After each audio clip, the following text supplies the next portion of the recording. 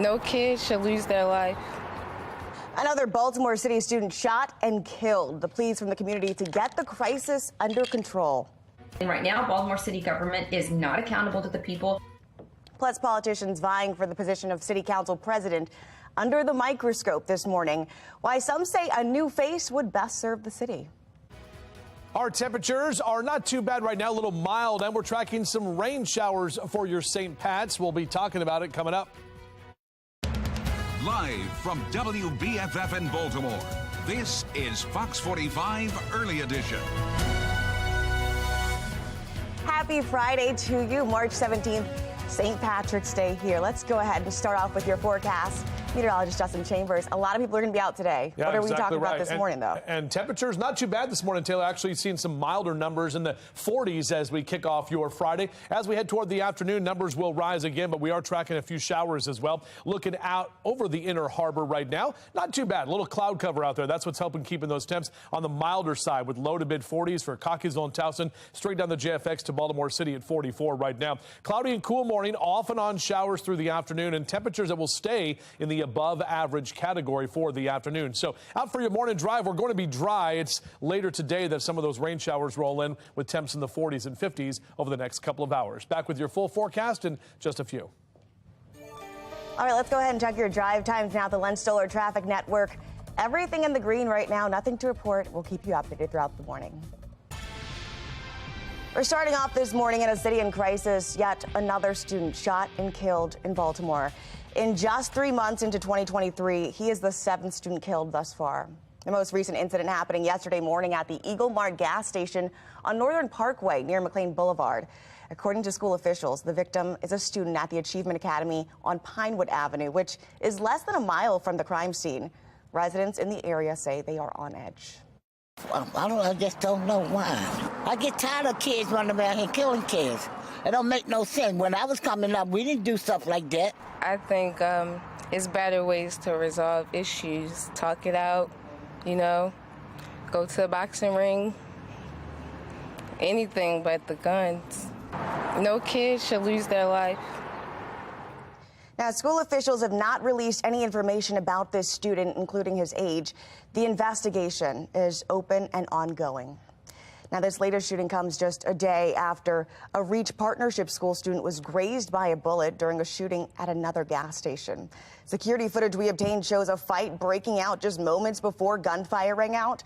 Students can be seen scattering across the parking lot. One customer even seen taking cover next to their car.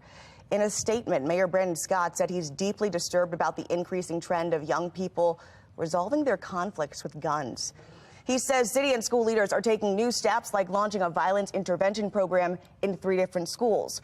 The mayor also pointed out BPD has seized 398 guns this year already. Elsewhere in a city in crisis, police are investigating the shooting of a 47-year-old man. This happened last night just before 10 on North Gilmore Street in West Baltimore. Police say that victim walked into a hospital and he's expected to survive. They're asking anyone with information to contact them directly, or you can call Metro Crime Stoppers. The number on your screen, 1-866-7-LOCK-UP. Switching gears now to your Session 2023 coverage. As the crime crisis continues, time is ticking for lawmakers in Annapolis to act on crime legislation. Democrats are pushing for more wraparound services. Now there's a bill in the works to prevent anyone younger than 25 from being charged with felony murder. There have also been talks to make changes to recent laws that prevent kids 13 years old or younger from being charged with a crime. So they cannot enter into an entire life of criminality, and they can understand the consequences for their actions. But is that happening right now with that law? So I can't say, because it only came into place recently, right? So, I mean, I think the hope is that over time it's going to be better. Republicans, meanwhile, are pushing for a bigger crackdown, including a repeal of Carter's legislation. They're also backing the Violent Firearms Offender Act to implement tougher penalties for repeat gun offenders. That plan is not likely to pass. Not only have we not addressed crime, but we've actually taken steps in the opposite way. What pieces of legislation do you think should be passed in these final weeks that could address the growing trend of young people addressing their conflicts using handguns? It depends on who the shooters are. I think there's a function where some of those repeat violent career offenders keep popping up because of the prior policies of the city state's attorney. Make your voice heard. Scan that QR code on your screen. It is going to take you to our website. We've put together a list of names and phone numbers for senators and delegates, including Senate President Bill Ferguson and House Speaker Adrian Jones. The race for City Council president is starting to take shape. Now, on Wednesday, current President Nick Mosby announced he will run for re-election. On Sunday, Councilman Zeke Cohen expected to formally announce his run. Now, both men are longtime political figures at City Hall, and some activists are questioning whether either can bring change. Are they the ones who are going to bring about new change, or are we simply just rearranging the chairs on the Titanic? I don't think that it's one of those positions where we need somebody from the inside. Both politicians have not shied away from the headlines. Council President Mosby was recently found guilty of violating city ethics codes. And Councilman Zeke Cohen was recently at odds with Fells Point business owners who accused him of failing to help when crime hit their community. When it comes to fundraising, Cohen has raised $372,000. Mosby, on the other hand, has little more than $14,000 in the bank. That brings us to our question of the day. Do you think Nick Mosby's controversies should prevent him from running again? So far, 98% of voters say yes. You can make your voice heard by heading to foxbaltimore.com/vote. Still ahead on the early edition, today is St. Patrick's Day, and people across the country will be celebrating. Just how much partygoers are projected to spend this year. Plus, if you're getting out to celebrate today, you may want to bring your umbrella. Meteorologist Justin Chambers tracking our chances of rain this afternoon. You're watching Fox 45 Early Edition, all local, all morning.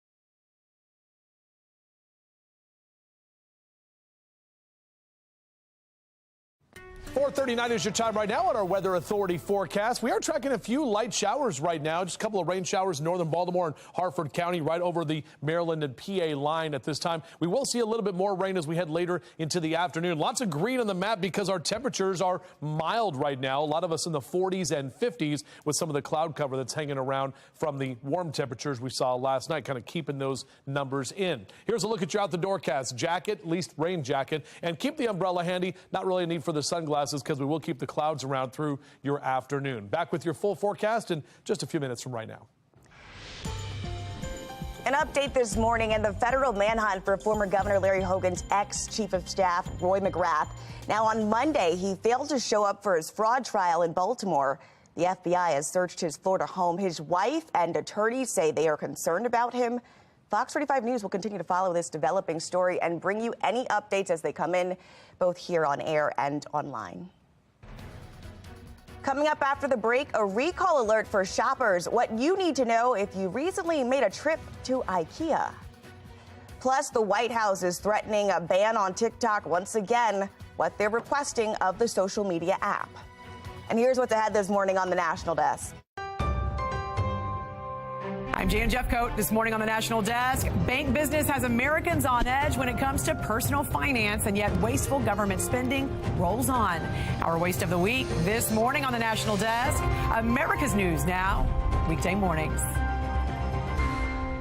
You can watch the National Desk on our sister station, CW Baltimore, weekdays from 6 to 9 a.m.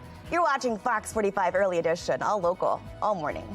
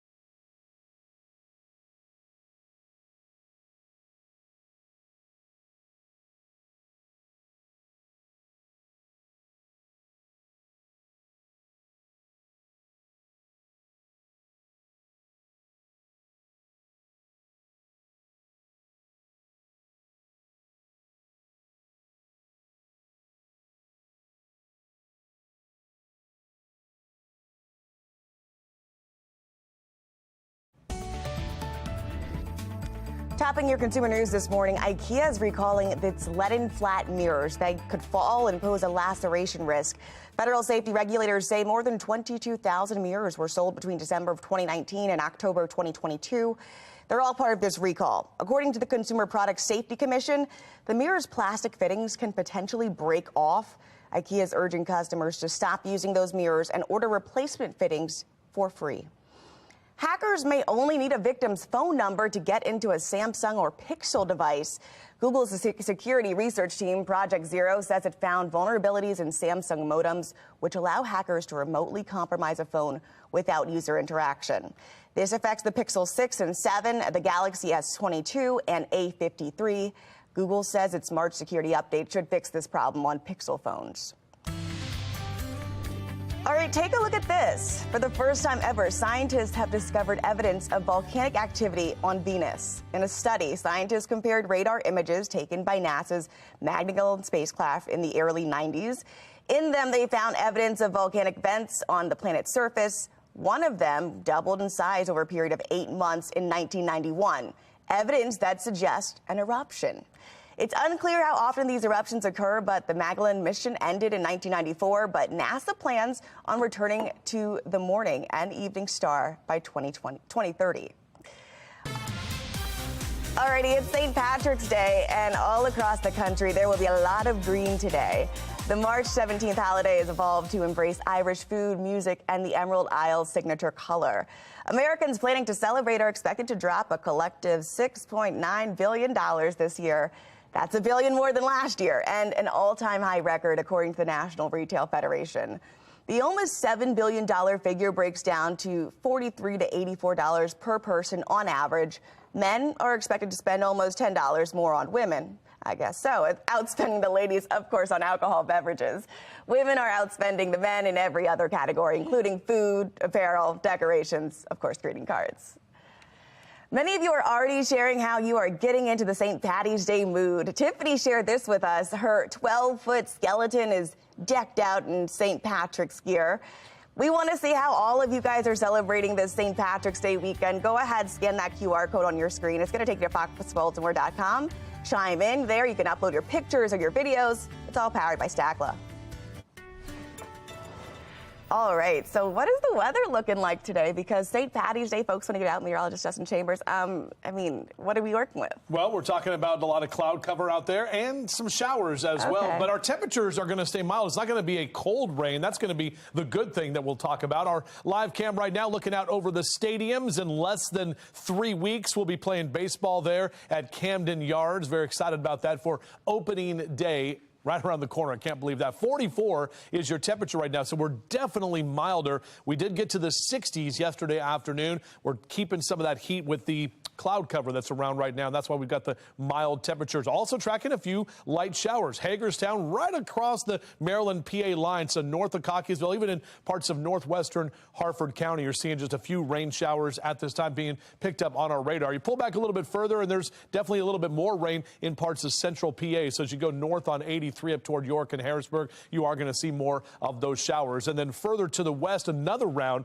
of rain is setting up as we head into the later part of the day today. So for the morning, we are going to stay dry. If you're going to have corned beef and cabbage for breakfast, we're talking about low to mid 40s here over the next couple of hours. Enjoy some Irish coffee this morning. 61 your number in Cockeysville this afternoon, 60 in Bel Air and Elkton, lower 60s for the Eastern Shore, and continuing across the bay into Annapolis. Overall, as I mentioned, mild conditions throughout the state today, even down to D.C. at 64 and close to 70 in Richmond this afternoon. All right, so here's a look at our temperature tracker. Notice what's going on with our numbers. After today, we are going to drop near the average mark tomorrow. We do dip below average. You can see that right there on Sunday. That'll be the coldest day of the next 7, but then quickly warming back up as we head toward next week. And we'll get right back into those 60s by about Tuesday and Wednesday of next week as well. So here's what's going on with the rain. You're already going to see that right around noontime today into the 1 and 2 o'clock hour. A couple of scattered showers as well. And then another round of showers in that 8 and 9 o'clock hour this evening. We're not talking about a bunch of heavy rain, but just know that that rain is going to be there and will impact you, especially if you're going to be out and about hanging out in Canton and Fells or wherever you might be later this afternoon or evening time.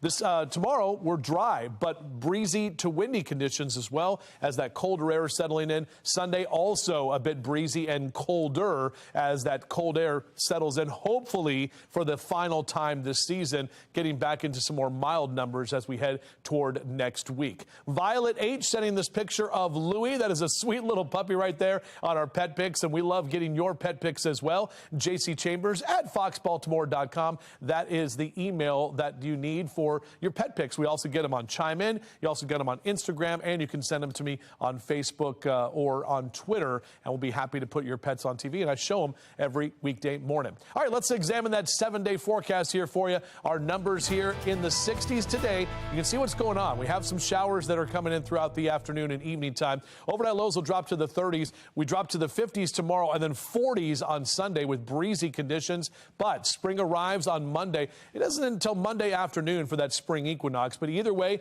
more spring-like temperatures. Tuesday, Wednesday, and Thursday, upper 50s and lower 60s. And we do stay dry. Really, our next chance for rain after today doesn't even come until Thursday. And even then, it's kind of a weak chance for that precip moving in. Back to you. All righty, let's go for a look at our mass transit. Mark Jones with the MTA. Good morning to you. Hey, look, good morning, everyone. Out there on the MARC train system, you'll find a couple delays. We've got train 505 and train 403 on the Penn line, both running about 5 minutes late. The other trains look good for travel. Out there on the light rail link, you'll find the Falls Road to Timonium Fairgrounds service disruption. That's due to ongoing maintenance. Shuttle buses remain in place. They're bridging the gap. Allow time for travel as you'll take delays.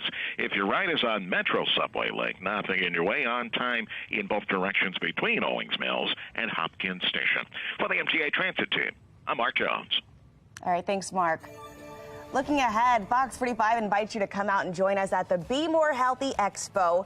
It's coming up on March 25th at the Baltimore Convention Center, going from 10 to 4 p.m. The expo will help guide you on your journey towards living a healthier lifestyle. You can receive free health screenings, check out cooking demonstrations, and even learn about some life-saving skills. Still ahead on the early edition, a community reeling after another student shot and killed. The ticking timeline for lawmakers in Annapolis to address the alarming crime trends. But first, national outrage over the approval of the Willow Project, how the White House is responding to people who say the president is going against his campaign promise. You're watching Fox 45 Early Edition, all local, all morning.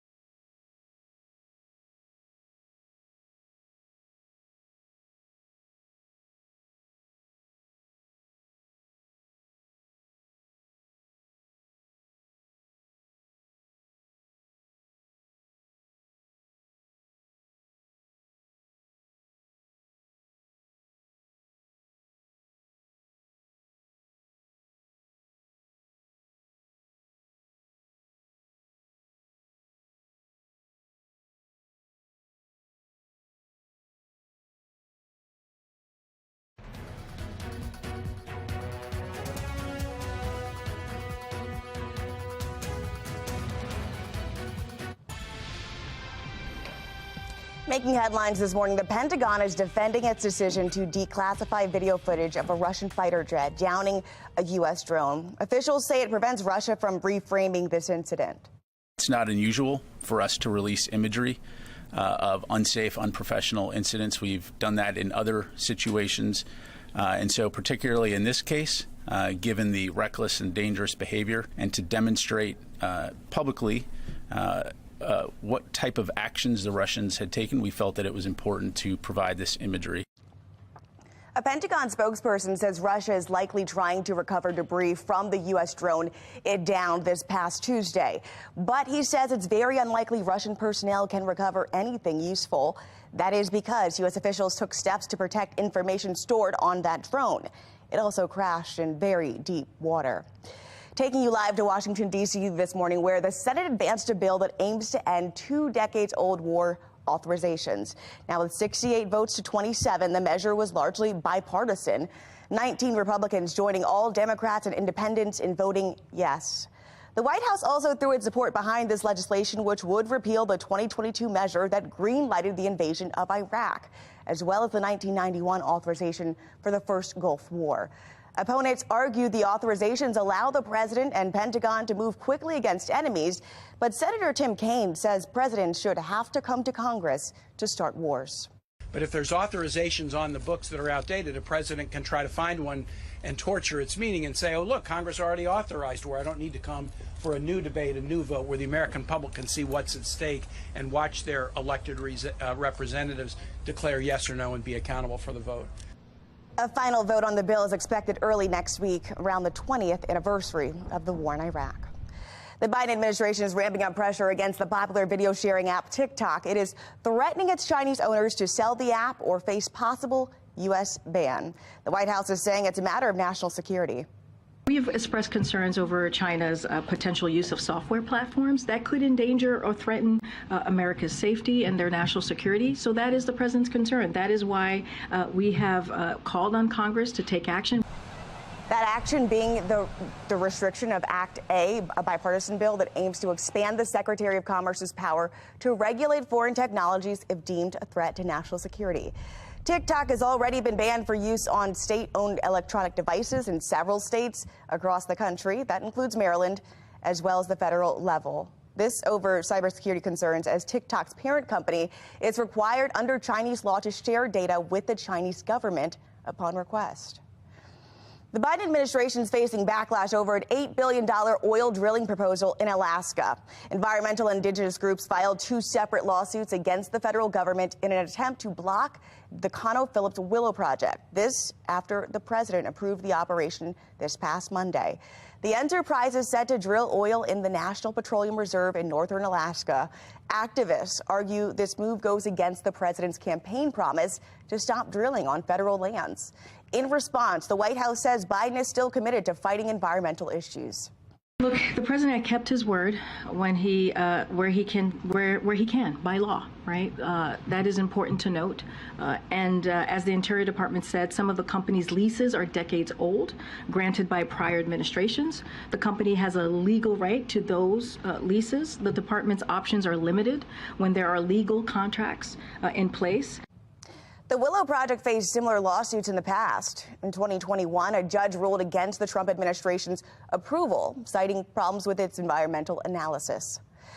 All 10 Republicans on the Senate Judiciary Committee are pushing a new bill to codify Second Amendment rights, just after President Biden signed an executive order meant to increase background checks and better enforce red flag laws. The Biden administration's executive order expanding background checks evades the American legal system to get a political outcome. Liberals will do anything and everything, the law be damned, to get their way. The Republicans' bill codifies 2 Supreme Court rulings guaranteeing the right to own a gun and protect oneself. The GOP says Biden's executive order attacks the fundamentals of the Second Amendment. Biden and Democrats argue current laws allow guns to fall in the hands of criminals, leading to gun violence. The president is still pushing for an outright ban on assault weapons. Ban assault weapons. Ban them again. Do it now. Enough. Do something. Do something big. The GOP bill and a ban on assault weapons face questionable odds of becoming law in the current political climate. Still ahead on the early edition, another Baltimore City student shot and killed. The pleas from the community to get this crisis under control. Plus, the race for city council president starting to come together. Why some activists are pushing for fresh face in the office.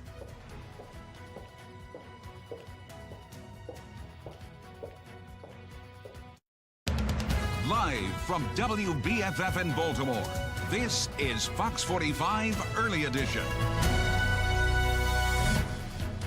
Well, just about 5 o'clock on this Friday, March 17th. Happy St. Patrick's Day. I'm Tom Rogers. And I'm Megan Gillen. Let's see if we're going to be lucky outside. Meteorologist Justin Chambers with our forecast today. Temperatures are not going to be too bad today. We'll see mild numbers. We're seeing the mild conditions now. A few rain showers is what we got to talk about here. That's what green there. That's fitting. Yeah, exactly right. We actually have that on our radar. I'm going to show you that here in just a second as we look out over the stadiums right now and over downtown Baltimore. That cloud cover hanging around, keeping some of that warmth in from what we had yesterday. And yeah, here's some of that green right across northern Baltimore and Harford County, moving across the Susquehanna up into the areas in Chambersburg, PA. So right along the northern sections of our viewing areas where we're getting a few light showers at this time. Check out some of the numbers too. Low to mid 40s. So again, the mild conditions, not nearly as cold. You'll still need a light jacket as you step out here this morning. And go ahead and grab that rain gear. Just have it handy if you're going to be out and about for St. Patrick's Day with those off and on showers. Temperature staying above average for this time of year. Mr. Bo says we're good to go. Your morning drive, no issues with the rain. As you head later into the afternoon, that's when we will pick up a few more of those showers. And we'll take that hour by hour forecast for you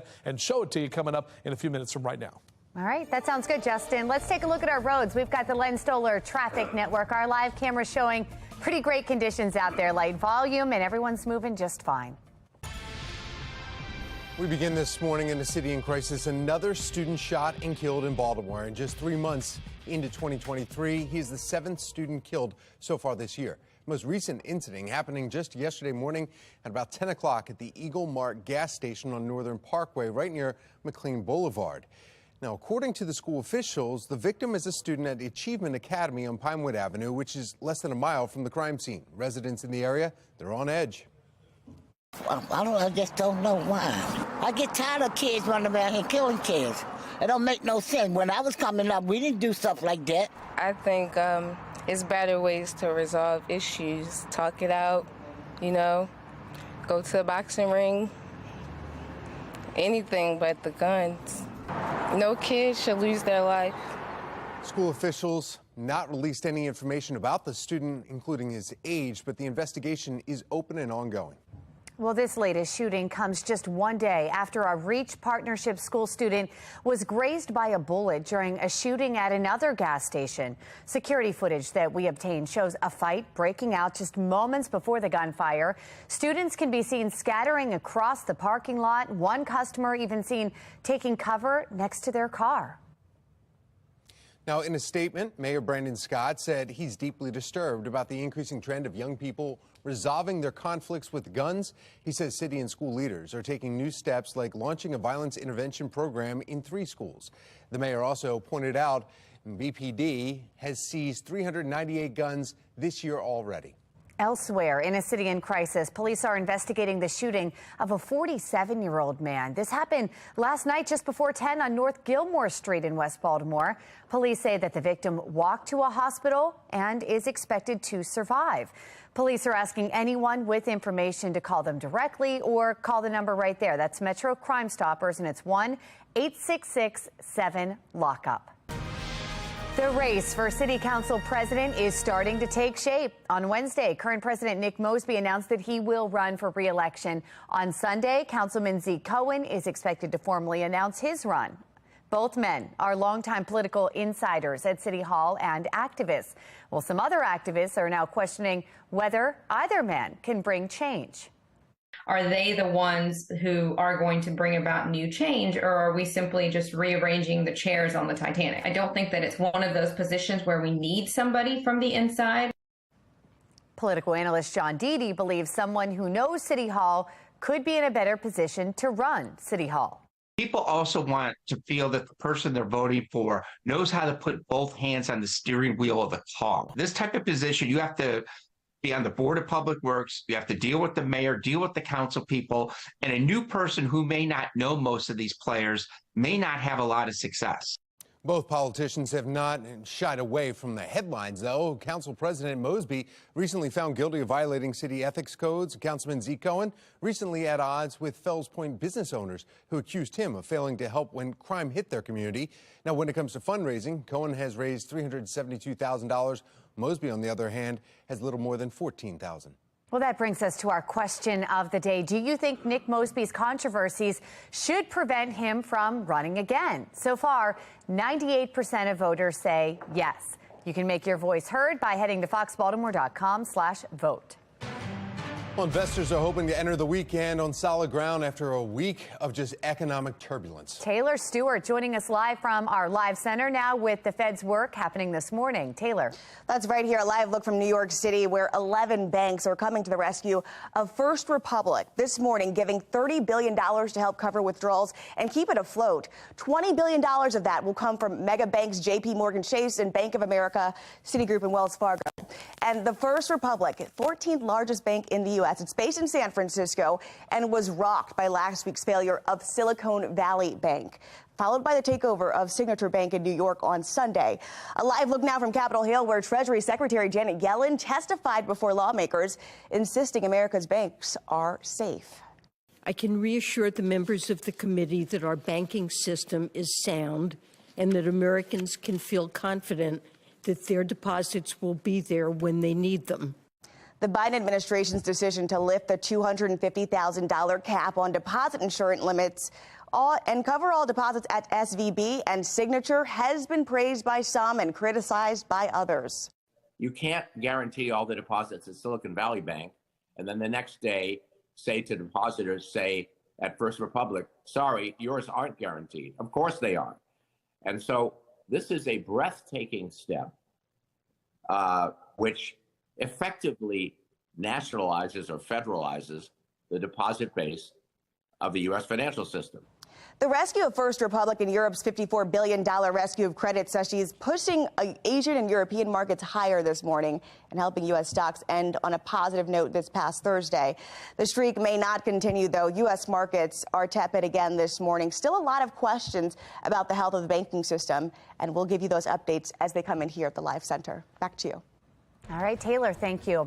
Still ahead on the early edition, the Terps moving on in the second round of the NCAA tournament. A recap of the close win in the big opponent that they face next. But first, Governor Wes Moore taking strides to prevent invasive species in the Chesapeake Bay. Now, you can help officials protect the native species. We're tracking some rain showers for your St. Patrick's Day as we head toward the afternoon. Another look at your full forecast, and we'll talk about what those numbers are going to do with our temperatures as well. It's all coming up on Fox 45 Early Edition.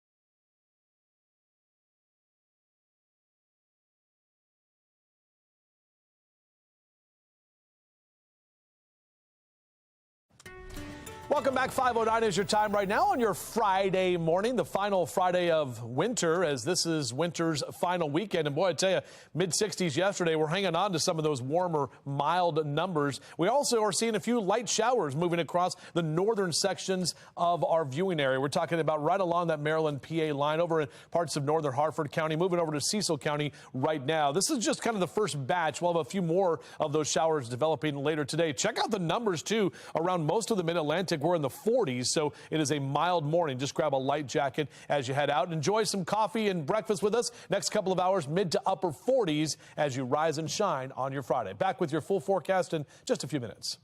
All right, Justin, thank you. Trending this morning, Governor Wes Moore is calling on the federal government to help with an invasive fish species that is threatening the Chesapeake Bay. Moore says he's requesting federal fishery disaster declaration for invasive blue catfish. The declaration would qualify Maryland for federal fishery disaster assistance. The Maryland Department of Natural Resources has growing concerns about the high densities of this invasive species, particularly the blue catfish. Negative impacts are likely since these species are known to multiply rapidly, adapt to new environments, and eat a wide variety of prey while also preying on and competing with native species for space and food. The Maryland Department of Natural Resources has increased their monitoring, but is urging fishermen to help target them. There is no fishing limits on invasive fish, so get ready, fishermen. It's time. You can catch as many as you want. Still ahead on the early edition, piles of recycling causing outrage from residents. One city councilman's efforts to get answers. But first, a Maryland department looking at proactive ways to save lives, the efforts in rural parts of the states. It is 5:11 on Fox 45 Early Edition, a local all morning.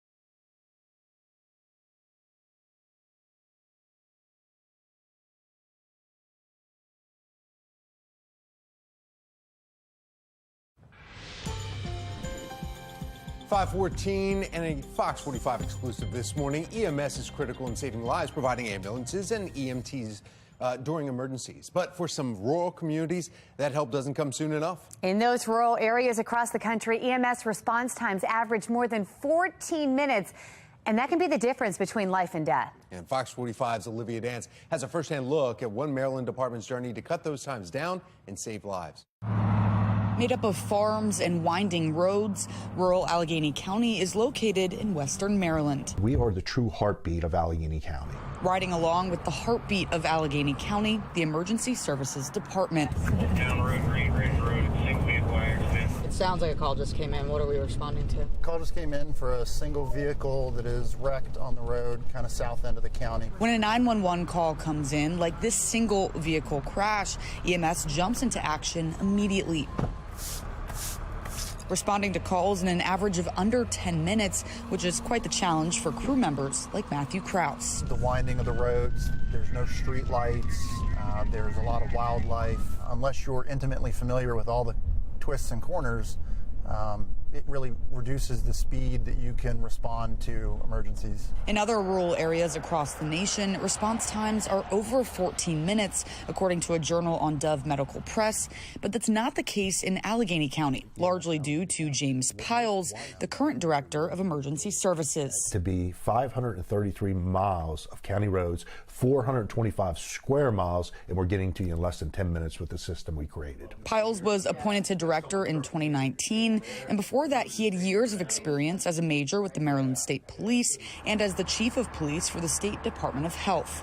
Before he was appointed, the Allegheny County EMS department wasn't always this efficient. We knew that certain volunteer departments were failing, or possibly our travel time was too far. Aaron Blacker has been in the department for over a decade. He saw the challenges Allegheny County EMS faced, like so many others across the country. I'm not sure what the response times was, but they could be great, over 20 minutes. But all that changed in 2019 when Piles came on board. When you look at 2017 to 2019, our first year together, it was 2019, we reduced failed delayed rates by 80%. Having no experience in EMS prior to taking on the role, you have to run this as a business.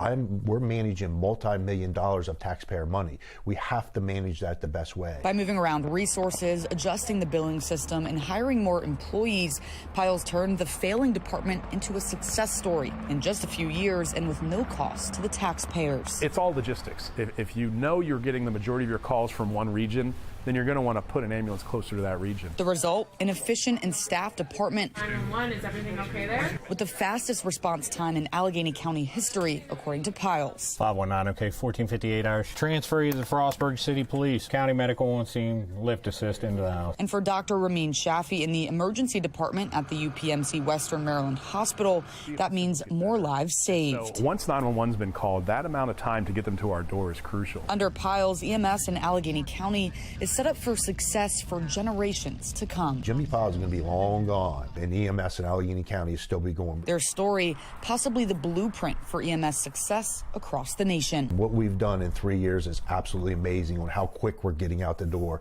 the amount of personnel we have, and it's a result of amazing staff. Reporting in Allegheny County, I'm Olivia Dance, Fox 45 News.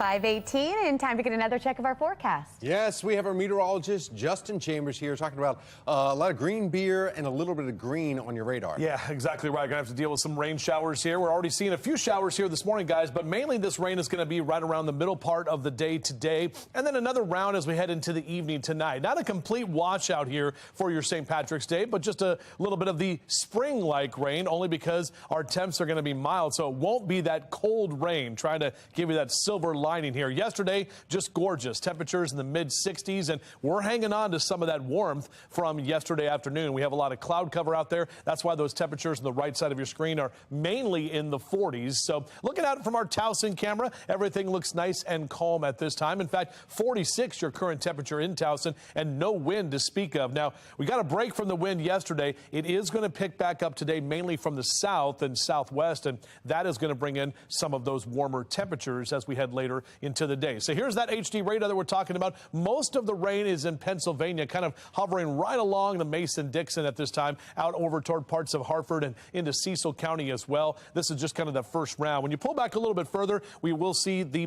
break, and then overall we stay dry for most of the morning. But looking out even farther, you can see our HD radar. There is the cold front that is right through the Midwest, and that is all the way down through the Mississippi River Valley. Have that potential for severe severe weather in the southeast this afternoon. We are going to see those showers kind of track right from west to east into our area by the time we head into the later part of the day. And that cold front bringing us in colder temperatures for the final weekend of winter. So as the kids head out to the bus stop, beep, beep, make sure they're dressed in green this morning. Numbers in the 40s here through 7 o'clock and right about 60 through the noon hour into the low and mid 60s later this afternoon. And send them with the rain gear just in case they run into some of those showers. And golfers, if you want to get out this morning and try to beat the rain, you're good to go. We're talking about numbers in the upper 40s through 9 a.m. and right about 60 into the noon hour with low to mid 60s into that 2 and 3 o'clock hour. Again, a couple of light showers here and there for your afternoon. Check out some of those numbers. 55 typically where we are across Carroll and Baltimore counties, upper 50s and low to mid 60s for your highs this afternoon. Numbers in Howard and Anne Arundel counties also in the low to mid 60s later today. Even the Eastern Shore, you're getting in on some of those 60s as well. Should be overall a nice day with the temperatures. Here's the rain. This is what I was talking about right around noon. You'll see some of those showers moving right through the Baltimore region. By the time we get to the afternoon, notice 5, 6 o'clock, the rain not really an issue. And then another round of just a couple of light showers about 7, 8 into the 9 o'clock hour tonight. So kind of off and on showers. The colder temperatures work in tomorrow behind the cold front, and then it stays cold into Sunday as well. Here's an update on the holiday countdown because today is St. Pat's. 3 days until the spring equinox. We're less than 3 weeks away from opening day. And look what we threw in there. Cinco de Mayo also on a Friday this year. 7 weeks from right now. 49 days until we party with that chips and salsa and all that good stuff. Oh, look who decided to come back. Larry. There's Leapin' Larry right there, or Leapin' Lawrence. That's his full name. So 64 today, 50s tomorrow, only 40s on Sunday, and then numbers will be a little bit warmer for that first week of spring next week. He is really dancing there. I like Larry. All right, let's take a look at the roads here this morning. Our Len Stoller Traffic Network here. Looking really nice out there right now, guys. Very light volume, no issues to report. Let's get a check on mass transit. We have Mark Jones with the MTA. Happy St. Patrick's Day, Mark. Happy St. Patrick's Day, Megan. Good morning, everyone. Out there on the MARC train system, a pretty good start. You'll find just one delay at present. It's train 505. That's running about 5 to 10 minutes late. The other train's on time. Light Rail Link has that service disruption still in place between Falls Road and the Timonium Fairground stops. That's due to ongoing maintenance. Shuttle buses remain in place, bridging the gap. You will take delays, so allow time for travel. Metro Subway Link on schedule between Owings Mills and Hopkins Station. For the MTA Transit team, I'm Mark Jones. Thank you, Mark. This is disgraceful. I pick up trash too much. Residents fed up with the lack of recycling services from DPW. What members from the department had to say when we pressed them on a timeline for solutions. Plus, as the crime crisis rages on, trying to find a solution is top of mind for lawmakers in Annapolis. The bill's backed by both Democrats and Republicans. 5:22 is the time. You're watching Fox 45's Early Edition, all local, all morning.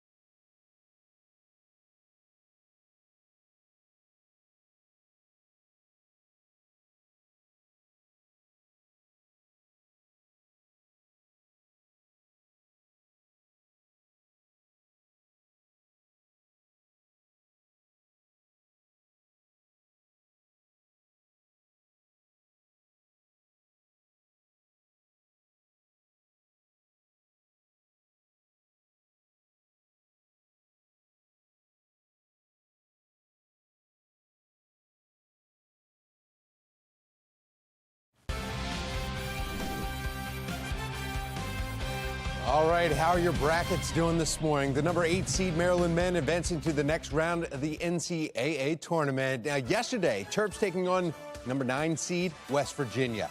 And it was not the prettiest start for UMD, though. The Mountaineers began the game 16-4 lead within a couple minutes. And the Terps took 6 minutes to score again. They would storm back, scoring 16 of the next 18 points, finishing the first half with a lead, barely 32-30. Now, the second half was close, too. Maryland ultimately winning this one, 67-65. They move on to the second round to face number 1 seed Alabama. Tip off tomorrow night at 9:40. I mean, a lot of emotions, but he took a one-legged 3, so I feel like we had a pretty good chance. But, you know, a lot's at stake at that moment, so, yeah, just praying it don't go in. Yeah, I mean, the message is we've been here before. We've probably been down a significant amount, more than half our games this season. So just expecting that and just fighting back and not giving up early. Good luck. Well, from basketball to football, although we still do not know the future of MVP quarterback Lamar Jackson, the Ravens are bringing back a few other guys. Let's take a look here. Safety Geno Stone and long snapper Nick Moore have both re-signed with Baltimore. Stone stepped up last season when Marcus Williams went down, and Moore was named a second-team All-Pro. 2 good guys to have back. A warm but possibly rainy day ahead for us. Our Weather Authority team tracking our St. Patrick's Day forecast.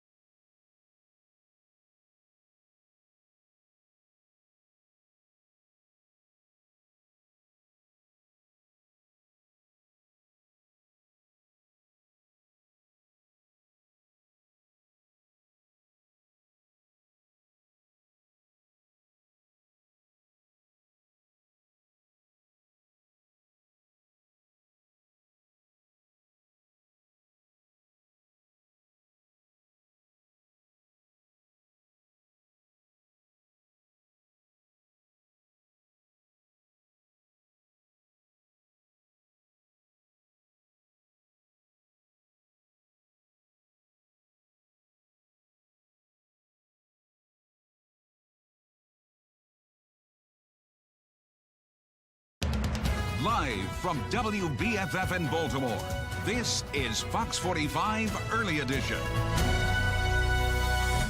Welcome back to Fox 45 Early Edition on this St. Patrick's Day, March 17th. I'm Megan Gillen.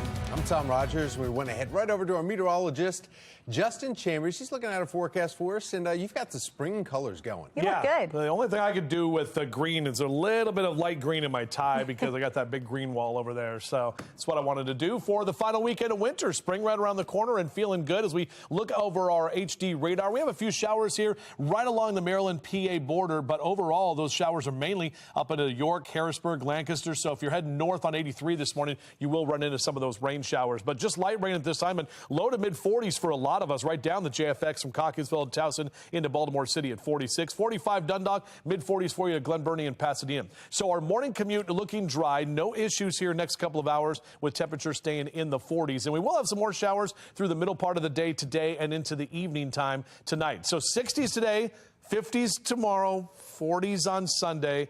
Don't worry, we'll see some warmer numbers next week. We'll talk about it coming up. Thank you, Justin. Looking forward to it. It is 5:31 here, and we want to turn now to your session 2023 coverage. Fox 45 News is demanding answers from lawmakers about what they're doing to address the rising juvenile violence. Well, time is running out because Monday is crossover day in the 2023 General Assembly session. It's generally the last day for bills to pass through their original legislative chamber to be considered for a session for the other chamber crossing over. Shannon Lilly joining us live this morning with some of the bills that leaders are working on. Shannon.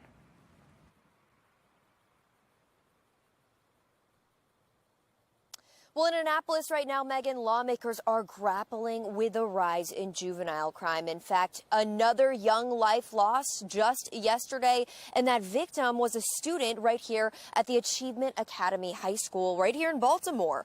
But how to handle this crisis seems to be split along party lines. In fact, Democrats are pushing for more wraparound services, and they're attempting to prevent anyone younger than 25 from being charged with felony murder.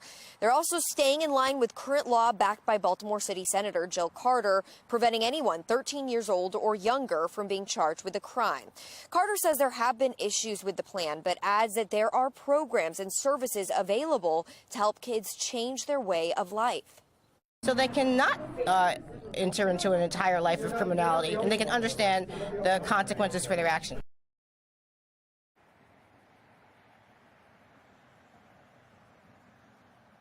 Now, Republicans are pushing for a bigger crackdown, including a repeal of Carter's legislation, and they're backing the Violent Firearms Offender Act again to implement tougher penalties for repeat gun offenders. That plan, though, is not likely to pass. Not only have we not addressed crime, but we've actually taken steps in the opposite way.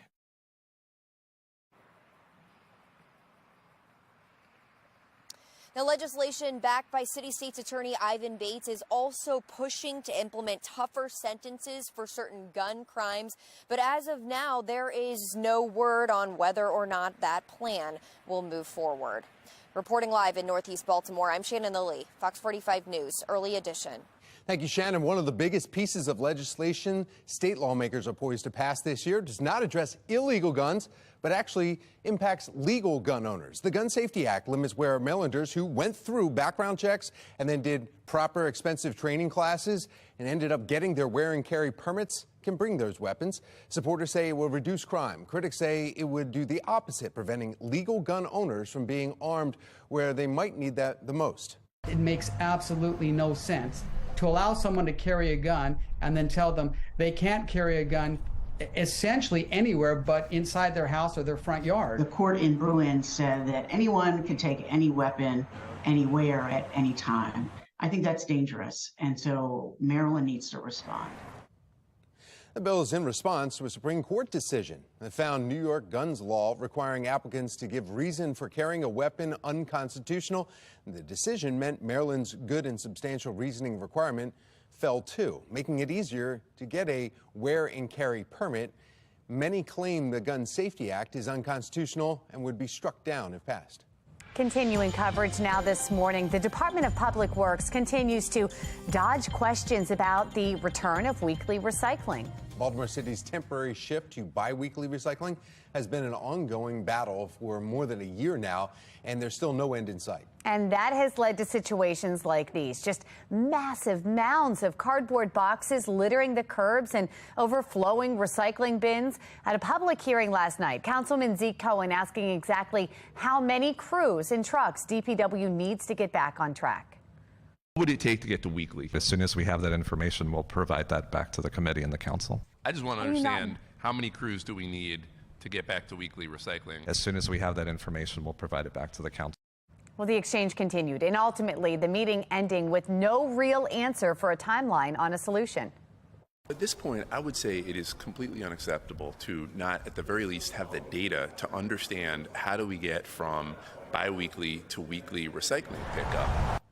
The uncertainty comes despite DPW previously promising those answers would be included in a 28-page report they hired Rubicon, a waste management software company, to complete. Are you not able to say at all when you'll be able to provide what's at least even needed to get back to life? I don't have that timeline with me today. Meanwhile, the city recently spent nearly $15 million on Clean Core, a community-based initiative where residents are paid to pick up trash. Mayor Brandon Scott helped spearhead that Clean Core group, and he has since doubled down on its funding, claiming DPW has all the funding it needs. Chinese President Xi Jinping is now planning to visit Russia next week in what is being largely seen as an apparent show of support for Russian President Vladimir Putin. This will be Xi's first visit since Russia began its invasion of Ukraine 13 months ago. And it comes after a Russian fighter jet downed a U.S. drone over the Black Sea. Taylor Stewart is in our live center now with increasing tensions with Russia and the U.S. Taylor? That's right, guys. Taking you live over the White House, where the Biden administration is calling out the Kremlin after a Russian fighter jet collided with a U.S. drone over the Black Sea. Take a look at these moments leading up to the collision. The thick plumes of black smoke of the fuel jet that was vented by the Russian Su-27 as it passes. Now, we don't see the moment of impact, but here's the propeller, if we can get the video up, of the MQ-9 Reaper drone that was undamaged. Later, it was damaged. The White House press secretary addressing the actions of the Russian pilot. The actions by Russian pilots in international airspace were reckless and dangerous. We have raised those concerns directly with Russian leadership. Now, we know Russia has retrieved some of the small pieces of that $32 million drone, which has right now, we don't know if it was carrying any weapons when it crashed into the Black Sea. Moscow is still denying that the Russian jet struck the drone intentionally. But Pentagon officials insist this declassified video is the second drone that went down, making it clear. Our words and our actions speak for themselves, and similarly, Russia's inaccurate information, false information, obfuscation, grasping at straws, changing narratives also speaks for itself. U.S. officials are stressing they do not want any armed conflict with Russia, increasing tensions. President here, Xi Jinping, as we said, planning to visit Russia next week. That's being largely seen as an apparent show of support. So we'll keep our eyes on this and keep you updated here from the Live Center. Back to you. No kid should lose their life. Another Baltimore City student shot and killed. The pleas from the community to get this crisis under control. But first, debate over Governor Wes Moore's plans to cut funding for the Boost program, why supporters of the program say his argument does not make sense. Plus, we've got a warmer day ahead. Meteorologist Justin Chambers letting us know if the warmer temperatures stick around through the weekend. It is 5:38 on Fox 45 Early Edition, all local, all morning.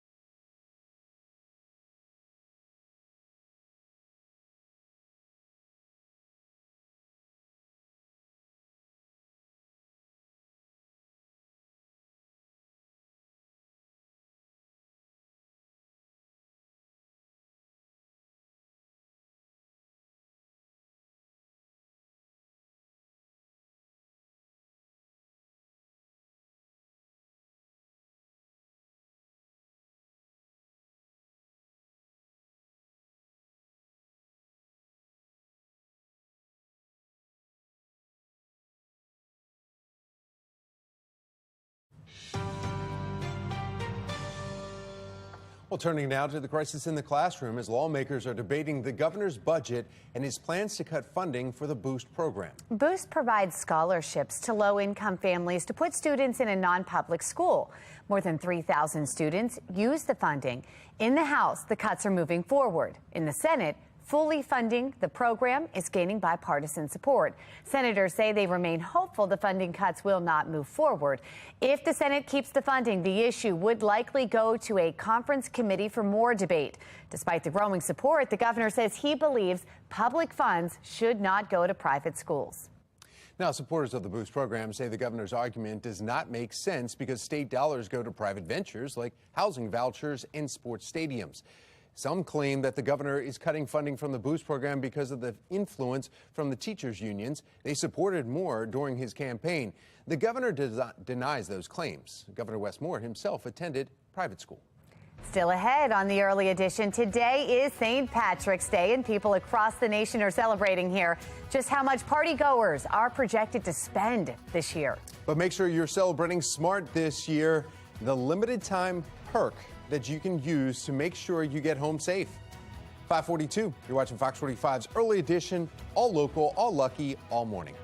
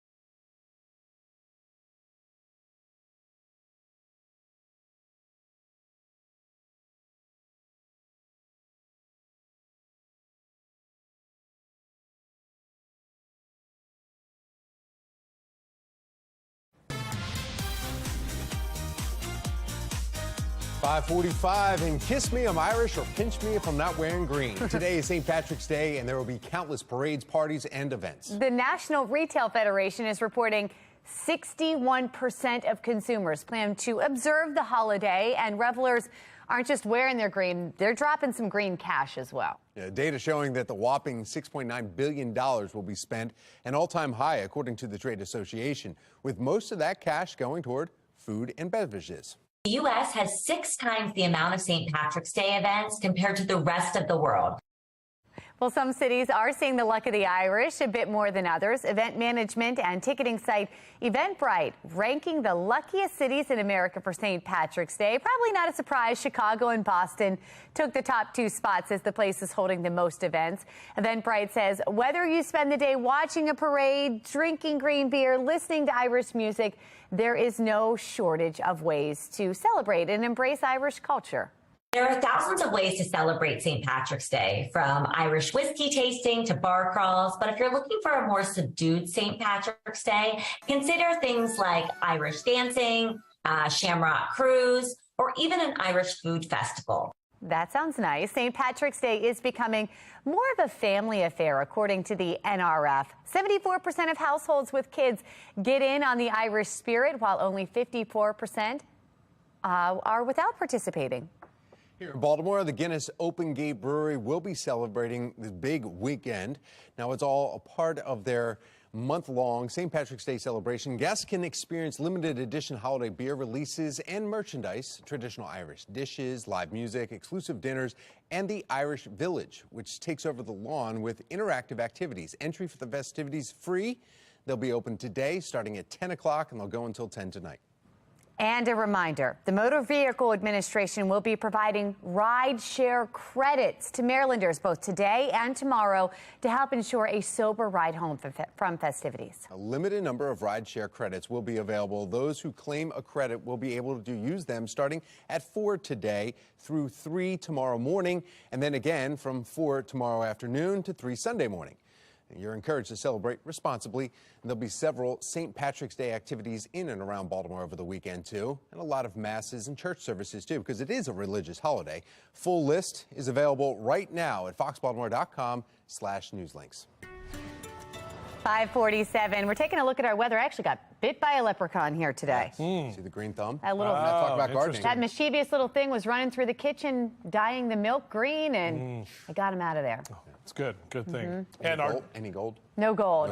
No gold. Well, at least our temperatures, guys, are going to be above average, and we're going to see another day in the 60s. We had the mid-60s yesterday, and we're going to keep that trend going for today. Yes, we'll have to deal with a little bit more cloud cover, and we will track a few of those off and on rain showers as well. Right now in our live cam, downtown Baltimore, everything looking good, and the cloud cover that we had from overnight is still with us this morning.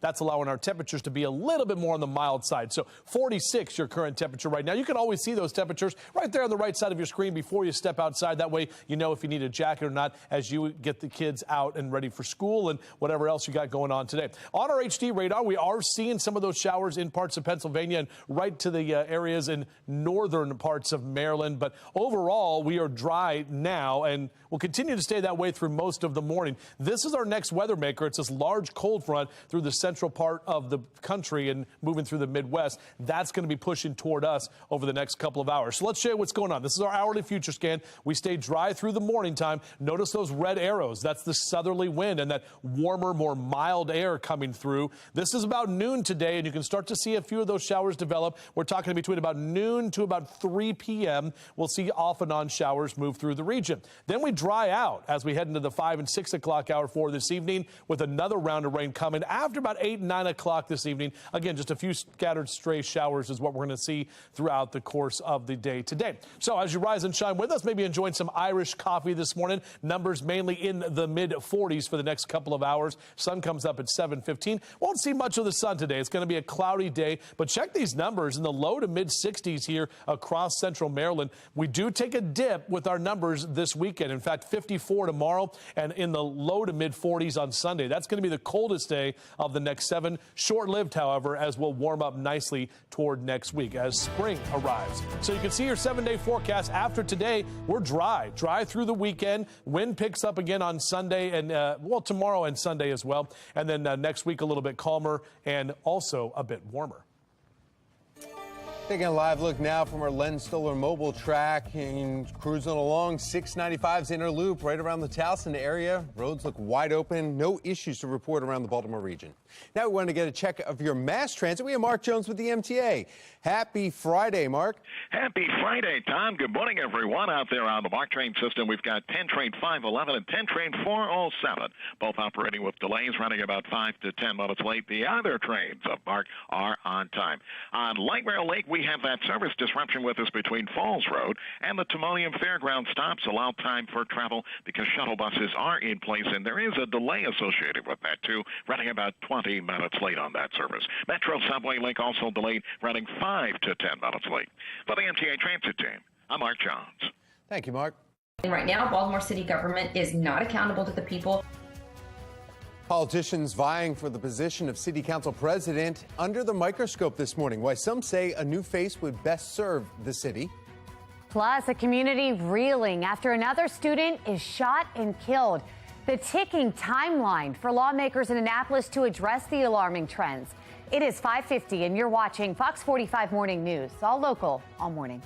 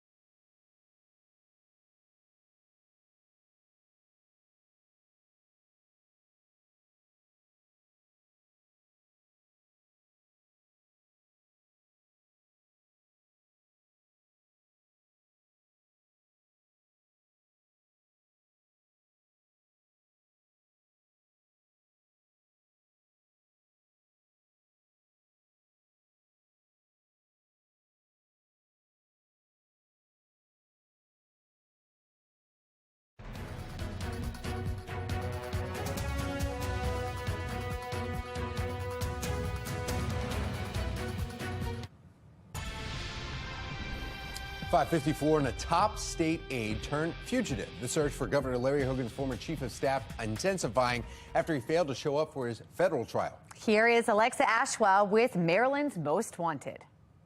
Roy McGrath is accused of stealing hundreds of thousands of dollars from the state. The investigation leading to federal charges and what should have been his trial earlier this week. But McGrath is nowhere to be found. And now the U.S. Marshal Service needs your help tracking him down. A top aide to Maryland's former governor turned fugitive. In Naples, Florida, federal agents raid the home of Governor Larry Hogan's former chief of staff, Roy McGrath, after he failed to show up for his federal trial in Baltimore. He was released on bond. He gave his word that he would actually appear for trial. The investigation into McGrath dating back to 2020, shortly after he transitioned from the executive director of Maryland Environmental Services to Governor Hogan's chief of staff. This memo, titled Employment Agreement Roy McGrath, details his new salary, a severance package from MES, and a check of approval. But according to the court documents, the governor never approved the $233,000 severance package. A deeper investigation, records show, accused McGrath of stealing a total of more than $270,000 from the state. McGrath resigns, and in 2021, the now former chief of staff was indicted on federal charges, including theft, wire fraud, and for falsifying records. Fast forward to this week, the morning of McGrath's trial, and the defendant nowhere to be found. Unfortunately, Mr. McGrath has not appeared in court today, and I'm unaware of where he is or what is going on. The trial will not start today. Local federal agents, including the FBI and U.S. Marshal Service, traveling to Florida, where agents searched a home McGrath and his wife share in a gated community within the city of Naples. Investigators searched McGrath's residence and hoped to find information that would lead to his whereabouts. Investigators not revealing the result of that raid, but say McGrath's wife is cooperating with investigators, telling authorities she doesn't know where her husband is. We're going to interview neighbors. We're going to look to speak to family members. We're going to do everything we can to develop investigative leads, people who are facing a significant time in prison. They are not always the most rational. Take a good look. McGrath, 53 years old, stands at about 5'9" and weighs approximately 140 pounds. If you have any information regarding his whereabouts, you're asked to first contact the FBI. That number, 410-265-8080. Update, 2 fugitives featured on Maryland's Most Wanted are now in custody. Officials say Michael Houston turned himself in to authorities after appearing on this broadcast just last week. Houston was facing charges related to an international COVID fraud scheme. Authorities say he sold fake vaccines online during the height of the pandemic. Investigators say loved ones recognized Houston on Maryland's Most Wanted and convinced him to surrender. Houston will now have his day in court. And Dorian Jamerson, the convicted bank robber who investigators say went on the run, is also now in custody. Investigators say a loved one also recognized Jamerson on Maryland's Most Wanted and convinced the fugitive to turn himself in. Jamerson surrendered to police in Baltimore. If you recognize any of the fugitives on our board, you're asked to contact the U.S. Marshal Service. Remember, you can always remain anonymous, and you could earn a reward. I'm Alexa Ashwell, and this is Maryland's Most Wanted. All right, Alexa, thank you. Counties under pressure. The Aberdeen Police Department announcing multiple arrests related to a string of car thefts. 19-year-old Paul Wayne Lemoon is facing multiple charges along with 2 juvenile accomplices. All 3 are from Baltimore City. 20-year-old Micah Christie of Edgewood is also facing charges for witness intimidation related to the thefts. Police believe the thefts are related to the Kia Boys TikTok challenge. That's been blamed for a surge in Hyundai and Kia thefts. Make sure you download the Fox 45 News app for up-to-the-minute traffic conditions, school closings, breaking news, weather anytime. Just search WBFF in your app store. Another Baltimore school student shot and killed. Just ahead, the very latest in this investigation. The race to the city council president seat is on, and we have 2 big frontrunners. Why some think someone outside City Hall should fill the seat. And the Maryland Terps still dancing. The close game in who they're now playing next in the NCAA tournament. Temperatures not too bad this morning. We are tracking some rain for your St. Patrick's Day. We'll be breaking down that forecast for you on Fox 45 Morning News. Let's go. Live from WBFF in Baltimore, this is Fox 45 Morning News. Just about 6 o'clock on this Friday, March 17th. Happy St. Patrick's Day. I'm Tom Rogers. I'm Megan Gilland. We have meteorologist Justin Chambers here with our weekend forecast. That's right. Final weekend of winter, guys. And we're starting off, at least the weekend today, above average. We're going to keep those numbers in the 60s. When you look at the live cam right there, yeah, that little waning crescent moon poking through some of the cloud cover that we have out there at this time. Also seeing just a few rain showers, mainly in Pennsylvania. These are areas north of Baltimore, and you can see that shower activity up toward York and Harrisburg. So heading north on 83, you are going to run into that, but we're not seeing any rain around here. And we actually have some green on the map with our temperatures, more mild conditions, mid to upper 40s. Those are what we're waking up to right now. So Mr. Bo says we are good to go. No issues with your morning drive. It is going to be a little bit wetter for the later part of the afternoon and for this evening as well. Still should top out in the mid 60s this afternoon. Those temperatures staying well above average. Back with your full forecast in just a few. Well, now to your Lens Solar Traffic Network, taking a look at our traffic map around the Baltimore region, and we are in the green on this perfect St. Patrick's Day. It's great to be in the green. I just don't know why. I get tired of kids running around here killing kids. It don't make no sense. When I was coming up, we didn't do stuff like that. We begin this morning in a city in crisis, and another Baltimore City public school student is shot to death. We're just 3 months into 2023, and he is the 7th student to be killed so far this year. This alarming trend has residents on edge and looking at city leadership for solutions. Shannon Lilly joining us live this morning from Northeast Baltimore with the latest on this deadly shooting and the ongoing crime crisis involving young people. Shannon? Yeah, we are just seeing one young person shot after the other, Tom, with seemingly no end. Now, in this latest case, school officials confirmed that the victim was a student right here at the Achievement Academy High School. This is on Pinewood Avenue, and he was shot to death at a gas station less than a mile away from here. Now, right now, the search for the shooter is still on this morning, so let's get you to a look at this scene video.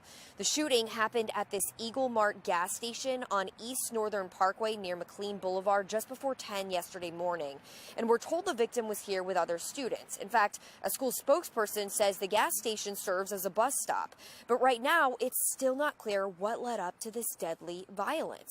It comes, though, just one day after this, another shooting at another gas station. Remember, on Wednesday, we reported a Reach Partnership school student was grazed by a bullet at this BP gas station in Northeast Baltimore. And look here, this is security camera footage showing the fight that broke out just moments before the gunfire. Students can be seen scattering across the parking lot and a customer taking cover next to their vehicle. Now, as far as we know, police have not made any arrests in this case either. But back out here live at the Achievement Academy, a school spokesperson tells us students were already scheduled to have today off because of a professional development day, but the school will provide counseling for students and staff next week as their classmate will no longer be here. As for the identity of that student, at this time, no information has been released, including that student's age, but of course we will continue to follow this. Reporting live in Northeast Baltimore, I'm Shannon Lilly. Fox 45 News, early edition. Thank you, Shannon. Now, in a statement, Mayor Brandon Scott said he is deeply disturbed about the increasing trend of young people resolving their conflicts with guns. He says city and school leaders are taking new steps, like launching a violence intervention program in 3 public schools. Mayor also pointing out Baltimore police have seized 398 guns so far this year. The race for city council president is starting to take shape. On Wednesday, current President Nick Mosby announced that he will run for re-election. On Sunday, Councilman Zeke Cohen is expected to formally announce his run. Both men are longtime political insiders inside City Hall, but some activists are questioning whether either can bring change. Are they the ones who are going to bring about new change, or are we simply just rearranging the chairs on the Titanic? I don't think that it's one of those positions where we need somebody from the inside. Political analyst John Deedy is questioning. People also want to feel that the person they're voting for knows how to put both hands on the steering wheel of the car. This type of position, you have to be on the Board of Public Works, you have to deal with the mayor, deal with the council people, and a new person who may not know most of these players may not have a lot of success. Both politicians have not shied away from the headlines. Council President Mosby was recently found guilty of violating city ethics codes. Councilman Zeke Cohen recently at odds with Fells Point business owners who accused him of failing to help when crime hit their community. Now, when it comes to fundraising, Cohen has raised $372,000. Mosby, on the other hand, a little more than $14,000. That brings us to our question of the day. Do you think Nick Mosby's controversies should prevent him from running again? So far, 99% of those who have responded say yes. You can make your voice heard by going to foxbaltimore.com/vote. Investors are hoping to enter the weekend on solid ground after a week of economic turbulence. Taylor Stewart joining us live from our live center with the Fed's work happening this morning. Taylor. Well, we'll see if we can get Taylor here in just a little bit. We'll find out about exactly what's going on with the turbulence. But now there's a meeting between Russia and China. It's coming up fast. Just ahead, the plans in the works as frustrations grow when it comes to the U.S. drone collision with a Russian plane. And trash, well, the problems are piling up when it comes to DPW. Ahead in our next half hour, the outrage, the little results at the city council hearing. Our temperatures mild actually this morning, and we're going to stay above average for your St. Pat's this afternoon, but we are tracking some rain showers. We'll take a closer look at that coming up.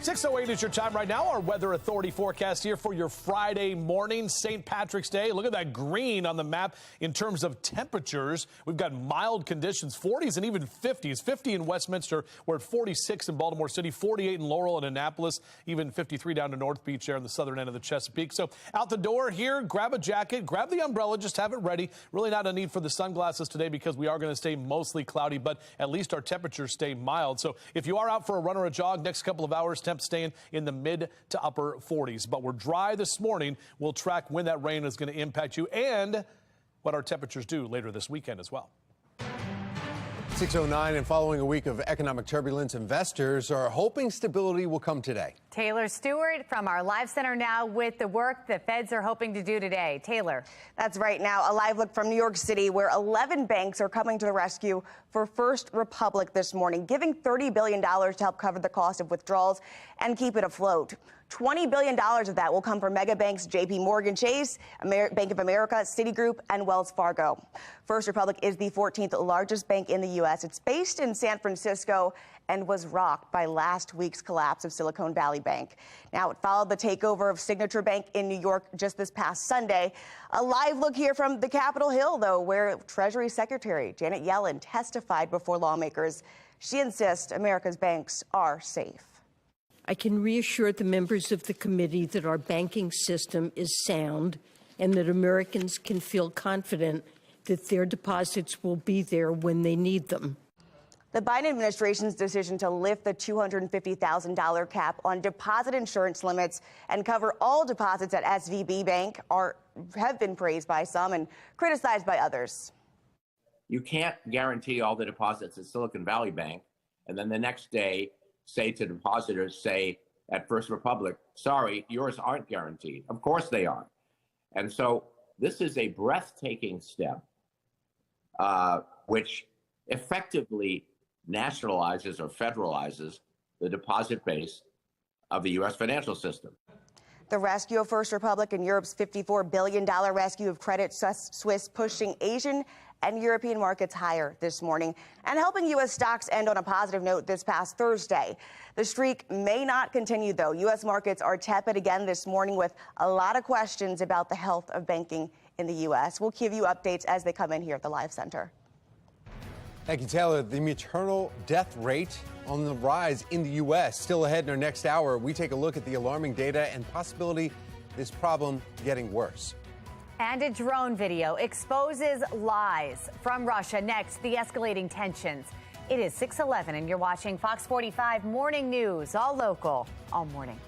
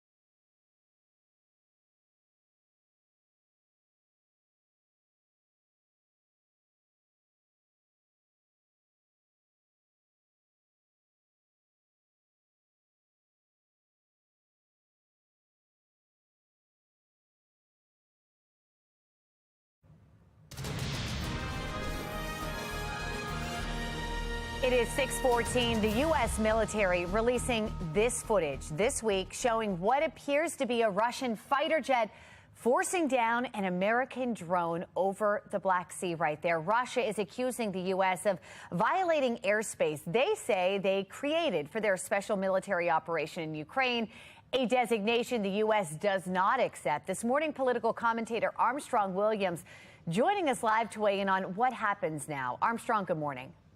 Good morning, Megan. Go ahead. I'm sorry, go ahead. We were going to say, what do you think happens now? There appears now to be a race to find the debris. What could this show, and why does everybody want it? Well, I think the United States erased all the data immediately before landing it on the water.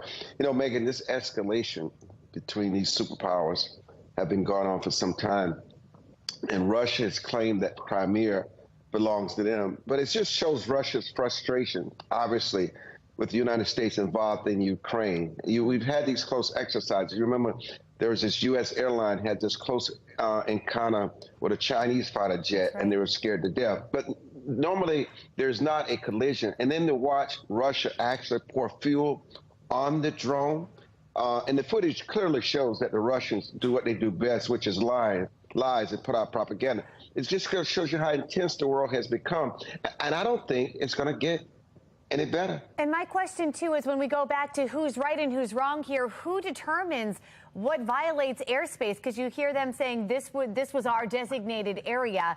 Is that enough? Well, here's the moral dilemma. The United States does exactly what Russia does to us. This is what we do. We get as close within a several-mile radius to do as much spying, and particularly in very sensitive military areas. Right. It's what the Chinese does. It's what we all do. So listen, in a situation like this, there's really no right and there's really no wrong. This is where we are in terms of airspace and trying to get a leg up on intelligence, particularly with this crisis unfolding in Ukraine. And the United States has made this her proxy war, providing the most sophisticated weapons and artillery to the Ukrainians to fight against the Russians. And the Russians are angry and frustrated and will do everything they can to humiliate the Americans. And I don't know if the footage shows us as being weak. It just shows us how these exercises are escalating and how much more dangerous our world has become. And that, you know, is clear right there. We go back to the question then of what happens now. What's next in this? Hopefully not war. We can deal with the exercises, but hopefully that something doesn't trigger to the extent. You don't think they would want that either, though? No, I don't. But you know what? What about World War I and World War II? No one wanted Did they want it? Right. And millions of people died. It's just the craziest thing can happen. It can lead to innocent people just losing their lives all over again, and destruction of many historical sites in the process. We'll leave it there for today. Armstrong, thanks for joining us this morning. Thank you, Megan.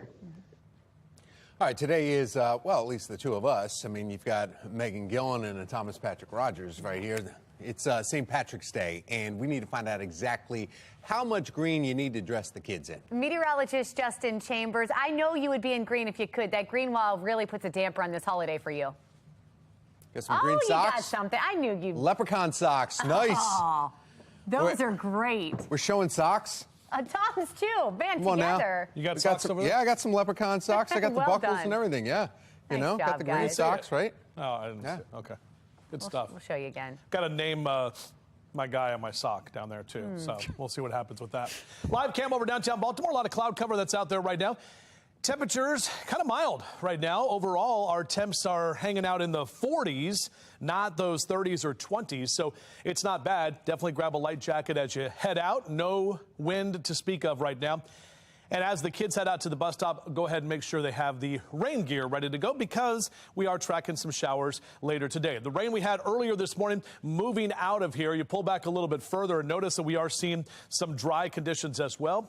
The next weather maker, it's this guy right there on the left-hand side of your screen. That's the cold front that's moving through the Midwest, tracking through the Mid-South as well. Could see some severe weather in parts of the Gulf Coast regions of the U.S. later today down there in southern Alabama and the Florida Panhandle. But for us, we're going to see just a couple of spotty showers. And looking at our hourly future scan, we're going to stay dry. Right around noon is when some of those showers are going to move in. The red arrows, that's the wind that's coming in from the south. That's bringing us the milder air. So it's not going to be a cold rain, but we will see those rain showers again right through the middle of the day today.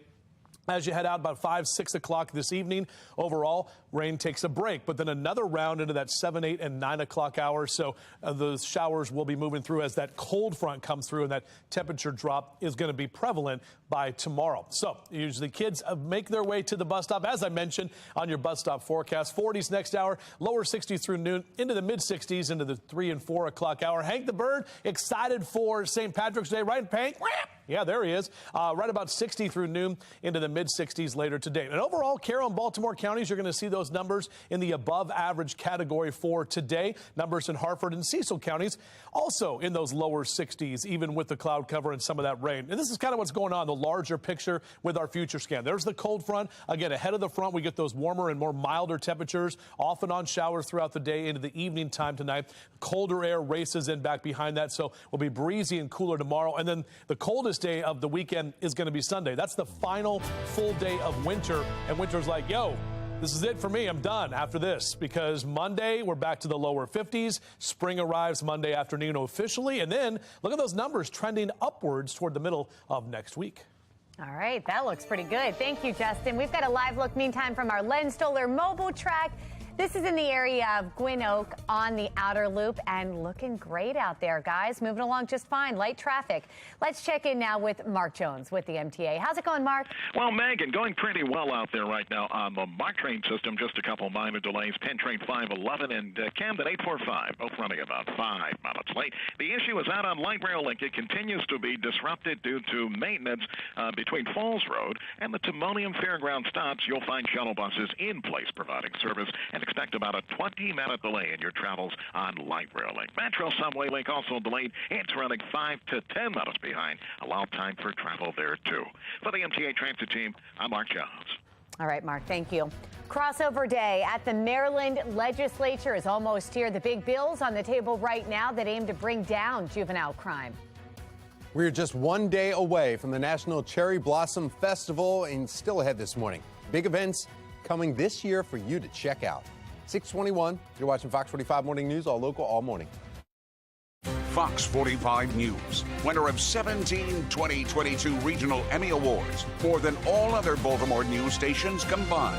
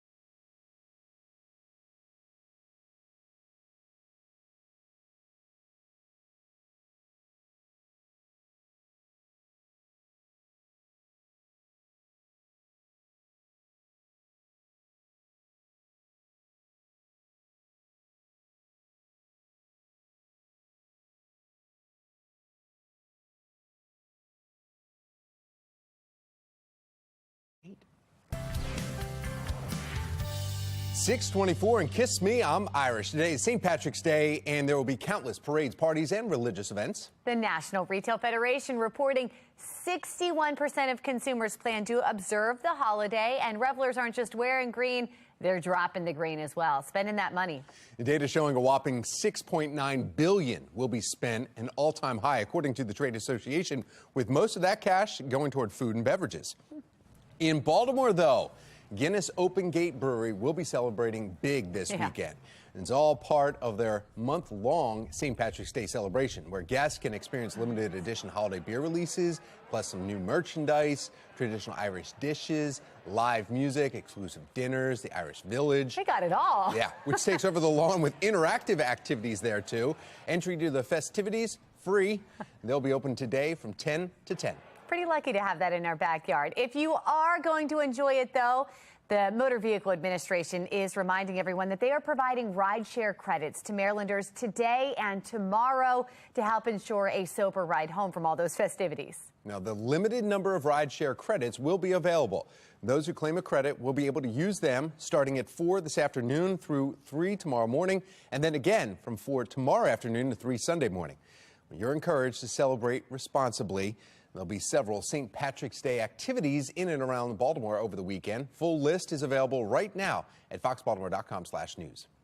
Well, we want to take you live now to the cherry blossoms. This is the Tidal Basin. Every day we are getting closer and closer to peak bloom. Hard to tell right now before the sun comes up, but trust us. Tomorrow, the National Cherry Blossom Festival kicks off in Washington, D.C. The Tidal Basin welcome area will be open for that, and there will be a stage with live performances there starting at noon. That'd be a fun thing to do with the family. What kind of music do you listen to for cherry blossoms? I mean, there is the gin blossoms, that group. Maybe that could work. I was trying to come up with something. We'll find out. Well, you don't have to fight off the crowds in Washington, D.C., though, to see the cherry blossoms. Arborist Lou Meyer highlights some of the popular spots right here in Baltimore. Around here, some great places. Silburn Arboretum. The Baltimore Museum of Art has a great collection of them out front, of course. Druid Hill Park has some really good ones. There's the map right there. There you go. Yeah. Morgan State and Fort McHenry has a great showing as well. Yeah, you heard our meteorologist, Justin Chambers, hanging out, talking with him about that. We did that last week. There's plenty of beauty out there already, as apricot, plum, and cherry flowers are already in bloom. You can look at the full list of places to visit right at our website, foxbaltimore.com. Beautiful. Something else that's pretty nice, the Terps advance in March Madness. Still ahead this morning, who they're going to face off against and when you can cheer them on. Time is running out in Annapolis for lawmakers to do more to address the juvenile crime crisis. Just ahead, the bills that are now in the works and the ones that are stalling.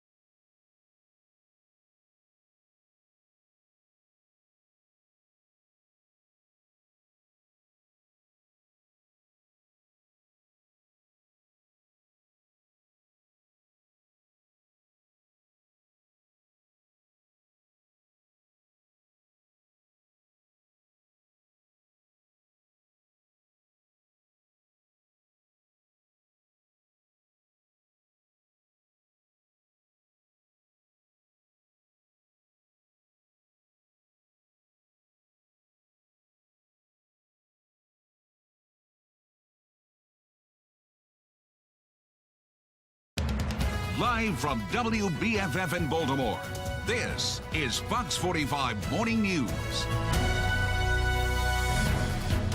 Good morning, everyone. Thank you for waking up with us. It's Friday, March 17th. I'm Megan Gillen. I'm Tom Rogers. We need to find out exactly how warm it's going to be, hopefully like yesterday afternoon. Man, that was nice. Meteorologist Justin Chambers with our forecast. Good news. We got more 60s in store for you today. Yeah, we had mid-60s yesterday and going to be pretty close to those numbers today, even though we got a little bit more cloud cover that is going to be out there and even some showers as well. But looking out over the inner harbor, you can kind of see that waning crescent moon that's trying to peek through some of those clouds at this time. Overall, we are seeing those temperatures in the 40s and 50s statewide. In fact, we're warmer in Oakland right now than we are in Baltimore City. 48 in Westminster, 46 your temp in Bel Air. So cloudy and cool for the morning, off and on showers through the afternoon, and temperatures that stay above average. Mr. Bo says we're good to go next couple of hours on your morning drive. We keep those mid to upper 40s going, and we should top out in the 60s today. But notice what happens tomorrow. Quite a bit cooler in the mid 50s, and then even colder on Sunday as we wrap up winter. We'll take another look at when those showers could impact you later today in my hour-by-hour forecast in just a few. All right, Justin, thank you. Turning now to your session 2023 coverage. Fox 45 News is demanding answers from lawmakers about what they're doing to address the rising juvenile violence. And time is running out because Monday is crossover day in the 2023 General Assembly session. It's generally the last day for bills to pass out of their original legislative chamber to be considered this session by the other chamber. Shannon Lilly joining us live this morning with some of the bills that leaders are working on. Shannon. And in Annapolis, Megan, as you said, lawmakers are grappling with this rise in juvenile crime. In fact, the latest young victim was a student, we're learning, at the Achievement Academy, which is just behind this building where we are here. And so how to handle this crisis seems to be split along party lines. In fact, Democrats are pushing for more wraparound services, and they are attempting to prevent anyone younger than 25 from being charged with felony murder. They're also staying in line with current law backed by Baltimore City Senator Jill Carter, preventing anyone 13 years old or younger from being charged with a crime. Now, Carter says there have been issues with the plan, but adds that there are programs and services available to help kids change their way of life. So they cannot enter into an entire life of criminality, and they can understand the consequences for their actions.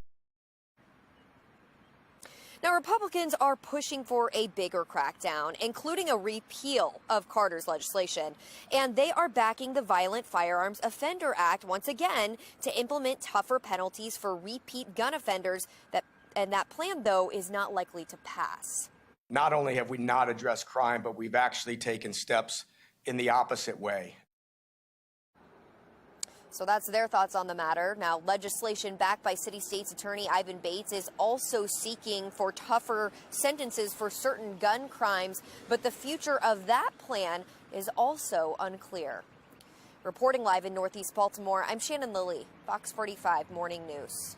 Thank you, Shannon. One of the biggest pieces of legislation state lawmakers are poised to pass this year does not address illegal guns, but actually legal gun owners. The Gun Safety Act limits where Marylanders with wear and carry permits can bring their weapons. Supporters say it will reduce crime. Critics say it would do the opposite, preventing legal gun owners from being armed where they might need them the most. It makes absolutely no sense to allow someone to carry a gun and then tell them they can't carry a gun essentially anywhere but inside their house or their front yard. The court in Bruin said that anyone can take any weapon anywhere at any time. I think that's dangerous, and so Maryland needs to respond. Well, the bill is in response to a Supreme Court decision that found New York's gun law requiring applicants to give reason for carrying a weapon unconstitutional. The decision meant Maryland's good and substantial reasoning requirement fell too, making it easier to get a wear and carry permit. Many claiming the Gun Safety Act is unconstitutional and would be struck down if passed. Continuing coverage now this morning, the Department of Public Works continues to dodge questions about the return of weekly recycling. Baltimore City's temporary shift to bi-weekly recycling has been ongoing for more than a year now, and there's still no end in sight. That has led to situations like this. Take a look. Massive mounds of cardboard boxes just littering the curbs, overflowing recycling bins. At a public hearing last night, Councilman Zeke Cohen asking exactly how many crews and trucks DPW needs to get back on track. What would it take to get to weekly? As soon as we have that information, we'll provide that back to the committee and the council. I just want to understand how many crews do we need to get back to weekly recycling. As soon as we have that information, we'll provide it back to the council. Well, the exchange continued, and ultimately the meeting ending with no real answer for a timeline on a solution. At this point, I would say it is completely unacceptable to not, at the very least, have the data to understand how do we get from biweekly to weekly recycling pickup. The uncertainty comes despite DPW previously promising those answers would be included in a 28-page report when they hired Rubicon, a waste management software company, to complete. Are you not able to say at all when you'll be able to provide what's at least even needed to get back to life? I don't have that timeline with me today. Meanwhile, the city recently spent nearly $15 million on Clean Corps. It's a community-based initiative where residents are paid to pick up trash. Mayor Brandon Scott helped spearhead the Clean Corps program. He has since doubled down on its funding, claiming that DPW has all the funding it needs. Chinese President Xi Jinping is now planning to visit Russia next week, Monday, in what is being largely seen as an apparent show of support for Russian President Vladimir Putin. This will be Xi's first visit since Russia began its invasion of Ukraine 13 months ago. This comes after a Russian fighter jet downed a U.S. drone over the Black Sea. Taylor Stewart is in our live center with increasing tensions with Russia and the U.S. Taylor? Yeah, that's right. Taking you live over the White House right now, where the Biden administration is calling the Kremlin out after that Russian fighter jet collided with a U.S. drone over the Black Sea. Take a look at the moments leading up to the collision. The thick plumes of black smoke, that fuel is being vented by a Russian fighter jet as it passes, coming dangerously close. Now, we don't see the moment of impact, but here's the propeller from that MQ-9 Reaper drone from the U.S., undamaged, and then later, here it is, damaged. The White House press secretary addressing the actions of the Russian pilot. Take a listen. The actions by Russian pilots in international airspace were reckless and dangerous. We have raised those concerns directly with Russian leadership. Now, we know Russia has retrieved some small pieces of that $32 million drone, which, as of right now, we still do not know if it was carrying weapons when it crashed into the Black Sea. Moscow still denying the Russian jets had struck that drone intentionally, but Pentagon officials insist this is the second declassified video from when a drone went down. Take a listen. Our words and our actions speak for themselves, and similarly, Russia's inaccurate information, false information, obfuscation, grasping at straws, changing narratives also speaks for itself. U.S. officials are stressing they do not want any armed conflict with Russia. Increasing tensions. Chinese President Xi Jinping, as we just told you, planning to visit Russia next week. We'll see how that shows support for Russia in the midst of this ongoing war. We'll keep you updated here at the Live Center. Back to you. All right, Taylor, thank you. Shootings among teenagers is not slowing down. Still ahead this morning, we take a look at the 7th Baltimore student shot and killed. You look at 2017 to 2019, our first year together, it was 2019, we reduced failed delayed rates by 80%. Cutting down on response time for emergency situation. The success story coming out of Allegheny County. And spring is right around the corner. Just ahead, what these last few days of winter will feel like. It is 6:38 and you're watching Fox 45 Morning News, all local, all morning. Weather Window, presented by the National Weather Desk. It looks like this house is on fire, but it's actually a controlled burn at a nearby nature preserve in Horry County, South Carolina. Some plants and animals need occasional fires to maintain environments conducive to their survival. Unlike wildfires, these burns are overseen, controlled, and contained by fire experts. And after a week of rain, some snow, clouds, and breezes, signs of spring are abutting in Providence. For more content like this, follow the National Weather Desk on Twitter.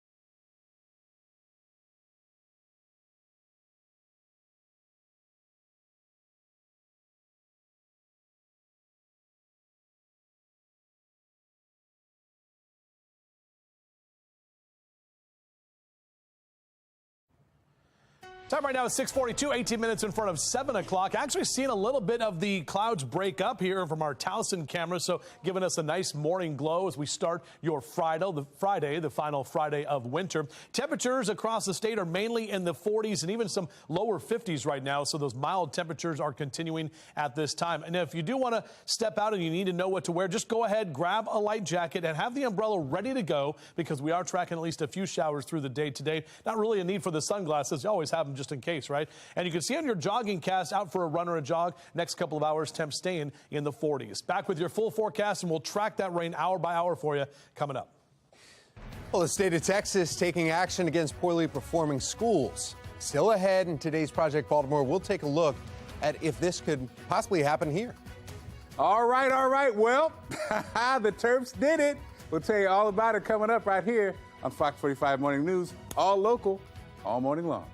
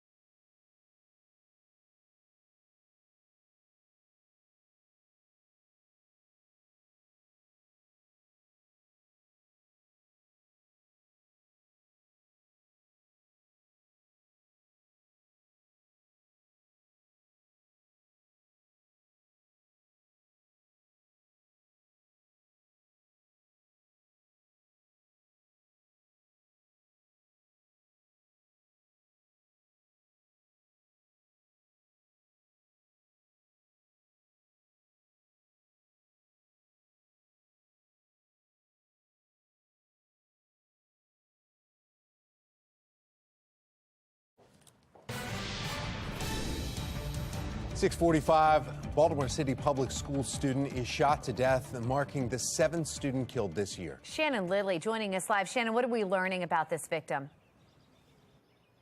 Well, police and school officials, Megan, have not identified the victim at this time, but they do confirm that that student went to the Achievement High School right here behind me. And the shooting happened less than a mile away from here at the Eagle Mart gas station. It happened yesterday morning. Now, we are told that there was a group of students with the student that was killed at that gas station yesterday morning when this happened. And this also comes just one day after another Baltimore school student was shot at a separate gas station. Now, that student fortunately survived, but yet again, we are seeing more and more young people falling victim to violence. So stay with us, because in 15 minutes, I'm going to break down this crime crisis further. Now back to you. All right, thanks, Shannon. 6:46 is your time right now. Our weather authority forecast here for your Friday morning. Actually seeing a little bit of that morning glow as that sun coming up just after 7 o'clock, getting closer to 12 hours of day and night. for the spring equinox, which is coming up on Monday afternoon. So here's a look at your right now temperature, 46 at BWI. No wind to speak of this morning, and really no rain either. You can see a few of those showers that are in parts of Pennsylvania to the north of us. When we pull the map out here just a bit, some showers in Pittsburgh over toward Morgantown, but overall the larger picture showing us that the next weather maker is still developing over the Midwest and all the way down through the Mid-South. You can see that line of showers up through Nashville into Lexington, Kentucky, all the way up toward Detroit. And that cold front is what's kind of pushing everything along. That's what's going to be moving into our region. So you look at our hourly future scan and taking you through about noon, we are going to see a few of those showers start to move in. So we're dry from now until about noon. Watch what happens between about noon into the 2 and 3 o'clock hour. A couple of scattered showers rolling through. The wind picking up from the south, so that is the milder air coming in. We actually get a break after about 3 o'clock into that 6 and 7 o'clock hour, but then another round of those showers comes through for the evening tonight. So just be aware of that and have the rain gear ready to go on your St. Pat's. We're talking about numbers in the mid to upper 40s over the next couple of hours as you rise and shine with us. And into that 10 o'clock hour, numbers right about 53. We'll see our temperatures get to the low and mid 60s through the middle part of the day today. So despite the rain, we're still going to have those above average temperatures, even continuing into the afternoon and evening tonight. Check those numbers here. Low to mid 60s, some upper 50s here and there throughout central Maryland. Up and down the 95 corridor also looking pretty good. Even lower 60s for D.C. and mid 50s if you're heading down the ocean there at Ocean City. But check our temperature tracker, see what's going on here. We're back to the average number tomorrow, and then we're actually going to drop below average there on Sunday. That's going to be the coldest day over the next 7. And that's the final day of winter. We'll start to see those numbers steadily climb early next week. So here comes the cold front on our future scan, pushing through tonight. Behind that, the colder and drier air moves in. We'll see breezy to windy conditions both Saturday and Sunday. Coldest day, of course, being Sunday afternoon. Spring equinox, 3 days from right now. We are less than 3 weeks from the O's opening day at Camden Yards. And now 7 weeks from Cinco de Mayo, also on a Friday this year. All right, here's our 7-day forecast. There's Leap and Lair right there on our Friday. And you can see temps in the 60s. But again, colder for the weekend, but warmer and drier next week. Thank you, Justin. Trending now, the Terps move on in the big dance. What a game. The men's basketball team defeating the West Virginia Mountaineers in a close one. Yes, Mark Clark with Be More Lifestyle joins us now with the building of excitement here, right? Taking on number 1 now. Let's go. The 8-9 matchup is so tough to pick, and Maryland and West Virginia didn't make it easy despite a sluggish first half for the Terps. They finished the game strong. Baltimore's own Julian Reese led the way with 17 points, 9 boards, 3 blocks as Maryland moves on to the second round. They'll be moving on to the second round to face number 1 seed Alabama. Bring on Bama! Okay. That's tomorrow at 9:40 p.m. Let's take a look at the fans' reaction on Twitter. Of course, Maryland's saying, "Go Maryland and nobody else." That's right. If you're not physically emotionally exhausted after you're watching the game, it's not Maryland men's basketball. Well, Abraham Lincoln said it best: haters gonna hate. Maryland got lucky. They didn't get eliminated. Whatever. Hey, they're going to win it all. It's happening. Right. A win is a win, and it's moving on to the next round. I mean, that's all that you can hope for. A lot of people go down. So do they have a shot against Bama? Yes. I got Bama going all the way. Do you? You do? Oh, what? I do. You have Bama? All right. I mean, they were down 16-4. Yeah. They were only up by 2 at the half, and then they won by 2. So this team battles back. I think they have a chance. I mean, everybody has a chance when it comes to March Madness. You saw Furman yesterday win, and Princeton won. Beating over 15 Arizona. to 2. Yeah. Oh, you know who else won? Penn State. Penn State. Oh, really? Thanks, Megan. Thank you. 787 perfect brackets are still around. Really? 7 out of the millions. There are 787 around the world. Are you one? Country. No, I'm not. You didn't pick And they're all Furman fans, right? They're all Furman fans. Yeah, they want the Paladins to go all the way. Furman's where would we say? South Carolina. South Carolina. Okay. Yep. All right. Maryland all the way still, Mark, right? I didn't wear my red, but yes, Maryland all the way. Let's go. All right. Well, Maryland women's basketball opens NCAA tournament play today in College Park. 2-seed Terps squaring off against 15-seed Holy Cross. The tip-off is at 2:30. Holy Cross 24-8 on the year, entering the contest on a 6-game winning streak. But the Terps say they're ready to put up a fight. March Madness, one of the biggest betting times of the year. And it's the first time Marylanders can do it from their phones. Just ahead this morning, the rules that you need to know before placing that bet. It is St. Patrick's Day, and we're taking you to a party starting early. Ahead in today's hometown hotspot, that celebration happening at the iconic Baltimore Spot. And I mean, on St. Patrick's Day, perfect time for an Irish coffee break. Let's do it.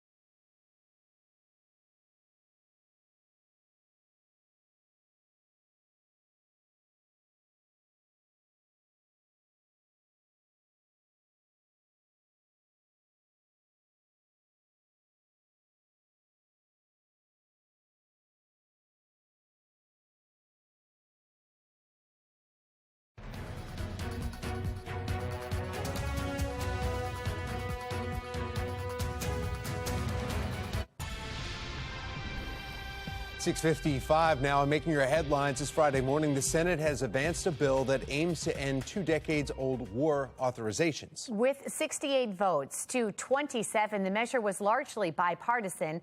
19 Republicans joining all Democrats and independents in voting yes. The White House also threw its support behind the legislation, which would repeal the 2002 measure that green-lighted the invasion of Iraq, as well as the 1991 authorization for the first Gulf War. Opponents argue the authorizations allow the president and Pentagon to move quickly against enemies, but Senator Tim Kaine says presidents should have to come to Congress to start wars. But if there's authorizations on the books that are outdated, a president can try to find one and torture its meaning and say, oh, look, Congress already authorized war. I don't need to come for a new debate, a new vote, where the American public can see what's at stake and watch their elected representatives declare yes or no and be accountable for the vote. Final vote on the bill is expected early next week, around the 20th anniversary of the war in Iraq. Well, the Pentagon defends its decision to declassify video footage of Russian fighter jets downing a U.S. drone. Officials say it prevents Russia from framing the incident. It's not unusual for us to release imagery of unsafe, unprofessional incidents. We've done that in other situations. And so particularly in this case, given the reckless and dangerous behavior, and to demonstrate publicly what type of actions the Russians had taken, we felt that it was important to provide this imagery. A Pentagon spokesperson says Russia is likely trying to recover the debris from the U.S. drone that it downed Tuesday. But he also says it's very unlikely Russian personnel can recover anything useful. And that's because U.S. officials took steps to protect information stored on that drone. 6:56, and in your assignment America, taking a live look from Capitol Hill, where America's relationship with Mexico is under the microscope as policymakers in Washington are wondering what to do about Mexico. The discussions are now more heated after drug cartels recently admitted to the killing of American medical tourists. Now there's a renewed push on Capitol Hill to call the cartels terror groups and go after them more aggressively. Sinclair chief political correspondent Scott Thuman explains. It is not just the crush of migrants at the southern border that have policymakers in Washington searching for answers. It is crime, like the cartel kidnapping of 4 Americans, 2 of whom died after they crossed into Mexico for medical procedures, all part of a growing concern. When you see some of the violence that has happened in Mexico over the years, it's nothing short of terrorism. On Wednesday, during a congressional hearing at the border, officials acknowledged they're not in complete control. That's the definition of operational control. Based upon the definition you have, sir, up there, no. Many questioning if it's time to label Mexican drug cartels as foreign terror organizations. It's a perennial debate. For years, lawmakers have sent letters to both Presidents Biden and Trump requesting that move. Last week, 2 Republican senators unveiled a bill to do just that, add resources to pursue and prosecute cartels, even freeze assets. But it could also worsen relations with Mexico, one of America's top two-way trading partners at more than $600 billion in annual goods. Designating these cartels as FTOs would not grant us any additional authorities that we don't really have at this time. The cartels reach inside the U.S., another worry in Washington. This map from the DEA highlights areas across the country it says cartels have a significant influence on distribution of drugs like fentanyl, heroin, and cocaine. Yet Mexico's president says the blame should be widespread, pointing out American residents are often the ones selling the drugs inside the U.S., but said critics don't talk enough about that. The debate now getting much louder. In Washington, I'm Scott Thuman. Another Baltimore school student shot and killed. Just ahead, the very latest in this investigation. Once 911's been called, that amount of time to get them to our door is crucial. In a medical emergency, minutes can mean the difference between life and death. How one Maryland EMS department is able to slash its response time and save more lives. And temperatures are actually not too bad right now. Tracking a few rain showers for your St. Patrick's Day. We'll talk about how it could impact your afternoon and evening plans. Live from WBFF in Baltimore, this is Fox 45 Morning News. Just about 7 o'clock on this Friday morning, March 17th. I'm Tom Rogers. I'm Megan Gillen. Welcome to the weekend on a holiday. Meteorologist Justin Chambers here at that St. Patrick's Day. Final weekend of winter, too. It's going to feel like winter this weekend. Not today, but Saturday and Sunday. Yeah, we got more of those cold temperatures that are coming. Let's enjoy, while we can, these temperatures that are not too bad. In fact, a beautiful shot over the Inner Harbor. We can see some cloud cover out toward the eastern shore, but our Toyota Inner Harbor Skycam showing us that we are mainly dry. We had a few showers earlier this morning. Off and on showers through the middle of the day today, but temperatures staying above average, and we're definitely going to like that. So Mr. Bose says we're good to go here on your morning drive, mid to upper 40s. We're dry for your morning commute. Afternoon, a little bit different when some of those scattered showers roll through, but we're still going to top out in the 60s for today. We'll drop to the 30s tonight and only in the 50s for your Saturday. We'll take a closer look at that forecast for you coming up in a few. All right, that sounds good, Justin. Let's take a look at our Len Stoller traffic network. We've got some of our live cameras pulled up around the region, and a little bit of traffic picking up. Volume not terrible, though, and everyone's moving along just fine. I get tired of kids running around here killing kids. It don't make no sense. When I was coming up, we didn't do stuff like that. No kid should lose their life.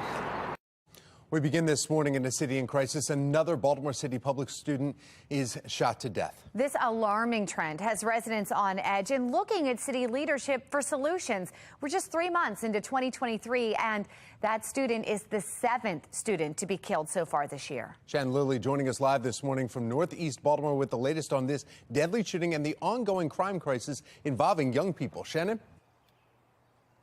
Yeah, we are seeing one young person shot after the other, Tom, with seemingly no end in sight. And now school officials are confirming that this victim was a student right here at the Achievement Academy High School.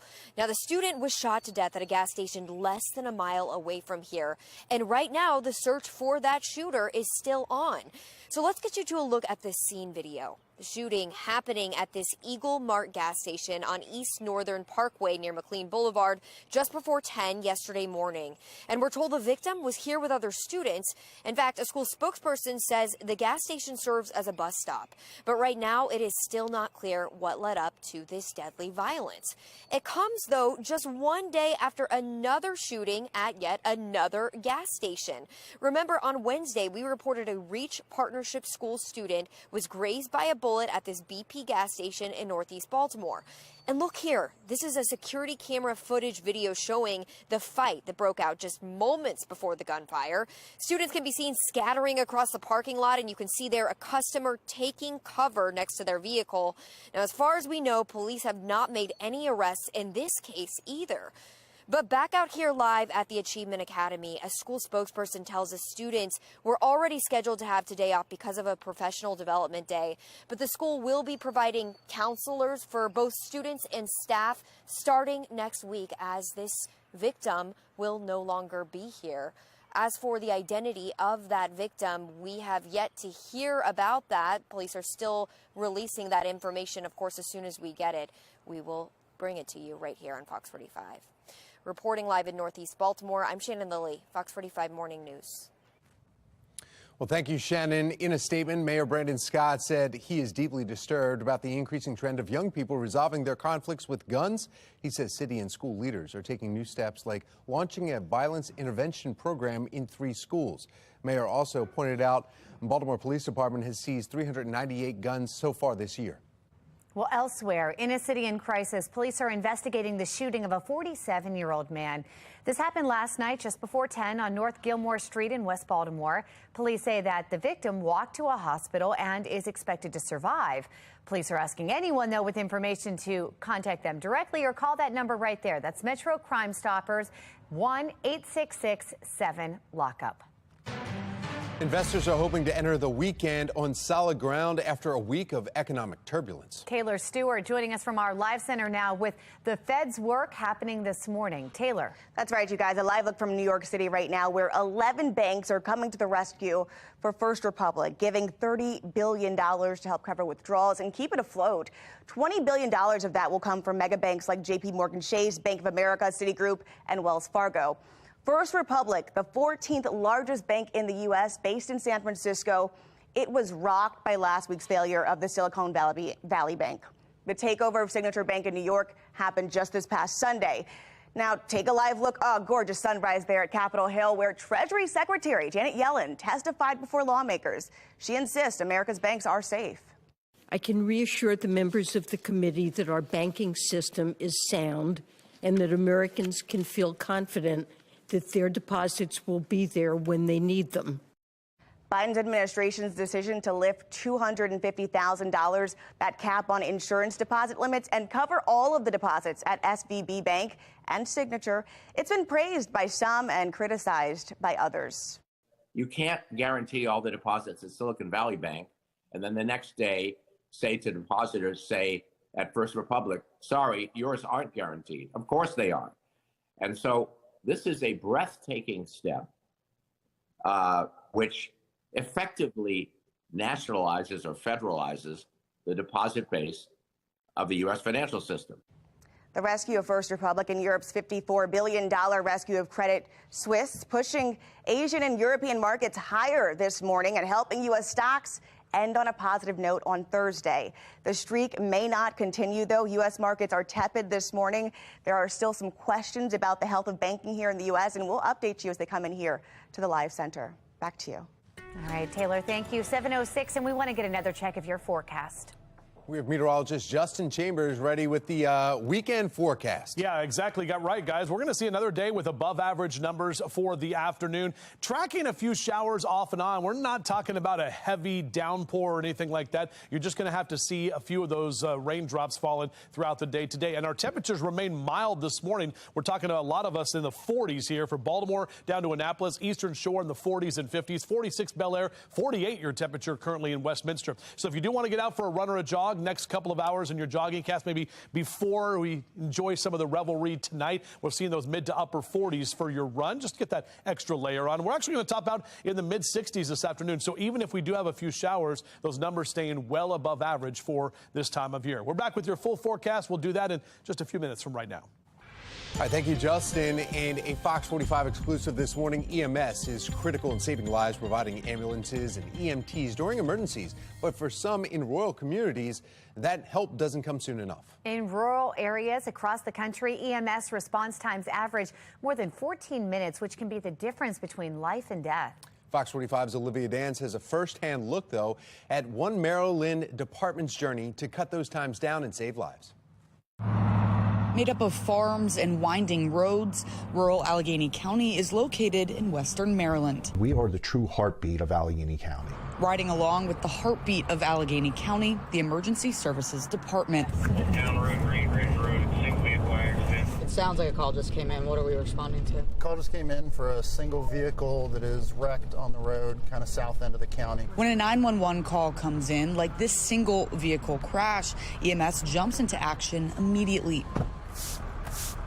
responding to calls in an average of under 10 minutes, which is quite the challenge for crew members like Matthew Krause. The winding of the roads, there's no street lights, there's a lot of wildlife. Unless you're intimately familiar with all the twists and corners, it really reduces the speed that you can respond to emergencies. In other rural areas across the nation, response times are over 14 minutes, according to a journal on Dove Medical Press. But that's not the case in Allegheny County, largely due to James Piles, the current director of emergency services. To be 533 miles of county roads, 425 square miles, and we're getting to you in less than 10 minutes with the system we created. Piles was appointed to director in 2019, and before that, he had years of experience as a major with the Maryland State Police and as the chief of police for the State Department of Health.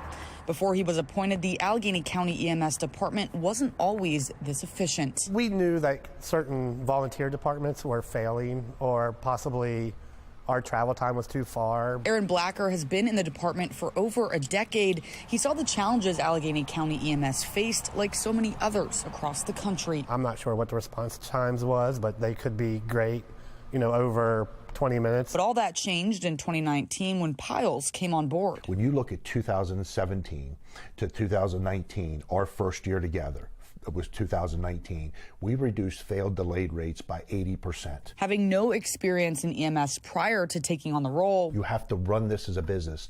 We're managing multi-million dollars of taxpayer money. We have to manage that the best way. By moving around resources, adjusting the billing system, and hiring more employees, Piles turned the failing department into a success story in just a few years and with no cost to the taxpayers. It's all logistics. If you know you're getting the majority of your calls from one region, then you're going to want to put an ambulance closer to that region. The result, an efficient and staffed department 911, is everything okay there? with the fastest response time in Allegheny County history, according to Piles. 519, okay, 1458 hours. Transfer you to Frostburg City Police. County Medical on scene, lift assist into the house. And for Dr. Ramin Shafi in the emergency department at the UPMC Western Maryland Hospital, that means more lives saved. So once 911's been called, that amount of time to get them to our door is crucial. Under Piles, EMS in Allegheny County is set up for success for generations to come. Jimmy Piles is going to be long gone, and EMS in Allegheny County is still be going. Their story, possibly the blueprint for EMS success across the nation. What we've done in 3 years is absolutely amazing on how quick we're getting out the door,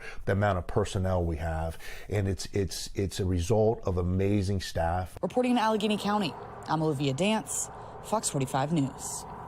Thank you, Olivia. Here's a look at the stories making your headlines this hour. The state of Texas just announced one of the largest school system takeovers in U.S. history. Project Baltimore questions whether similar steps should be taken with the Baltimore City public school system. And we continue to demand answers from lawmakers about what they're doing to address the rise in juvenile violence. Just ahead, the bills leaders are working on as time is running out. It is 7:10 and you're watching Fox 45 Morning News, all local, all morning.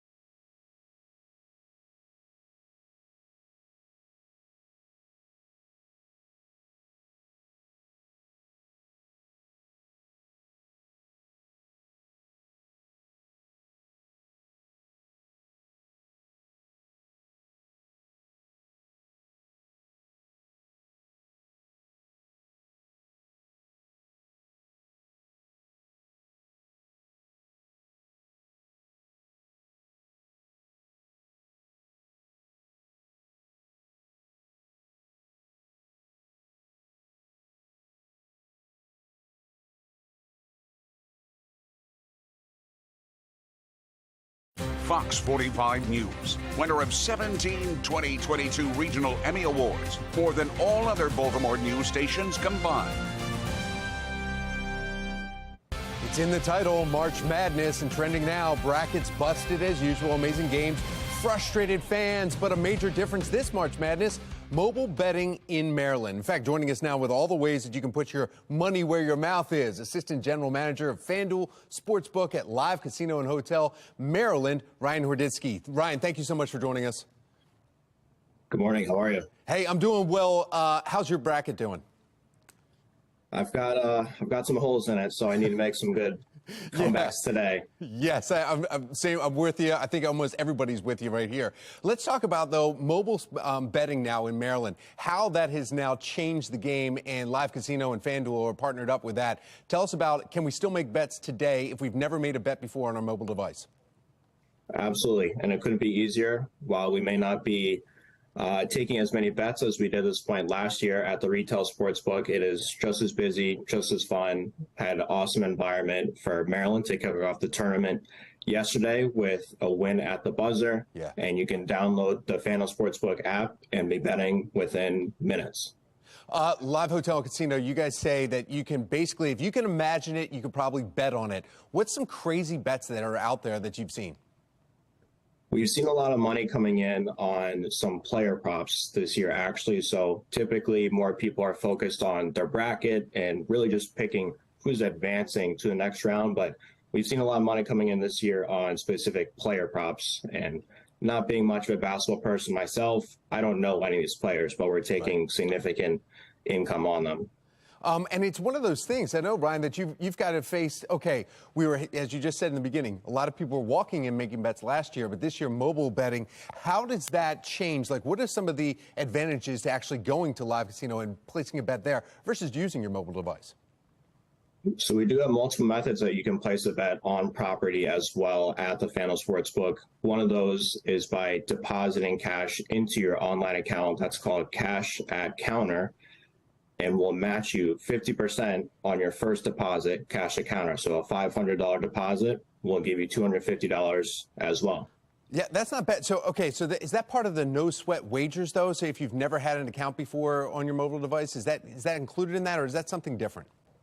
Totally different promotion. Gotcha. So if you're signing up brand new for a FanDuel Sportsbook, you've never placed a wager online, never opened an account. If you open an account, your first bet up to $1K, no sweat, will refund you back in bonus bets if your first bet loses up to $1K.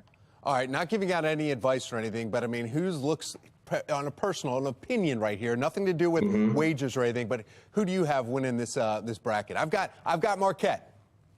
Okay, I like that pick. I went with Houston myself in a couple brackets, so they gave me a little bit of a sweat last night, but ultimately got it done, and I was able to get some sleep.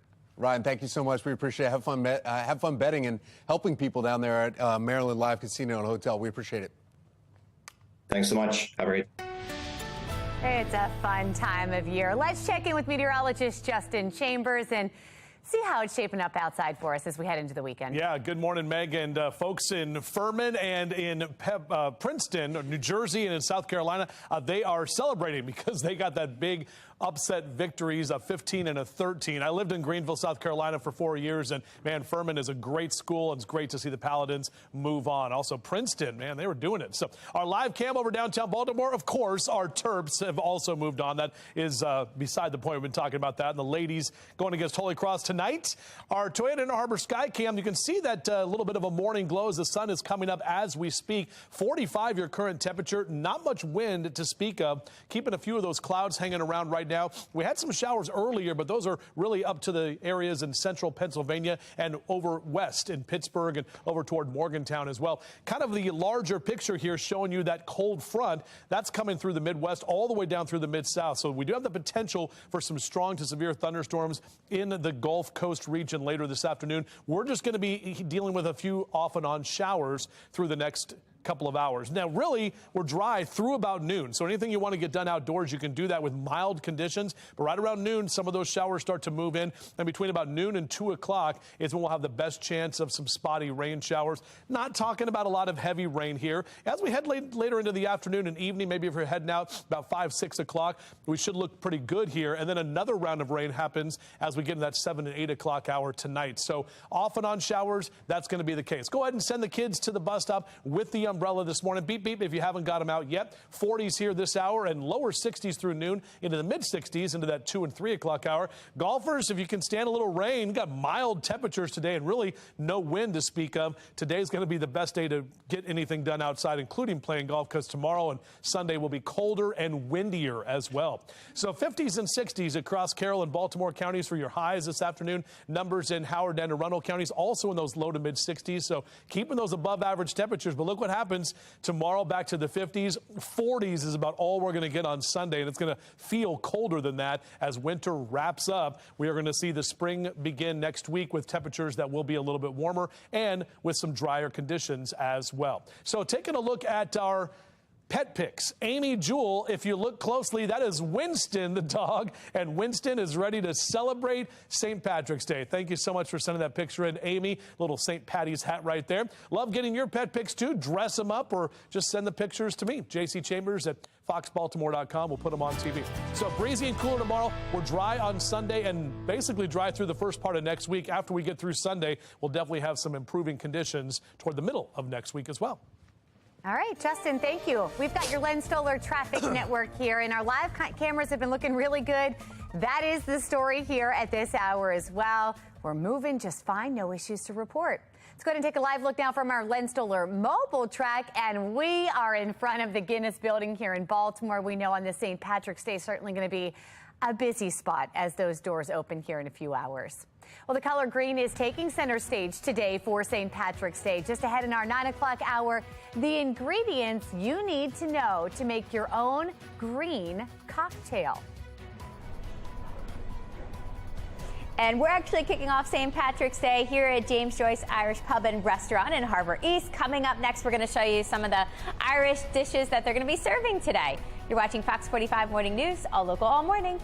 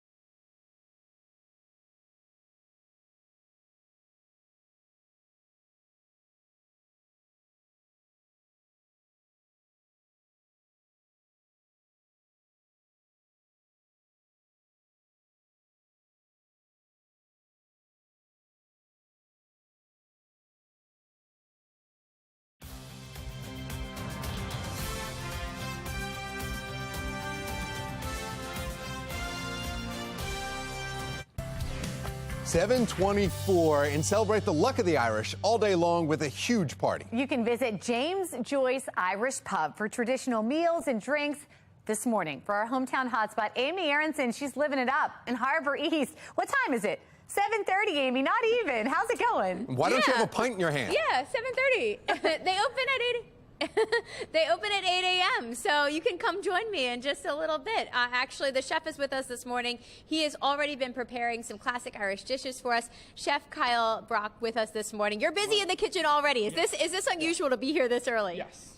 So Only on the holiday, right? Yes, of course. Okay, so what did you prepare for us this morning for breakfast? Yeah.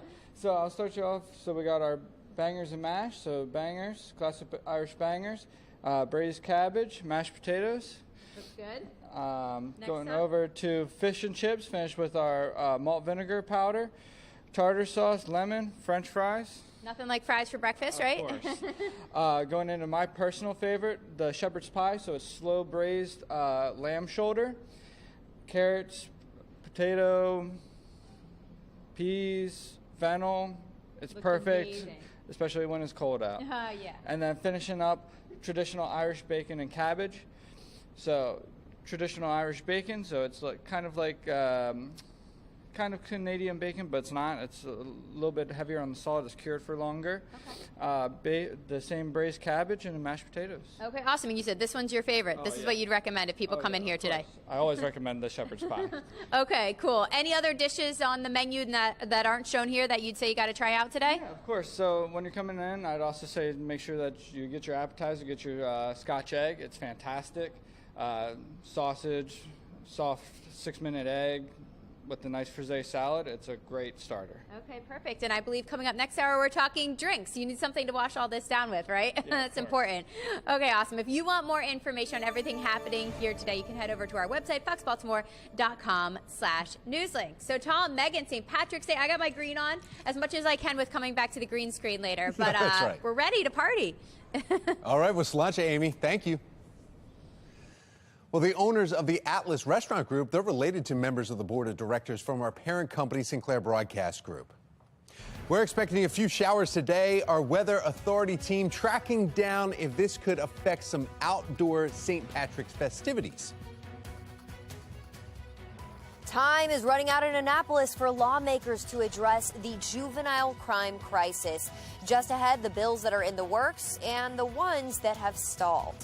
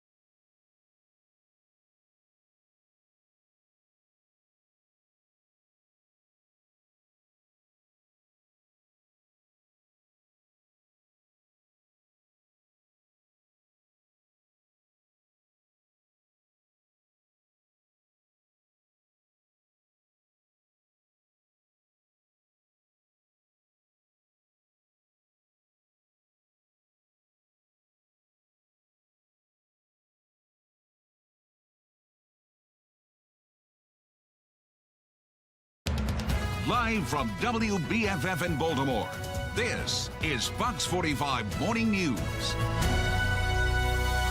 Welcome back to Fox 45 Morning News. It's Friday. It's St. Patrick's Day. I'm Megan Gillen. I'm Tom Rogers, getting the green on the kids before they head down to the bus stop where they may already be at school. You don't want them to get pinched. That's a right. big thing in school these days. That's right. Got to wear the green. There's somebody here in the studio we can pinch, but he does have a good excuse. He has socks, though. Oh, that's right. All right, there you go. Justin Chambers, our meteorologist here, feeling a little lucky on this Friday morning. There's also green in my tie, too. I was looking, you were over here, and I was looking, I'm like, if you tilt your head, squint, close both eyes, maybe you could find some green in that tie. I mean, the green screen says it all. It's a shade of green, right? Yeah, good morning, guys. We are talking about numbers here that are going to be on the mild side here as we head into the afternoon. Beautiful shot. Check it out. Have a moment to look at your TV screen. Just kind of glance over that sun that is poking through some of that cloud cover right now. So we've got temperatures that are mild. Maybe get an Irish breakfast going. Boy, they do breakfast big in Ireland. Get some black sausage, maybe white sausage, whatever you'd like. We're talking about 40s and lower 50s over the next couple of hours. Throw in some eggs. Woo, now I'm hungry. 64 for your high temp today. That temperature above average, even though we will track a few showers. And the sun will be up until about 7:15 tonight. We're getting close to 12 hours of day and night. Pretty close today, actually, with that spring equinox coming up on Monday. Back with your full forecast in just a few. Thank you, Justin. Now to your Lens Solar Traffic Network, taking a look at some of the cameras around the region. Look at this. Great time. You are feeling lucky if you have your morning commute and get out now. 7:31, should the state of Maryland take over Baltimore City Public Schools? It's a question that's been debated on and off in Annapolis for years. As Project Baltimore's Chris Pabst explains, the state of Texas just announced one of the largest school system takeovers in U.S. history, and it's a school district that is performing better than Baltimore. Texas officials made national headlines this week, announcing a takeover of the state's largest school system, the Houston Independent School District, a move that sparked controversy. We're extremely disappointed. We're outraged. It's a dark day for HISD. The Texas Education Agency is intervening under a state law that allows it to remove the elected school board if the district is failing to meet certain state standards.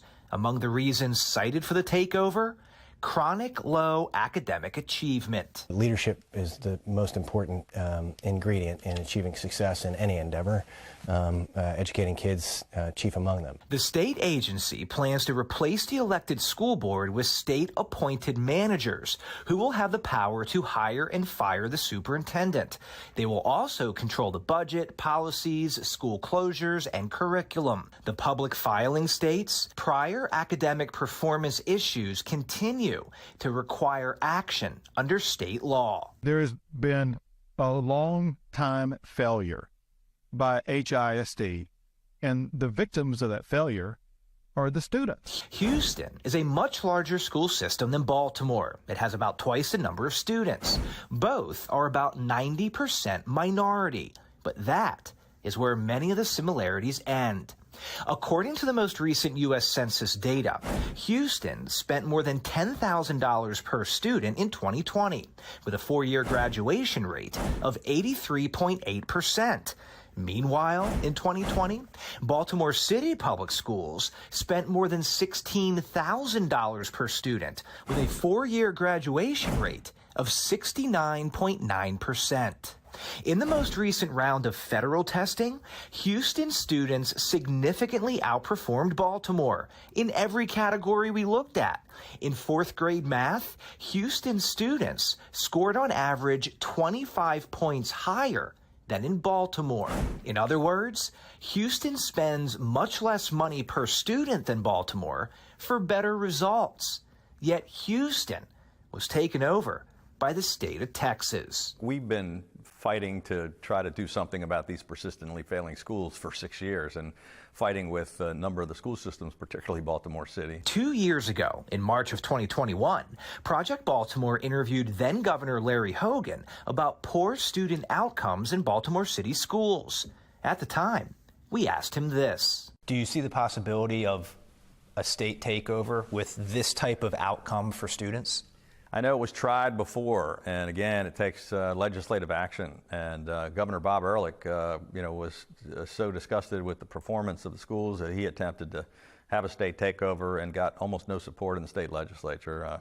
The folks in the legislature are very supportive of the teachers union and very supportive of the status quo in our schools. In 2006, Maryland State Superintendent Nancy Grasmick tried to intervene in city schools. When you have 10 students out of almost 300 passing a state math examination, that is not acceptable. But there was a lot of pushback from state Democrats. A takeover never happened. There are problems in the school system, problems we're trying to grapple with and work our hands around, obviously. We just don't think at this particular juncture, bringing in any outside group will do any better. 17 years later, in 2023, Baltimore City is still Maryland's lowest performing school system, and one of America's lowest performing. Project Baltimore sent this email to the Maryland State Department of Education asking if it believes a state intervention of Baltimore City is needed based on academic performance, and if MSDE is confident in the job performed by the Baltimore City Board of School Commissioners and CEO Dr. Sonia Santelises. We have not heard back from MSDE. Meanwhile, officials in Texas are making their voices heard. We've never seen a takeover of this magnitude. I'm Chris Pabst, and this is Project Baltimore. Another young life gunned down during school hours. Just ahead, how the mayor's responding to this disturbing trend. And it will be cloudy, mild afternoon. Just ahead, what we can expect for the final weekend of winter. Beautiful sunrise right now. 7:36, and you're watching Fox 45 Morning News, all local, all morning on this St. Patrick's Day. Taking you live now to Ireland.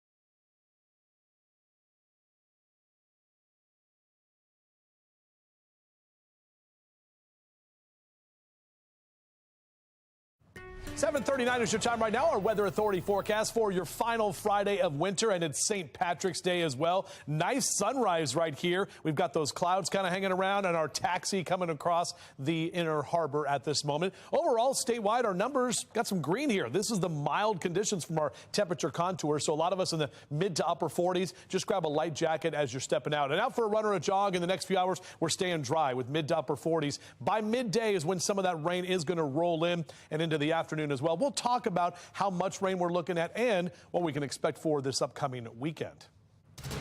All right, Justin, thank you. It is 7:40. We want to turn now to your session 2023 coverage.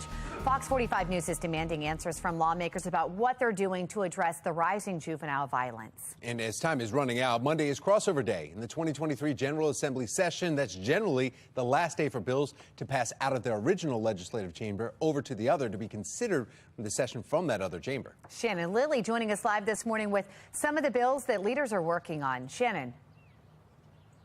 Well, as you mentioned, Megan, in Annapolis, lawmakers are grappling with this rise in juvenile crime. And we've yet again seen another young person killed, murdered. In fact, we are learning that this young person was a student right here at the Achievement Academy in Baltimore. But how to handle this crisis seems to be divided along party lines. In fact, Democrats are pushing for more wraparound services. They are attempting to prevent anyone younger than 25 from being charged with felony murder. And they're staying in line with current law backed by Baltimore City Senator Joe Carter, preventing anyone 13 years old or younger from being charged with a crime. Carter says there have been issues with the plan, but adds that there are programs and services available to help kids change their way of life. So they cannot enter into an entire life of criminality, and they can understand the consequences for their actions.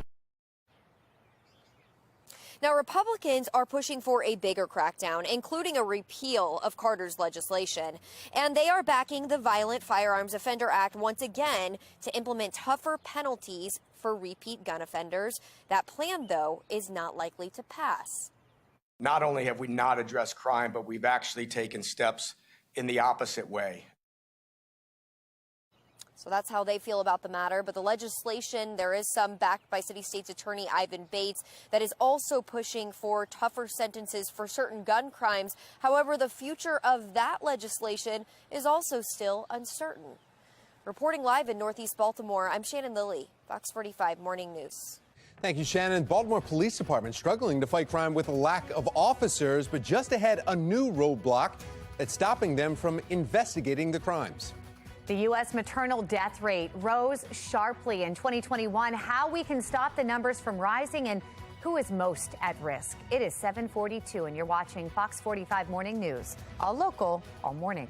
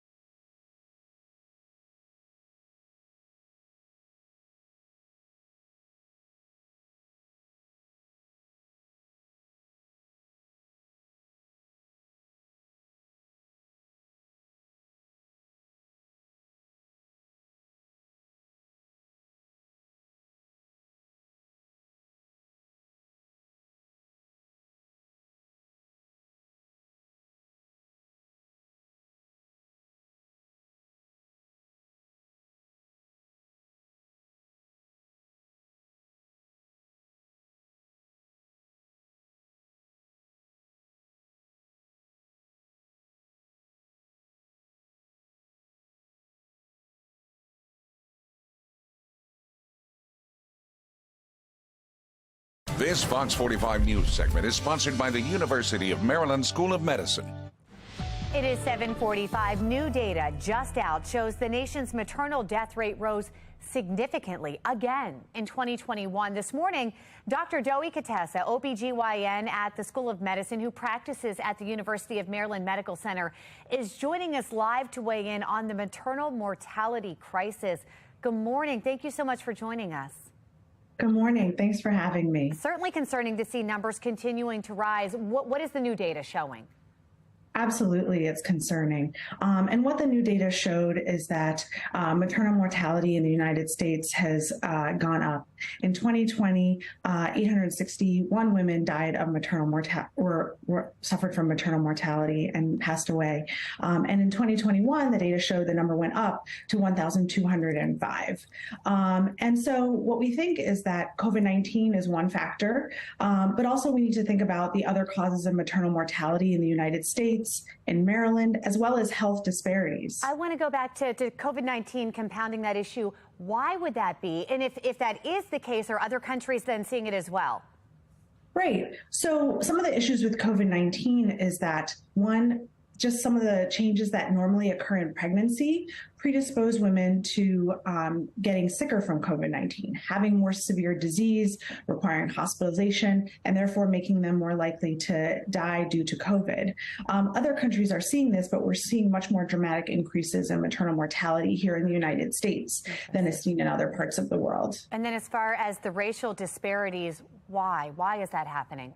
Absolutely. So that's one of the stark contrasts in this report as well, which is not something new, unfortunately, has been present in the United States for quite a while. And for Black women, the maternal mortality rate is 2.6 times the rate for white women in this country. Some of this has to do with access to care, but that's not the only issue.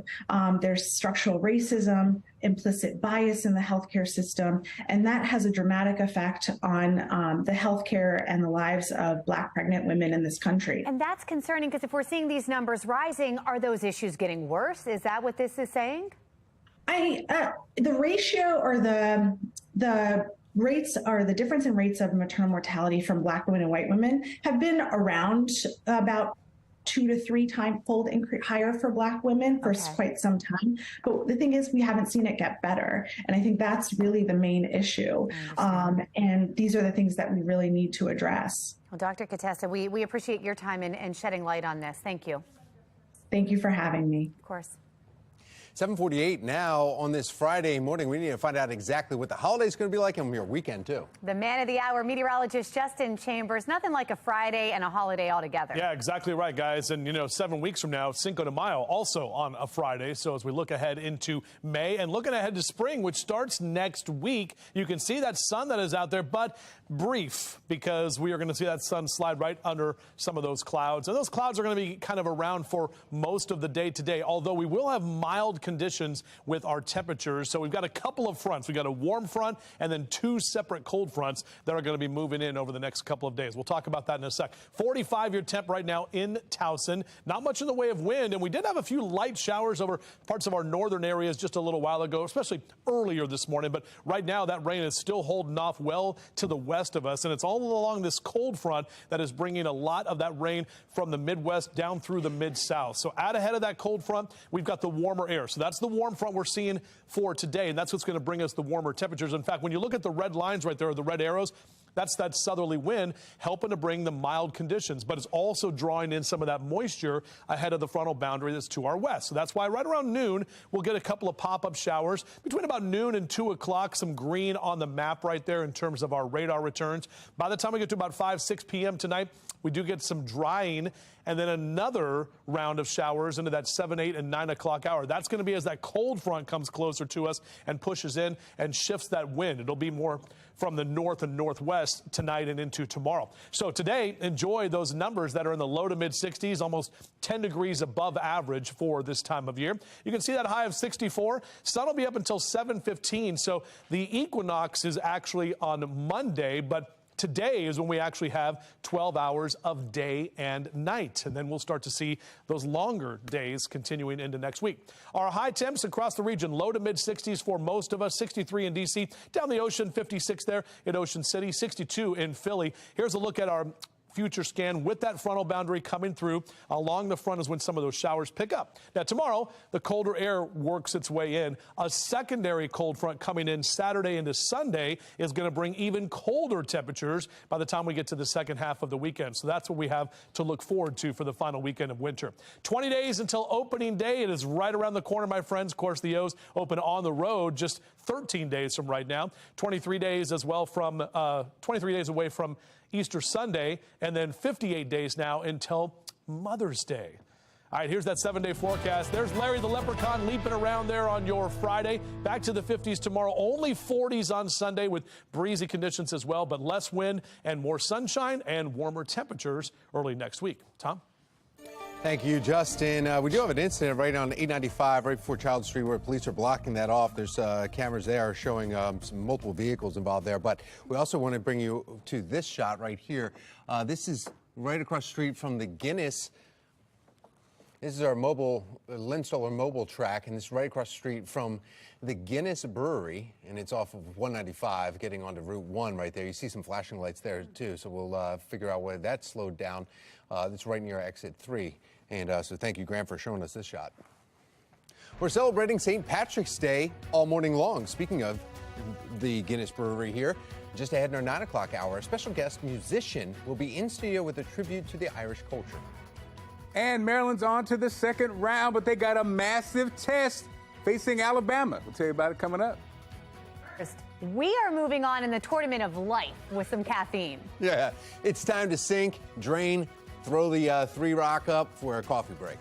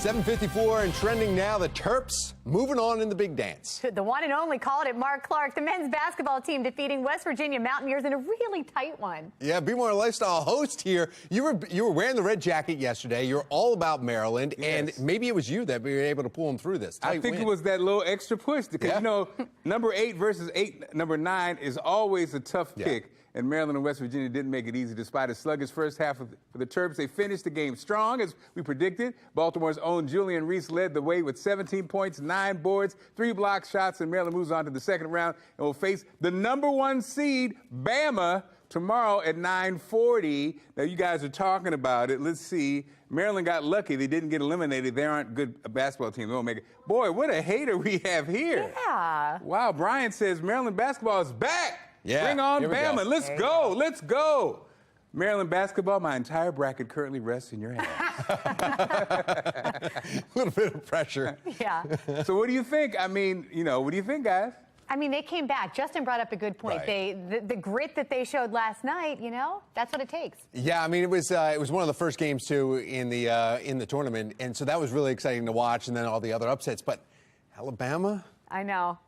What if they get past them, Tom? If they get past Alabama, then what? That's great. Then I'd they be can make it happy to Elite tear Eight. up my bracket because I hope they make me tear up my bracket. That would be awesome. But if they beat Bama, I mean, they've got a nice path.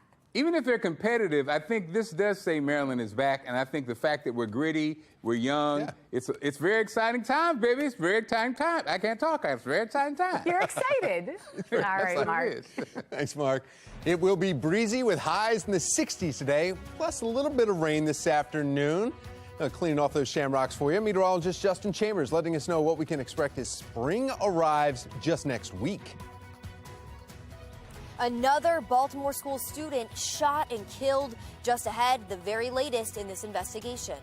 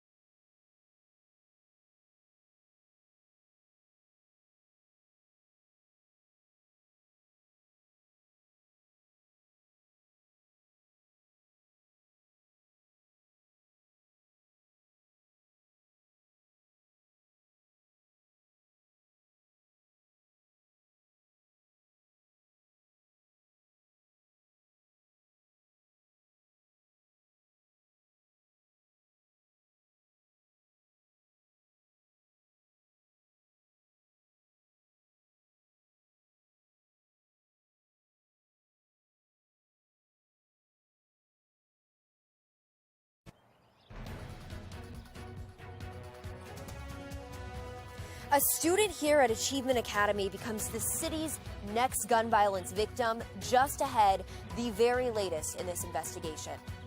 Plus, the race for city council president is ramping up between two long-term political insiders.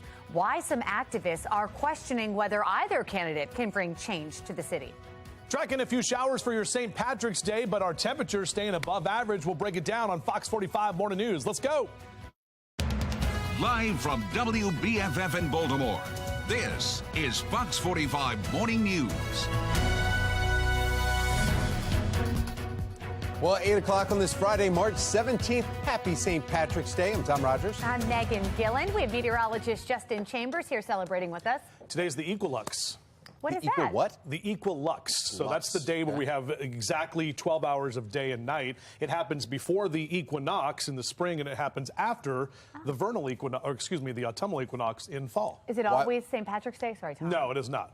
No. Why wouldn't it be just why wouldn't they just say the equinox is today? I would love to explain that, but they're going to wrap me very shortly. Right. It's a whole thing. We got to get graphs and calculators Today's out. the Equilux. Yes, Okay. yeah, exactly right. The equinox Abacus. comes up on Monday. That's the day that the sun is directly over the equator, and we have typically the same day and night. But depends on what your latitude is, the equilux will change. So there you go. Our Towson camera right now, we do have some cloud cover out there. That sun trying to poke through at this time, and our numbers are staying pretty mild overall, low to mid 40s, even upper 40s in Westminster, 47 in Annapolis, 45 for us here in Baltimore City. So cloudy and cool morning, off and on showers for today. Temperatures do stay above average. So even though we get some rain later today, numbers climbing. Look at that, 57 by 11 into the lower 60s through midday today. We do have colder temperatures on the way for the final weekend of winter. We'll talk about that coming up.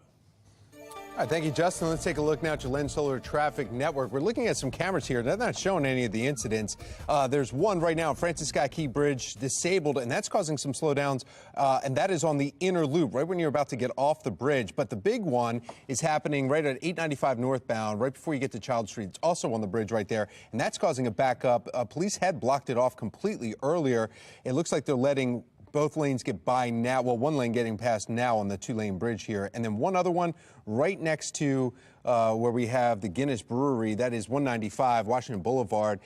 Two vehicles involved there. They had closed it down for a while. The camera's not showing. Yeah, it looks like it's still closed there. No traffic getting by as you have some flashing lights there. Well, I just don't know why. I get tired of kids running around here killing kids. It don't make no sense. When I was coming up, we didn't do stuff like that. We begin this morning in a city in crisis, and another Baltimore City public school student shot to death. We're just 3 months into 2023, and he is the 7th student to be killed so far this year. This alarming trend has residents on edge and looking at city leadership for solutions. Jen Lilly joining us live this morning from Northeast Baltimore with the latest on this deadly shooting and the ongoing crime crisis involving young people. Shannon? Yeah, we are seeing one young person being shot after the other, Tom, with seemingly no end in sight.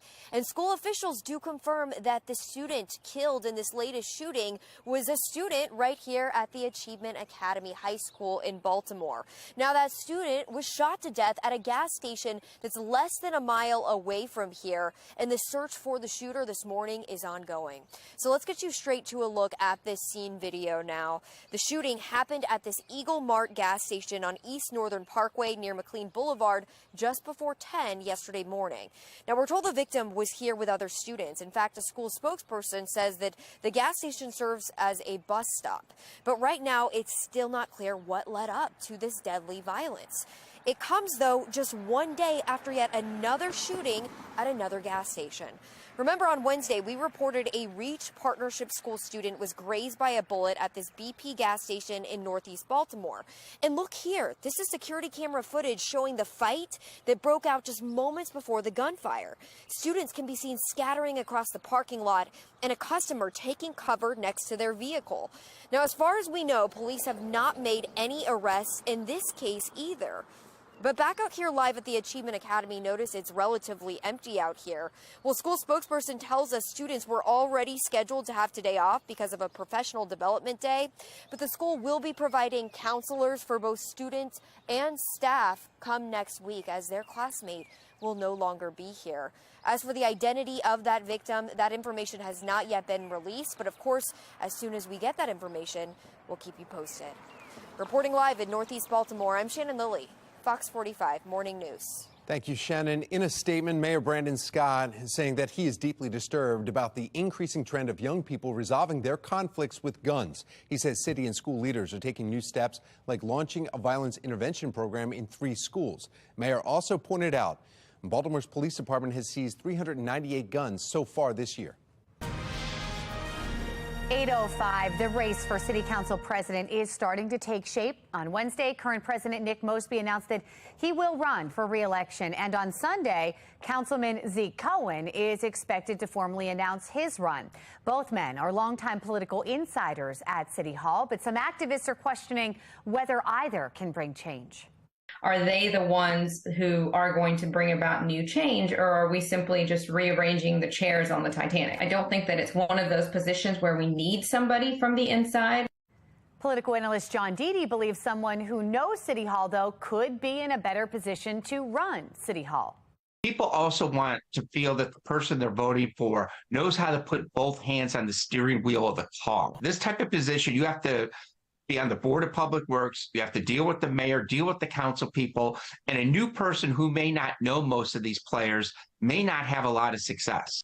Well, both politicians have not shied away from the headlines either, because Councilman Mosby, well, he was Council President Mosby, recently found guilty of violating city ethics codes. Councilman Zeke Cohen was recently at odds with Fells Point business owners who accused him of failing to help them when crime hit their community. And when it comes to fundraising, Cohen has raised $372,000. Mosby, on the other hand, a little more than $14,000. That brings us to our question of the day. Do you think Nick Mosby's controversy should prevent him from running again? Taking a look at the results so far, 99% of those who have responded say yes. You can make your voice heard by going to foxbaltimore.com/vote. A week-long economic turbulence has investors on edge. Up next from the Live Center, what federal officials are doing to keep banks afloat. Plus, Governor Wes Moore pushes to eliminate an invasive species from the Chesapeake Bay. Coming up in our next half hour, the fish population that's causing them major problem. Sun's breaking through some of that cloud cover. We do have some showers on the way later this afternoon. We'll talk about that and what the temperatures do today and this upcoming weekend as well. It's coming up.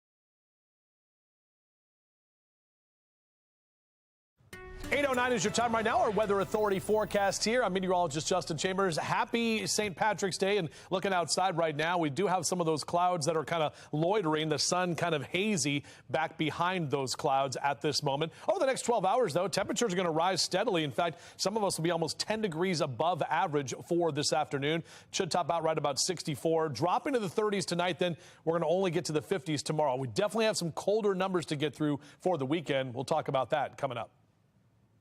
Thank you, Justin. Well, investors are hoping to enter the weekend on solid ground after a week of just economic turbulence. Taylor Stewart joining us from our live center now with the Fed's work this morning. Taylor. That's right, guys. A live look from New York City right now, where 11 banks are coming to the rescue of First Republic Bank this morning. They're pulling together $30 billion to help cover withdrawals and keep it afloat. $20 billion of that will come from mega banks JP Morgan Chase, Bank of America, Citigroup, and Wells Fargo. First Republic, it's based in San Francisco. It is the 14th largest bank in the U.S. It was rocked by last week's Silicon Valley Bank collapse. A live look now from Capitol Hill, where Treasury Secretary Janet Yellen testified before lawmakers, insisting America's banks are safe. I can reassure the members of the committee that our banking system is sound and that Americans can feel confident that their deposits will be there when they need them. The Biden administration's decision to lift the $250,000 cap on deposit insurance limits and cover all deposits at SVB and Signature has been praised by some and criticized by others. You can't guarantee all the deposits at Silicon Valley Bank and then the next day say to depositors, say at First Republic, sorry, yours aren't guaranteed. Of course they are.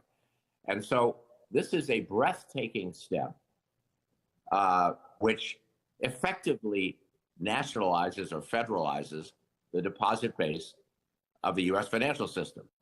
The rescue of First Republic and Europe's $54 billion rescue of Credit Suisse, pushing Asian and European markets higher this morning and helping U.S. stocks end on a positive note on Thursday. The streak may not continue, though. U.S. markets are tepid again this morning, with still a lot of questions about the health of banking here in the U.S. We'll get you updates as soon as they come in here at the Live Center. Thank you, Taylor. The crime crisis continues to surge across Baltimore City as Fox 45 News continues pushing for transparency. In our next half hour, the bill's leaders are debating his time is running out. Plus, the Baltimore Police Department still struggling to fight violent crime. After the break, an expert tells us what officers are missing to investigate these crimes. It's 8:12 and you're watching Fox 45 Morning News, all local, all morning. Fox 45 News, winner of 17 2022 Regional Emmy Awards, more than all other Baltimore news stations combined.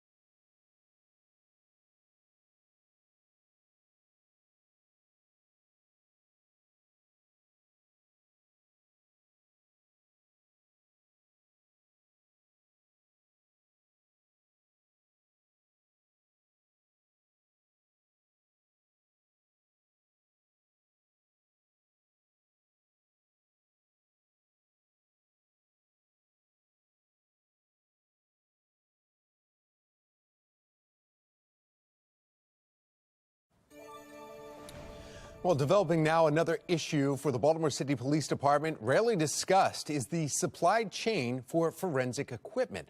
A major tool for prosecutors is having the evidence gathered in a timely manner, but recent report reveals some supplies can take more than a year just to get approved. Joining us now, CEO and founder of OpenBooks.com, Adam Andrzejewski. Adam, thank you so much for sharing this report. Well, this was done by Bill Henry, the Office of Comptroller over at the at City Hall. And look, it's a great report. You know, this is during Sunshine Week in Baltimore and across America.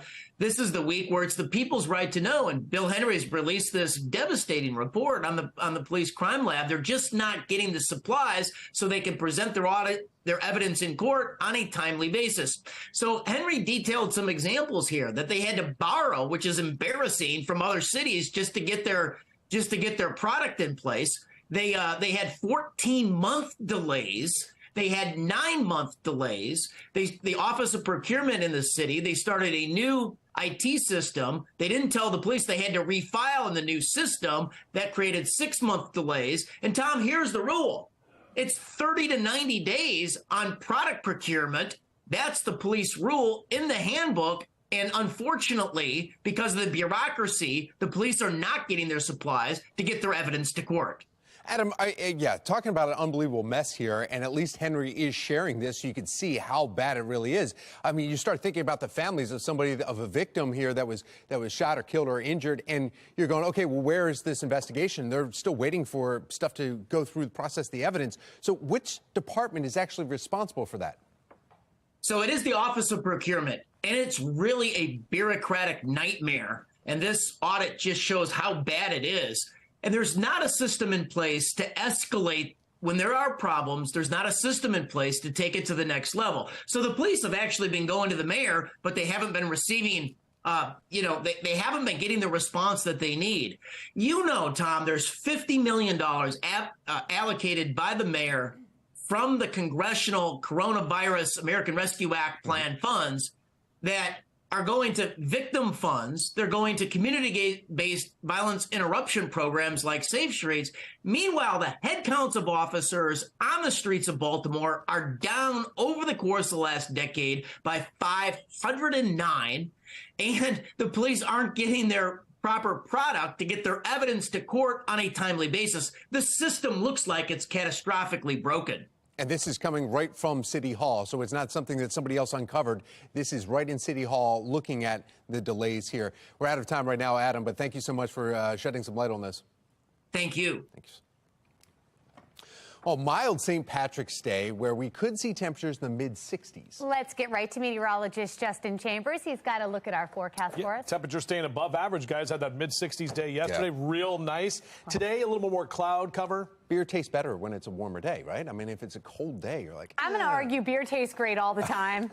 It doesn't matter what we have in that forecast. Both arguments are correct. So either way you look at it, hopefully you're enjoying some celebrations here. Maybe in the next couple of hours going to get out there. We will see some rain showers. So if you want to hang out in Canton and Fells and wherever you might go around Baltimore County or Howard County, Harford County, all of our areas around, just know that those rain showers will start to move in by the middle of the day. I'll show you that future scan in just a second so you know exactly when to time out that rain. Right now, it's the sun that's poking through some of the hazy cloud cover at this time. Our HD radar, though, is all dry, so we're not tracking any rain here at this moment. In fact, you go out to the west, and that's where we're seeing those showers. Pittsburgh, Morgantown, but that's about as close as that rain is getting. Now, this cold front is moving through the Midwest and the Mid-South, and it is tracking from west to east. So what we are seeing ahead of that, that's the warm front. That's why we're getting warmer air.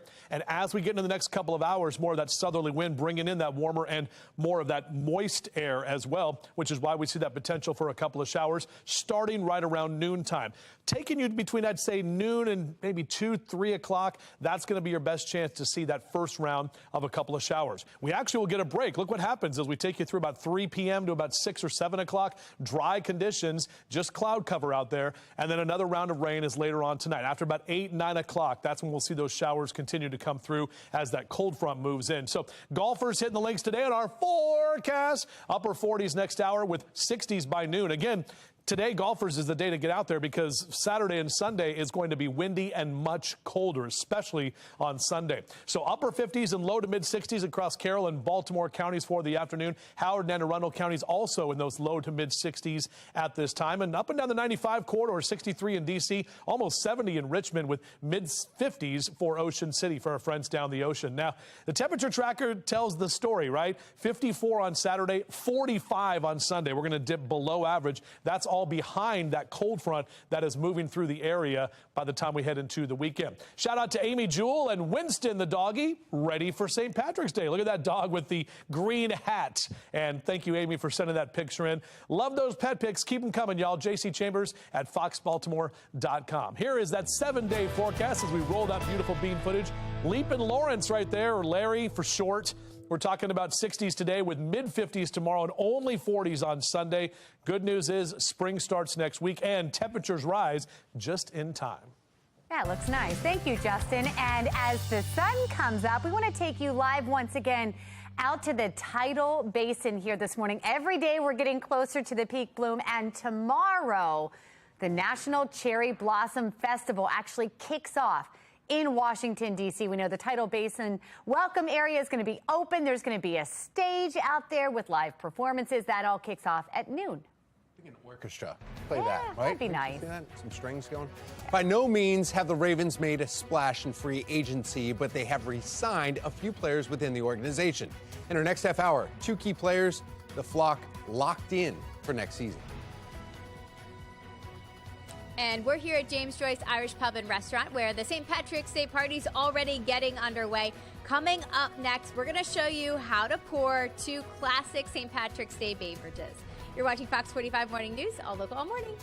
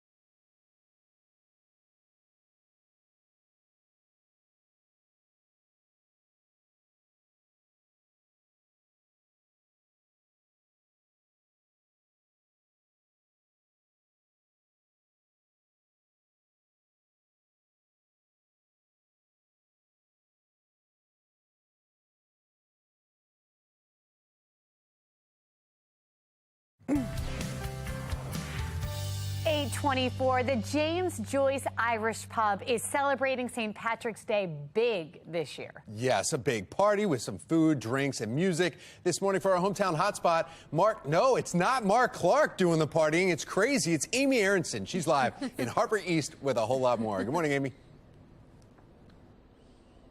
Yeah, that's right. We're here at James Joyce Irish Pub and Restaurant where the party is getting started. It's time to pour some drinks. I'm going to start off with Ashley. You're going to show us how to make a traditional Irish coffee. Yes. So we start by preheating our glasses. You never want to put a hot liquid into a nice cold cup. It never ends well. Good to know. So I've already preheated these two, so we'll start with them. And I will put the coffee in first. Is this a difficult drink to make? It is not. It's very simple. So it's coffee, a shot of Jameson whiskey. Gotta have the Jameson. Always. And then you'll do a quarter of Demerara, which if everybody is not familiar, is going to be brown sugar syrup. Ooh, that sounds good. Yep, adds a bit of sweetness and cuts the bite of the whiskey a bit. Perfect. And then you'll add our house shaken cream. This is how you get St. Patrick's Day started. And it will not come out. That's okay. We've got more drinks to pour. So if you want to actually work on that, I'm going to turn to Kate now, who is ready to pour us a Guinness. That's perfect for today. Sure. So you start at a 45-degree angle, always hitting the harp when you pour. Is this difficult to do? No, once you get the hang of it. Right. And then I already started one, so we're going to top this one off. Add a little more in there. Mm-hmm. Perfection. And cheers. Perfect. Perfect for St. Patrick's Day. And you're wrapping up with this, right? Yes. Should we add the cream on top? We'll add the cream. And then we'll add a grating of nutmeg. Perfect. All set to go. Perfect. Well, if you want to come try one of these drinks for St. Patrick's Day, head to our website for all the details, foxbaltimore.com/newslinks. Cheers. What was that? Happy St. Patrick's Day. syrup? We're ready. Yeah, what did she call, Amy, what did she call the brown sugar that she was pouring I in don't there? know, but I want it. This. I have never What is put this that called in. again? Demerara. It's brown Demerara. sugar, sir. Nice. All right. Sounds good, right? Yes, thank you very much. And we just want to make sure everyone's aware James Joyce is owned by the Atlas Restaurant Group, and they are related to members of the board of directors of our parent company, Sinclair Broadcast Group. We want to make sure that you are getting your green on, and all of your St. Patrick's Day pictures, we'd love to see them. Scan the QR code on your screen. That is going to take you to foxbaltimore.com/chime-in, where you can upload your pictures, your videos, and it's all powered by Statla. Piles of recycling causing outrage from residents. One city councilman's efforts to get answers. Time is running out in Annapolis for lawmakers to address the growing juvenile crime crisis. Just ahead, the bills that are right now in the works and the ones that are stalling. You're watching Fox 45 Morning News, all local, all morning.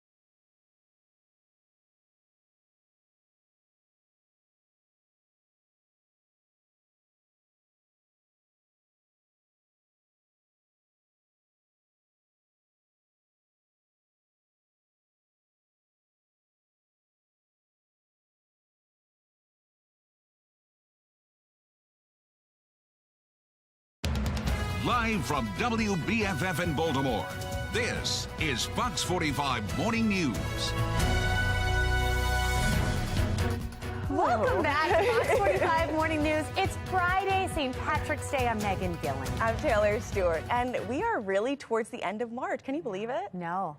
And let's see if it feels like it. Meteorologist Justin Chambers with a look at the forecast. Yeah, temperatures are staying above average today. We have a lot of cloud cover that's out there, and we'll see a few showers as well. Right now, as we take a look outside, you can see off in the distance, Charm City tanks and right down 395 as well. As we have some of those clouds kind of hanging around, keeping our temperatures mild, mid to upper 40s is what we're seeing here, even 50 in Stevensville across the Bay Bridge over on the eastern shore. So your out and about cast looks like this, low to mid and upper 50s over the next few hours, even lower 60s as we take you through noon for today. And those numbers will keep rising. We're going to top out at 64.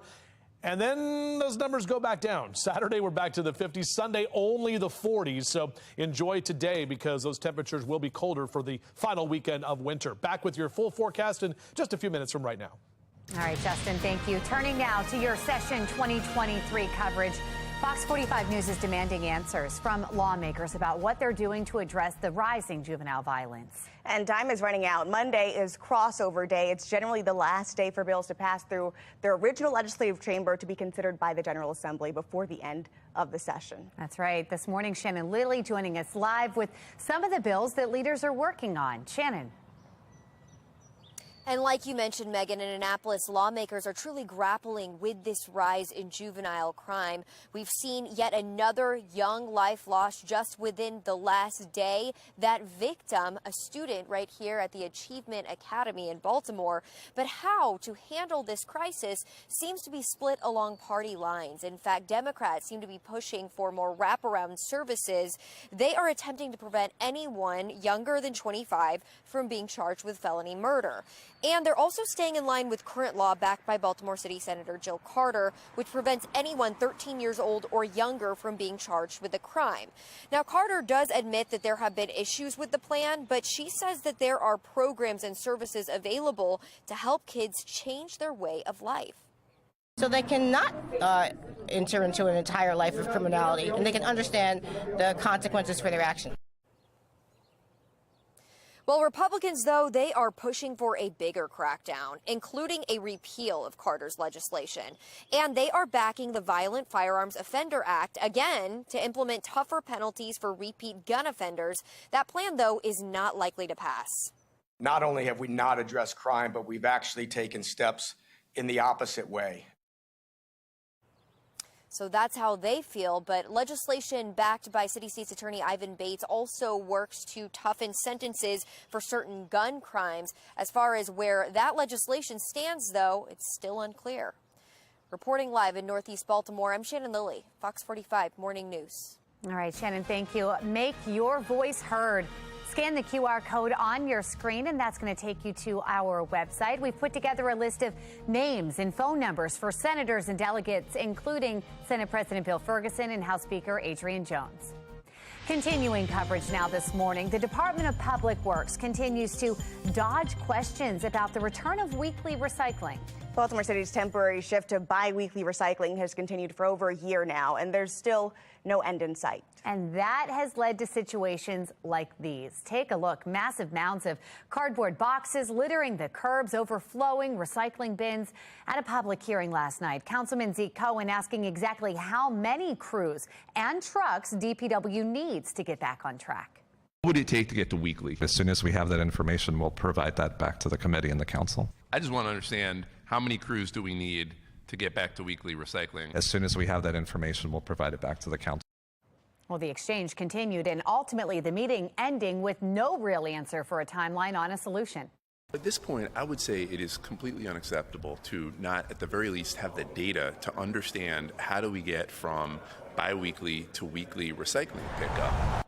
The uncertainty comes despite DPW previously promising those answers would be included in a 28-page report they hired Rubicon, a waste management software company, to complete.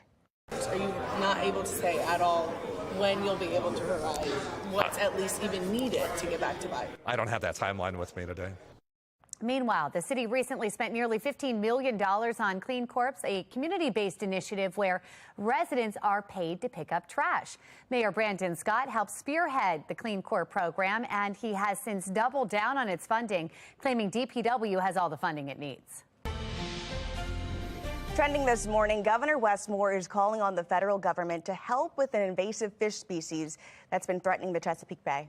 Moore says he is requesting a federal fishery disaster declaration for the invasive blue catfish. The declaration would qualify Maryland for federal fishery disaster assistance.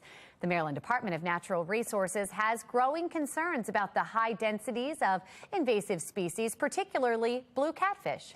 Negative impacts are likely since these species are known to multiply rapidly, adapt to new environments, and eat a wide variety of prey, while also preying on and competing with native species for space and food. The Maryland Department of Natural Resources has increased their monitoring but urges fishermen to help target them. There is no limit on fishing invasive fish, so fishermen can catch as many as they want. Pentagon officials calling out Russia's actions as aggressive and dangerous. Still ahead from the Live Center, the meeting that has the U.S. on alert. And mild with a few showers for your Friday afternoon. Coming up, meteorologist Justin Chambers is letting us know if these showers will impact your St. Patty's Day plans. You're watching Fox 45 Morning News, all local, all morning.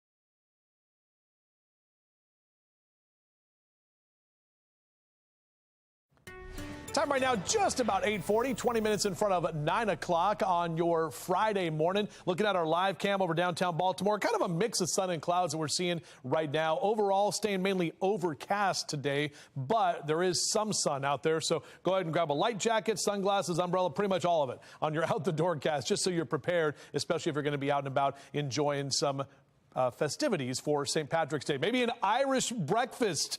Get some black pudding.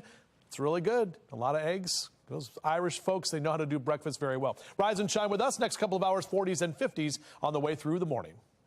All right, Justin, thank you. From our live center now this morning, Chinese President Xi Jinping is now planning to visit Russia next week in what is being largely seen as an apparent show of support for Russian President Vladimir Putin.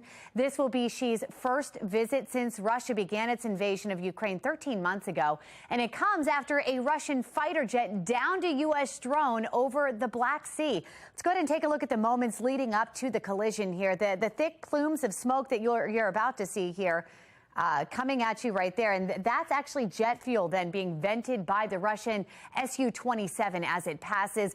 We don't see the moment of impact, but what you do see is the propeller of the MQ-9 Reaper drone undamaged and then later clearly damaged. White House press secretary addressing the actions of the Russian pilot.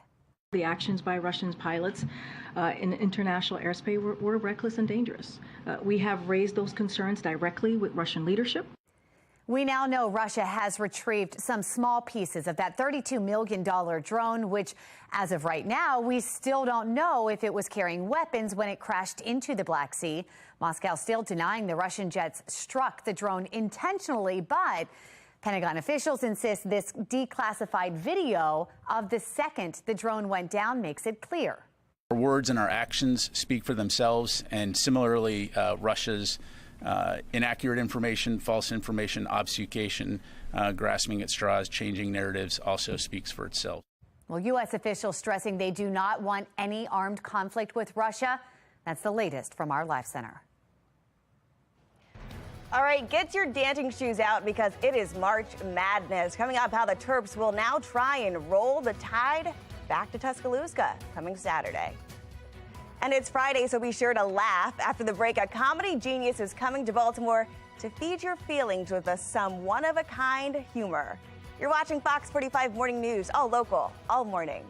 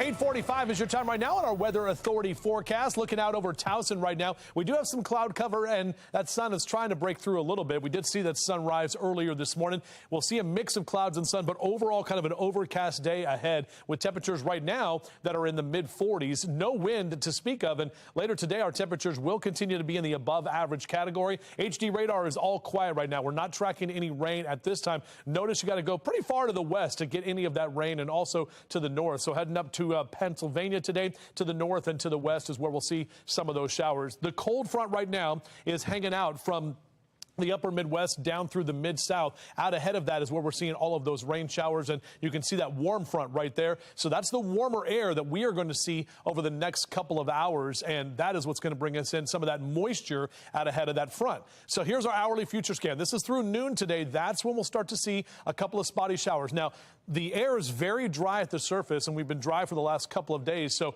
if we get a lot of rain, I don't really anticipate that we will see that. It's more of those kind of off and on showers between about noon and 2 o'clock. Then taking you through the later part of the afternoon, 4 or 5 p.m. if you're going to be out and about, even that drive home or picking up the kids from school this afternoon, actually we'll see some dry periods. Then as we head into about 7, 8, 9 o'clock tonight, a couple of more scattered showers around overall for your Friday night. So just be aware that that rain will be here, at least for some of us later today. Hank the Bird excited for St. Patrick's Day.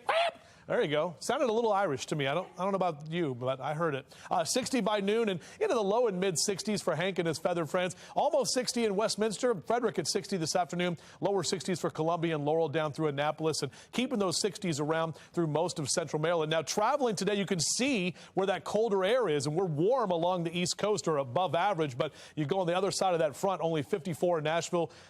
30s in Chicago and teens in Minneapolis. So they're definitely hanging on to winter for the final weekend of the season. All right, so here's our futures again. This is that warm front that I was talking about. That's when we're getting some of those scattered showers. Cold front moves in later this afternoon and evening time. Overnight, that front will pass through, pushing out all of this moisture. So we're dry tomorrow, but breezy and definitely colder. And then the secondary cold front's coming through on Sunday, and that's what's going to drop our temperatures even more. Sunday being the coldest day of the next 7 before we start to see some warmer numbers next week. And next week is spring, so 3 days out until the spring equinox on your holiday countdown. The O's opening day. How about less than 3 weeks from right now? Can't believe how close it is. We're still talking Maryland Terps in the tournament. They're still dancing, ladies and men. And we're 49 days away from Cinco de Mayo, which this year is also on a Friday, similar to what we're seeing today. So here's your 7-day forecast as we roll that beautiful beam footage. 60s today, mid-50s tomorrow, 40s on Sunday. Yeah, that's it. And then those numbers will start to rise next week with that spring equinox on Monday, officially Monday afternoon. Time to take a look at a view through your window. Reagan sent us this beautiful picture. That is Maryland, my friends, with that Orioles sunrise. You can see the docks and the bay all looking good at this time. We'd love to see the view through your window. Just go to our website, foxbaltimore.com/chime in, or take a picture of that QR code right there on your screen. All right, let's go ahead and check the Lens Solar Traffic Network for your drive times. Lots of green out there on St. Patty's Day. A little bit longer on I-95 to I-83. It is 8:48, and we know laughing is good for the soul. And we are in luck because one funny man is coming to the Baltimore Comedy Factory. Joining us live this morning is the hilarious Donnell Rawlings to share more about his upcoming show. How's it going, Donnell? Thanks for joining us. Thank you. I want to say, I'm rich. I won't say the end of it, but if you're a fan of the show, you know how it goes. First off, I want to shout out to your weather guy. This dude sounds like an auctioneer. Does he get paid by how many words he used per second? He has a voice. Oh my God, he was like, if you go down to the weather, that dude is fire. Shout out to him. Donnell, you know, people could say the same about you. You've been known to say a few words. Yeah, but I mean, they're going to be funny words. If you come to the Comedy Factory outlet this weekend, you're going to see. This is probably like my 10th year coming to that club. Every time I come, I have a different set. People are excited to see me do stand-up and tell some of the stories about being a part of 50 Cent's very dramatic, serious BMF, which was the season finale, came out last night. I'm excited to come in to see my DMV fans, and I'm excited about get some crabs too. Maryland crabs, that is. Maryland crabs. I hope that was the case. You've got a lot going on, so you're taking time to do stand-up still. You enjoying it? Oh, I love stand-up. I mean, acting is fun for me. Acting is like, I don't create a lifestyle for myself from acting. Every time I get a chance to act, I'm learning some stuff. Stand-up is the thing I love the most. People always ask me which one is most difficult. I don't know how actors play pretend all day, but stand-up is my passion. I'm going on 30 years, and that's what I love to do. And I think that's what people love to see me do. And that is why you keep doing it, because you have the passion. You said you're going to make us laugh. What are you talking about these days? Well, I know this is, I don't know how you touch on this, but mental health is a big deal with a lot of people nowadays. And I just started to learn what all these words mean. Gaslighting, respect my boundaries, safe space. Wait, you didn't know what respect my boundaries were before this, Donnell? No, because I just respected everybody's boundaries, so I didn't know. I just found out what narcissism meant. Somebody said, Donnell, you're a narcissist. I said, no, I'm a Sagittarius, December the 6th. I talk about being an older dad. I talk about things that's happening and going on in my life right now, and it's a good time. You got a lot of good stuff going on. Yeah, a lot of good stuff. You know, I mean, I push the limit. I push the line. I don't cross the line, but I push it. But anybody that's been following me for like the last 25 some years, you know my stand-up is very, very funny. And come out and check it out. I'm ready. We're glad that you're coming to Baltimore. Happening next weekend, right? Yes, 17th to the 19th. If I'm not, no, 24th to the 26th. Yeah. That's what we have. I'm excited about it. So anybody from the DMV, if you see my stand-up, if you love me on The Wire, if you love me on Chappelle Show, if you love me on BMF, or any of the things I've done, come check me out. The 24th through the 26th is going to be a good time. You're a busy man. You're a funny man. We're glad you took the time to talk with us this morning, and we'll see you next weekend. Thank you. Thank you. Trending now, although we still don't know the future of MVP quarterback Lamar Jackson, the Ravens are bringing back a few other guys. Safety Geno Stone and long snapper Nick Moore both re-signing with Baltimore. Now, Stone stepped up last season when Marcus Williams went down, and Moore was named a second-team All-Pro. Pfizer is recalling millions of prescription migraine medications. Why parents don't need to throw this medicine away, but need to keep it away from their children. And St. Patrick's Day is one of the classic holidays for drinking. In our 9 o'clock hour, a fun cocktail that you can make at home if you want to avoid the crowds. But first, before a cocktail, what really sounds good right now? Oh, yeah, a good old nice warm cup of coffee. And we just learned how to make it Irish style. Oh, yeah. Time for a coffee break.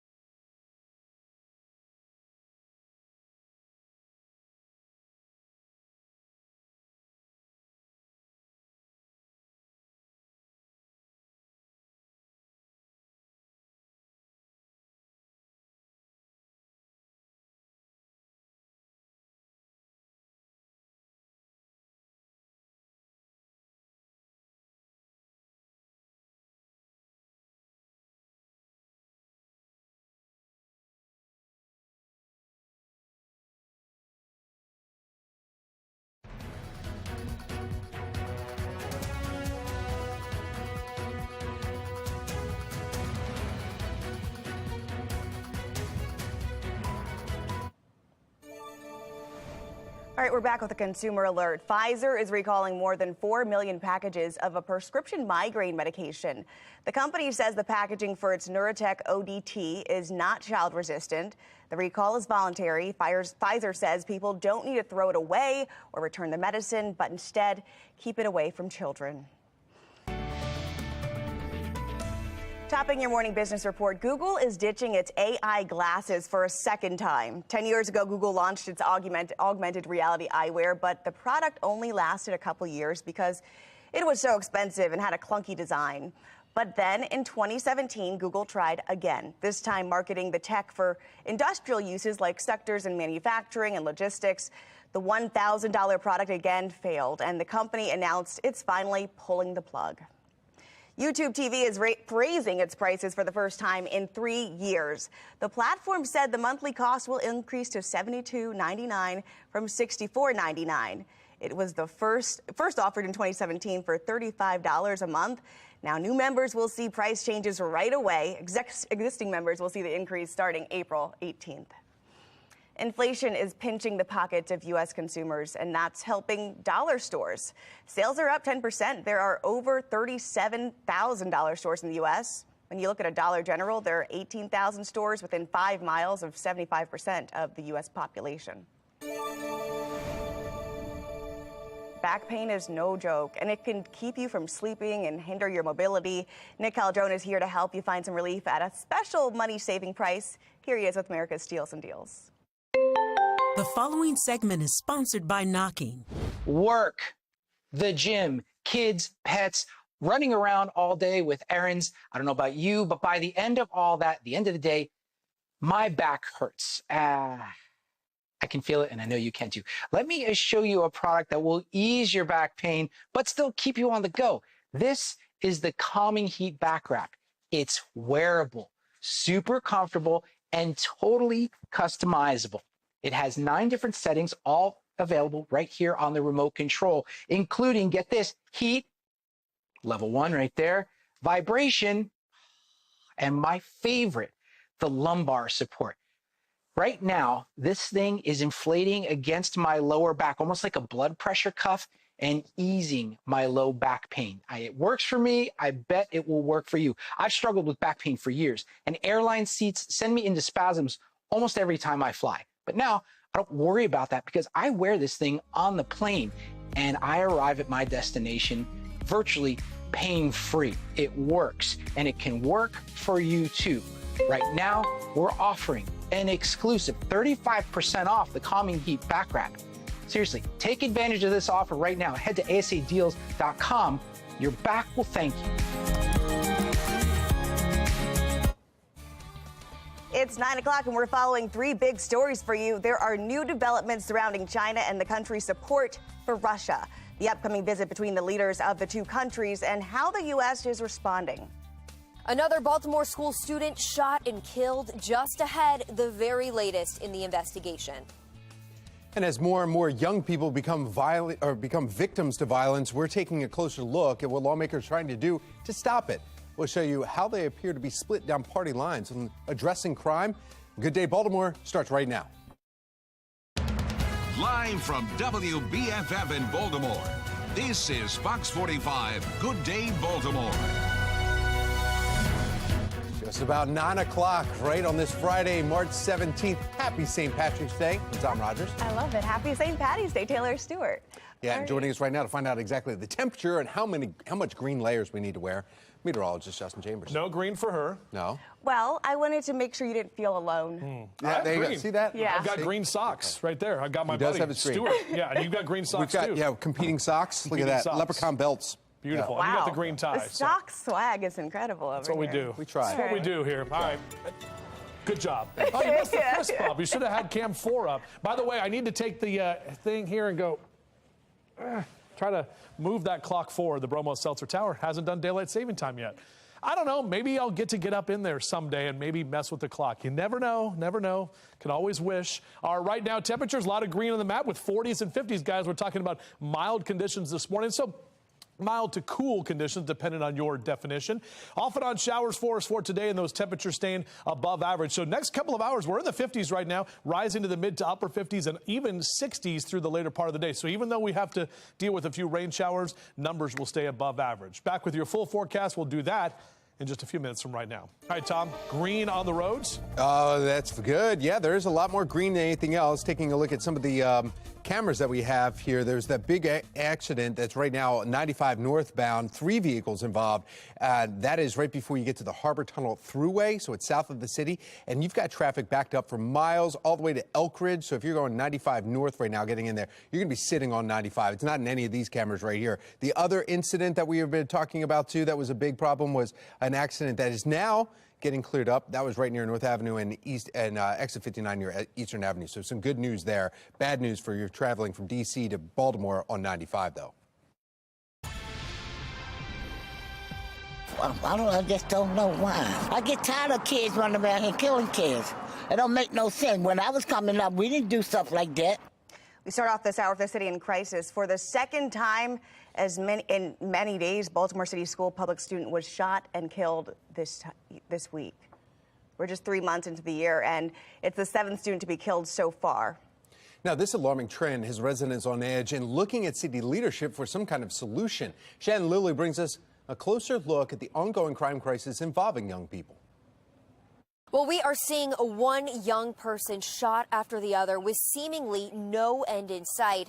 In fact, school officials are confirming that in this latest case, the student, the victim, went to school right here at the Achievement Academy High School in Baltimore. Now, that student was shot to death at a gas station less than a mile away from here, and the search for the shooter right now is still on. In fact, let's get you straight to a look at this scene video. The shooting happened at this Eagle Mart gas station on East Northern Parkway near McLean Boulevard just before 10 yesterday morning. Now, we're told the victim was here with other students. In fact, a school spokesperson says the gas station serves as a bus stop.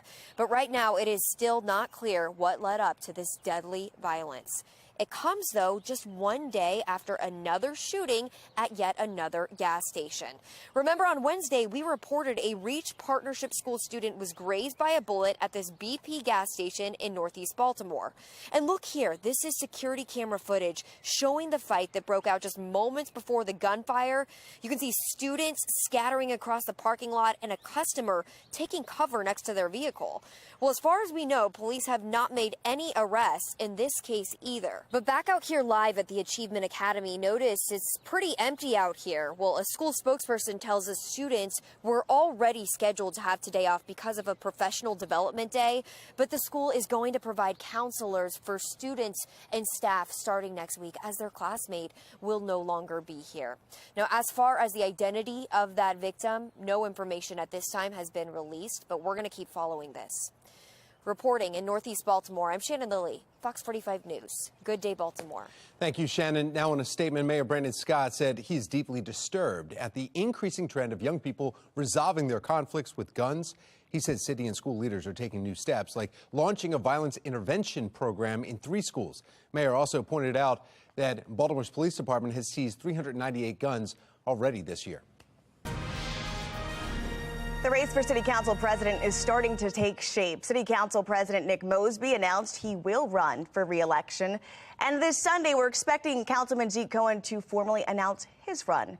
Both men are longtime political insiders at City Hall, but some activists are questioning whether either can bring change. Are they the ones who are going to bring about new change, or are we simply just rearranging the chairs on the Titanic? I don't think that it's one of those positions where we need somebody from the inside. But political analyst John Deedy believes someone who knows City Hall could be in a better position to run City Hall. People also want to feel that the person they're voting for knows how to put both hands on the steering wheel of the car. This type of position, you have to be on the Board of Public Works, you have to deal with the mayor, deal with the council people, and a new person who may not know most of these players may not have a lot of success. Well, both politicians have not shied away from headlines. Council President Mosby was recently found guilty of violating city ethics codes. And then Councilman Zeke Cohen was recently at odds with Fells Point business owners who accused him of failing to help them when crime hit their community. Now, when it comes to fundraising, Cohen has raised $372,000. Mosby, on the other hand, has a little more than $14,000. And this brings us to our question of the day. Do you think Nick Mosby's controversy should prevent him from running? So far, 98% of the voters, people have weighed in, say yes. You can still make your voice heard by heading over to foxbaltimore.com/vote. Breaking news, another American taken in Mexico. And this morning, we're learning the FBI is offering $20,000 to help find a woman. Now, a 63-year-old Mary del Carmen Lopez, who's American, she was living in Pueblo Nuevo, Mexico, when she was taken. Now, this happened back in February. Her son and daughter say a cousin witnessed the kidnapping. And two individuals picked her up, and another one came out of the van. They had their heads covered, and they covered her mouth, and that's when they took her. Her family says she has no ties to gangs or any criminal activity. They believe she may have been targeted in a crime of opportunity. I don't think it was isolated. I mean, to end up at a town that's so far, so remote from the city, you really had to be indicated, go there. So we're doing everything we can still. We're not going to give up. We're not going to give up on my mom. We're going to find her one way or another. The FBI's LA field office is now offering a $20,000 reward for any information. A spokesperson could not comment on the specifics of this case, but said so far no arrests have been made. That's the latest from the Live Center. Today is St. Patrick's Day, and there will be countless parades, parties, and some religious events. National Retail Federation reporting 61% of consumers plan to observe the holiday. Revelers are not just wearing green, they're dropping the green as well. Data showing a whopping $6.9 billion will be spent just for this holiday, an all-time high, according to the trade association, with most of that cash going toward food and beverages. Speaking of beverages. Speaking of, it is time to get lucky and celebrate St. Patrick's Day all day. Just by heading over to Harbor East and party with everyone there at James Joyce Irish Pub. This morning for our hometown hotspot, Amy Aronson has been hanging out, looking at what to eat, how to pour things. What do you have for us now, Amy? Actually, a lot of folks have joined us for the party, so I'm not alone here anymore. I'm actually with Seamus Kelly right now, general manager here. And you guys have the party started nice and early for breakfast. So you all were closed for a couple of years, but now you're back open. What's it like to be back? I mean, it's fantastic. This place being closed for 2 years was kind of sad for everybody. It quickly became an iconic property and kind of staple in Baltimore for over 20 years. Yeah. So with with Atlas and Eric and Alex gladly kind of coming together and to reopen it, it was kind of a member for a lot of people, kind of and exciting for a lot of people for kind of see this property once more open I'm stores. sure. Yeah. And you're throwing quite the party today. What's happening in this room behind us here? Because a lot of folks have been coming in for breakfast. Yep. So we have a breakfast going on from 8 a.m. up until 10:45. You're able to book online via Open Table or on the James Joyce website. It's going from Saturday up until 10:45, and then our regular menu then kicks in around that noon mark, and that goes up until 1 p.m. tonight, or 1 a.m. tonight. Okay, what's the atmosphere going to be like in here later today? Hopefully exciting. We're ready. We've been planning this for about a month now, I'm so sure. A lot of preparation has gone into it. So just hoping that everybody comes down and enjoys it and checks out the music. We have 3 different bands happening today. Ending up, I think, around 1:30 a.m. tonight. Okay. We have Irish dancers in the mix, giveaways. So we hope to see everybody here to enjoy the festivities. If people want to come out, do they need reservations or anything, or can they just walk in? It is first come, first served today. Okay, awesome. Okay, well, happy St. Patrick's Day. And to you guys, and happy St. Patrick's Day, everybody watching. Okay, awesome. If you want more information on everything happening here today, head over to our website, foxbaltimore.com/newslinks. Tom, Taylor, if you need St. Patrick's Day plans, you heard them. It's first come, first serve, and you guys get done work shortly. Yeah, yes, we do. And there's 3 bands going to be out there today? Yeah, sounds like a plan. And we know the people that own it. Dancers, so we should music, get a discount. food. We do. The James Joyce Pub's owned by the Atlas Group. And the Atlas Restaurant Group is related to members of the board of directors here at our parent company, Sinclair Broadcast Group. All right. Yeah, so we need to find out exactly what we need to be wearing. Do we need to grab the umbrella when we head out to I hope the not. pubs? I hope not. Well, we are going to see showers. We've been talking about rain showers all morning long here. Taylor and Tom, good morning to you. Yeah, definitely grab the rain gear. Just have it handy because we are going to see those showers move in the next couple of hours. We're dry right now. Lots of cloud cover that is out there. Out for a run or a jog next couple of hours, actually kind of mild with mid to upper 50s. And if you want to get that run in before that rain rolls through in the middle of the day, we should top out in the mid 60s today. We'll drop to the upper 30s tonight and only mid 50s tomorrow. So definitely colder conditions on your Saturday, possibly even colder on Sunday as well. We'll take a closer look at that 7-day forecast in just a few. Thank you, Justin. Still ahead, popular COVID treatment could soon get full FDA approval. How it could lessen symptoms for those with underlying conditions. But first, breaking overnight, new concerns China is ready to provide lethal aid to Russia as part of its attack against Ukraine. The new talks between the two countries and how the U.S. is responding. You're watching Fox 45. Good day, Baltimore.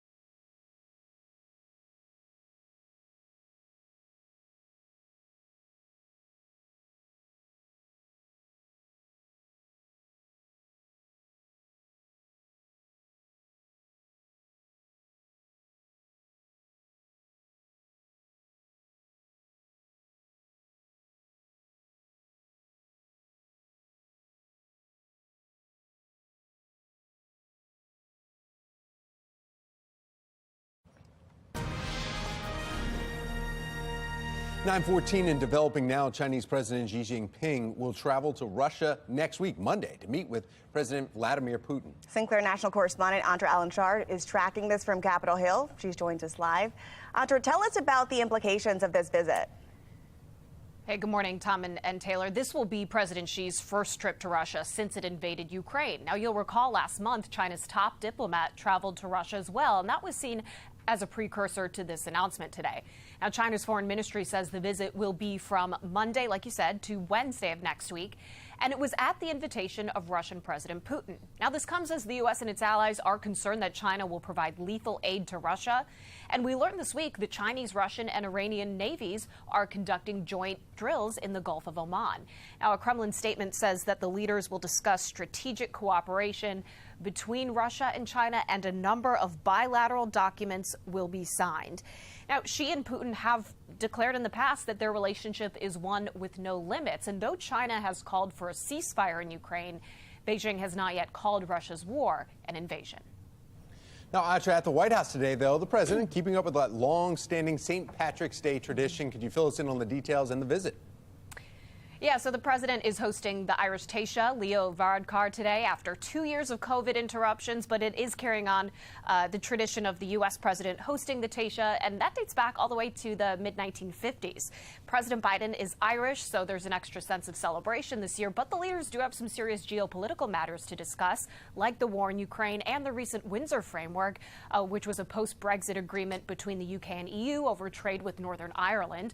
And the president also plans to visit both the Republic of Ireland and Northern Ireland next month for the 25th anniversary of the Good Friday Accord. Tom and Taylor.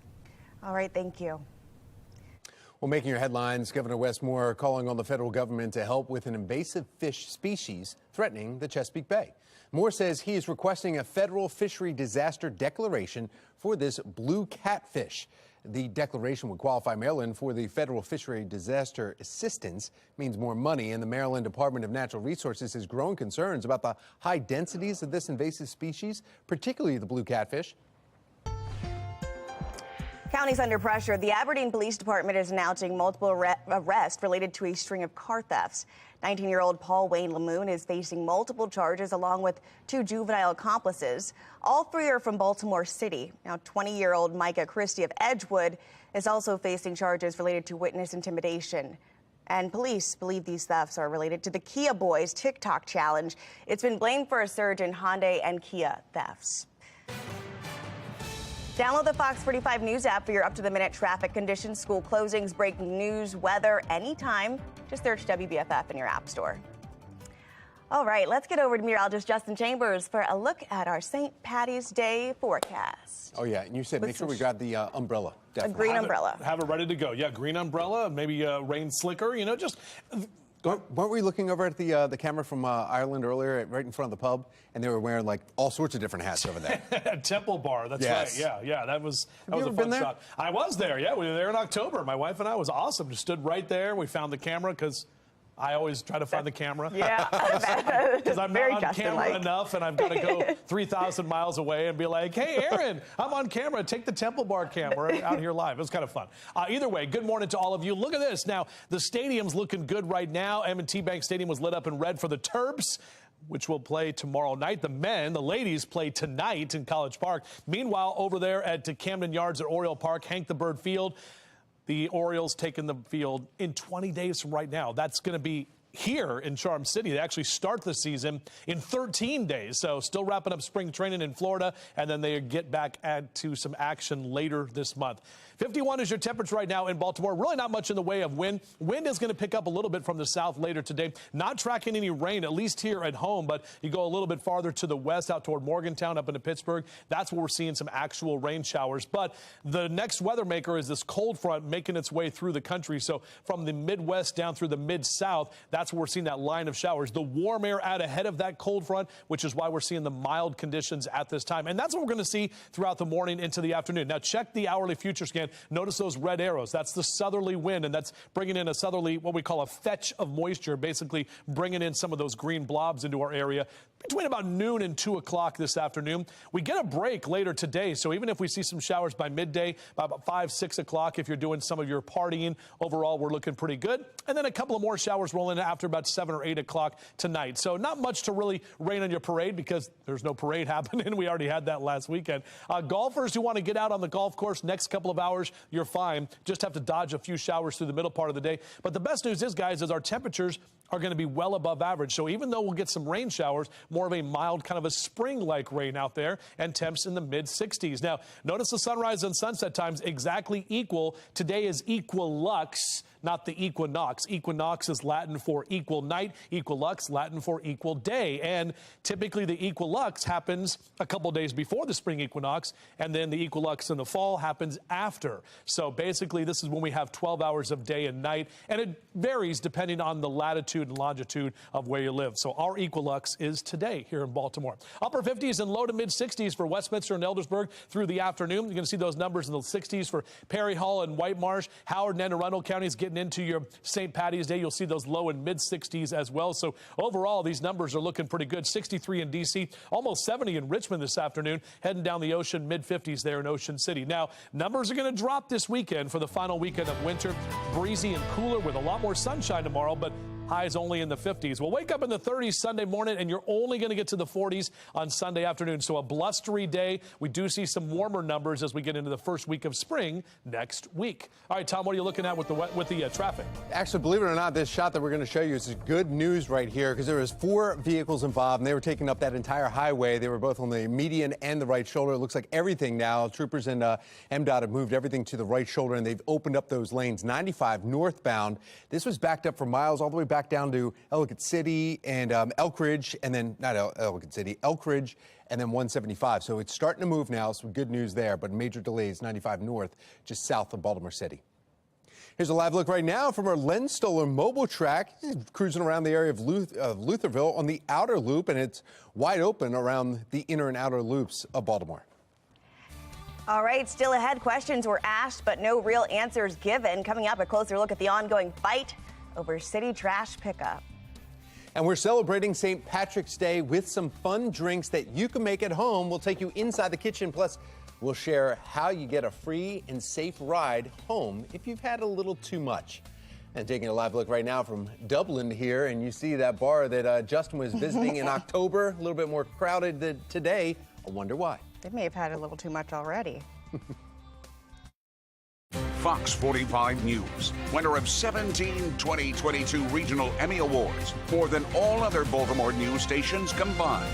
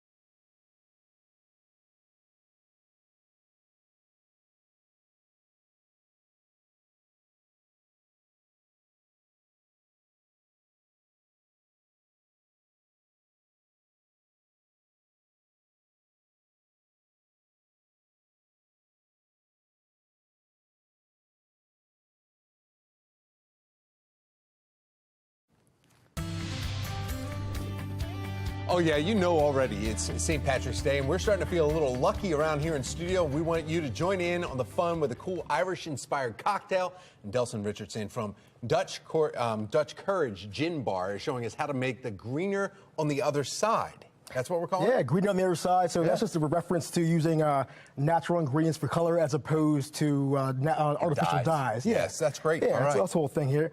So I'm promoting the... This is the drink that we're going to... This is our finish, right? That's going to be it right there. So how do we make it? So actually, I'm trying to use ingredients that everybody can get a hold of. Okay. What we're going to do here, I'm going to hand this to you, actually. You can hold that bad boy. Okay, well. My job's done. Yeah, I'm Irish. Bitters. I'm going to start with that. And just, it's going to add a little bit of herbal spice, some citrus pop, Almost some has matcha. a margarita feel to it. I'm sorry. Oh, yeah, it's nice and bright. You know, it's the matcha tea here. So I use matcha tea, equal parts sugar for a simple syrup. And that's going to give a nice earthy taste to it. Taylor, we might as well just come right over. He's got another drink right here. It's ready. He's going to whip up a third one. She's standing right off to the side. Let me see. No, you're not coming over? Come on, don't whip out. Look at that. I'm over here eyeing the drink. Let's see what this is all about. Enjoy, So you enjoy. got some matcha, and then what was this? Yeah, so I balance with some lime juice, always fresh squeeze because this is brighter. And then coming in with a little drambuie. So this is a Scottish honey liqueur with some herbs and just like European drink. Just adds a little complexion, not too much, just a little bit here. I thought this was the made-for-TV version that was just not really with real liquor in it. And okay, all right. Well, this is great. All right, And real quick, we're running out of Manzanilla time. sherry. So this is Fino sherry. This is going to be dry, bright, but it's another way of balancing a cocktail outside of citrus. You're going to whip this up, put it on ice. Now, here comes the Irish whiskey. Yeah, lastly for the base, Irish whiskey. Powers is great price point, great product. Real quick, where can we go to get this, Delta? Where are you bartending? So I'm at Dutch Courage. They're actually doing a St. Patty's Day Rainbow's Gin Fizz with this Irish gin today, which is going to be really fun if you get a chance to stop by and make a reservation. How about this? So you see the ingredients right there that Delson just made on the screen for you right here. We have the recipe. We're going to reveal what it looks like when you pour it out at 9:40 this morning. So just stay with us for another 15 minutes. We'll be able to see this. But you can check out that recipe if you went too quick right on our website, foxbaltimore.com. And Taylor, though. Yeah, no, definitely going to check it out, for definitely sure. there. This, I can vouch for that. But don't tell my boss. No. And a reminder, well, it's TV. It doesn't have alcohol on this one. Right. A reminder to help Marylanders celebrate safely. The MVA is giving away free ride-sharing credits. Those who claim a credit will be able to use them starting at 4 today through 3 tomorrow morning, and then again 4 Saturday night to 3 Sunday morning. You can claim a rideshare credit by going to zerodeathsmd.gov/rideshare. Still ahead, opening bell set to ring in just minutes here, just 3 minutes. Coming up, stability investors are hoping to see after a week of economic turbulence. Time is running out in Annapolis for lawmakers to do more about the juvenile crime crisis. Just ahead, the bills that are in the works and the ones that are stalling.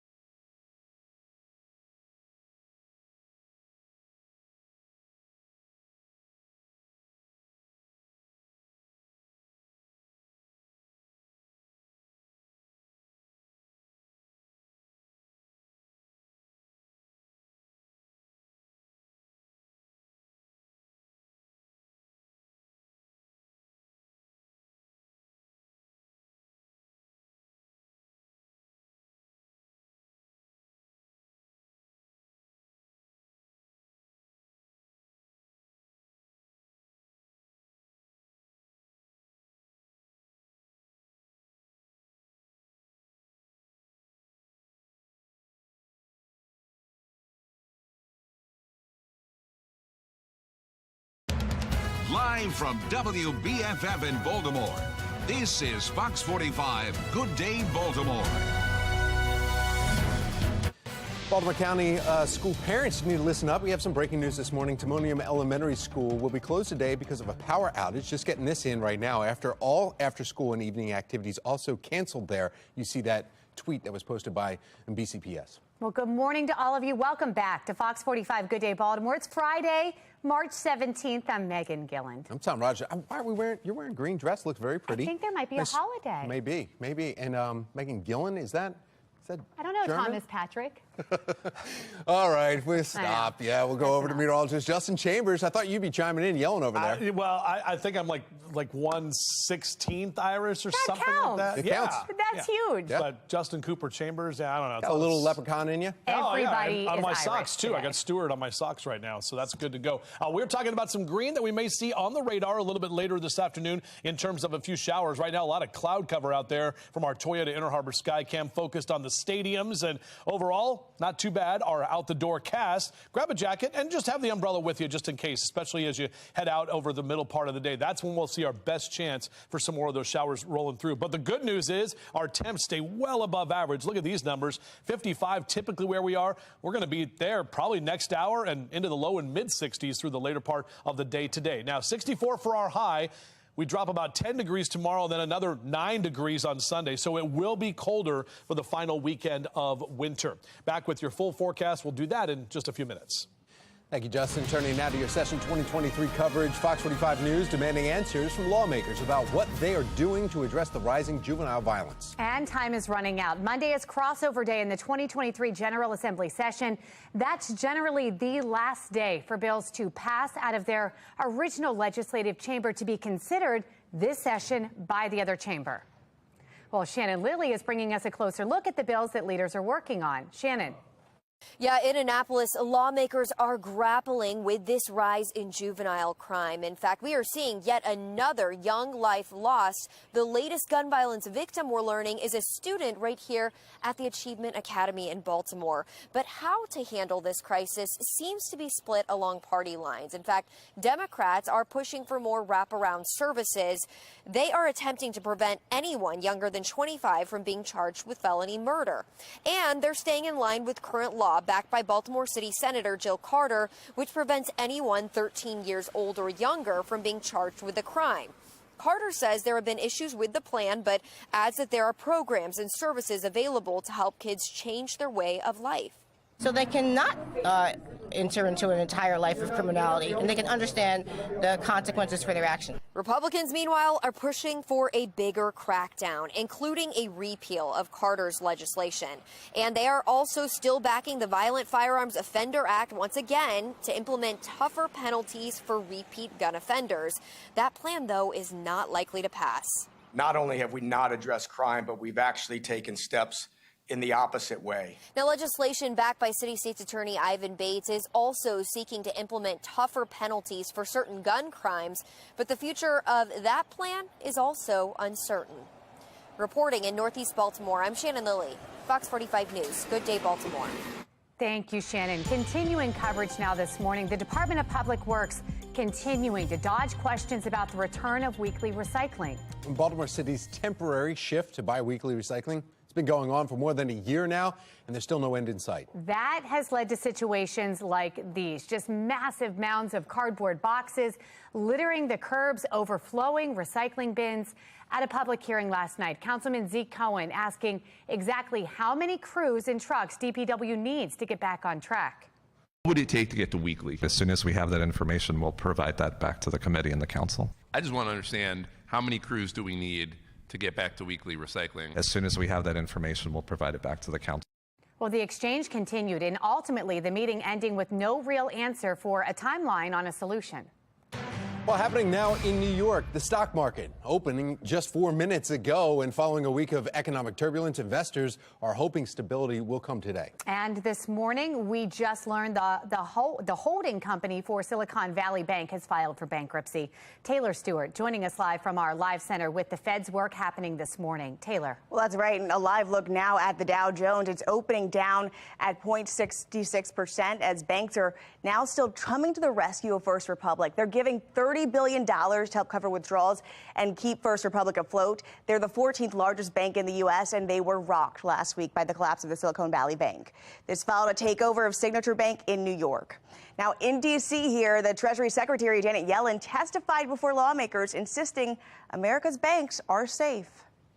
I can reassure the members of the committee that our banking system is sound and that Americans can feel confident that their deposits will be there when they need them.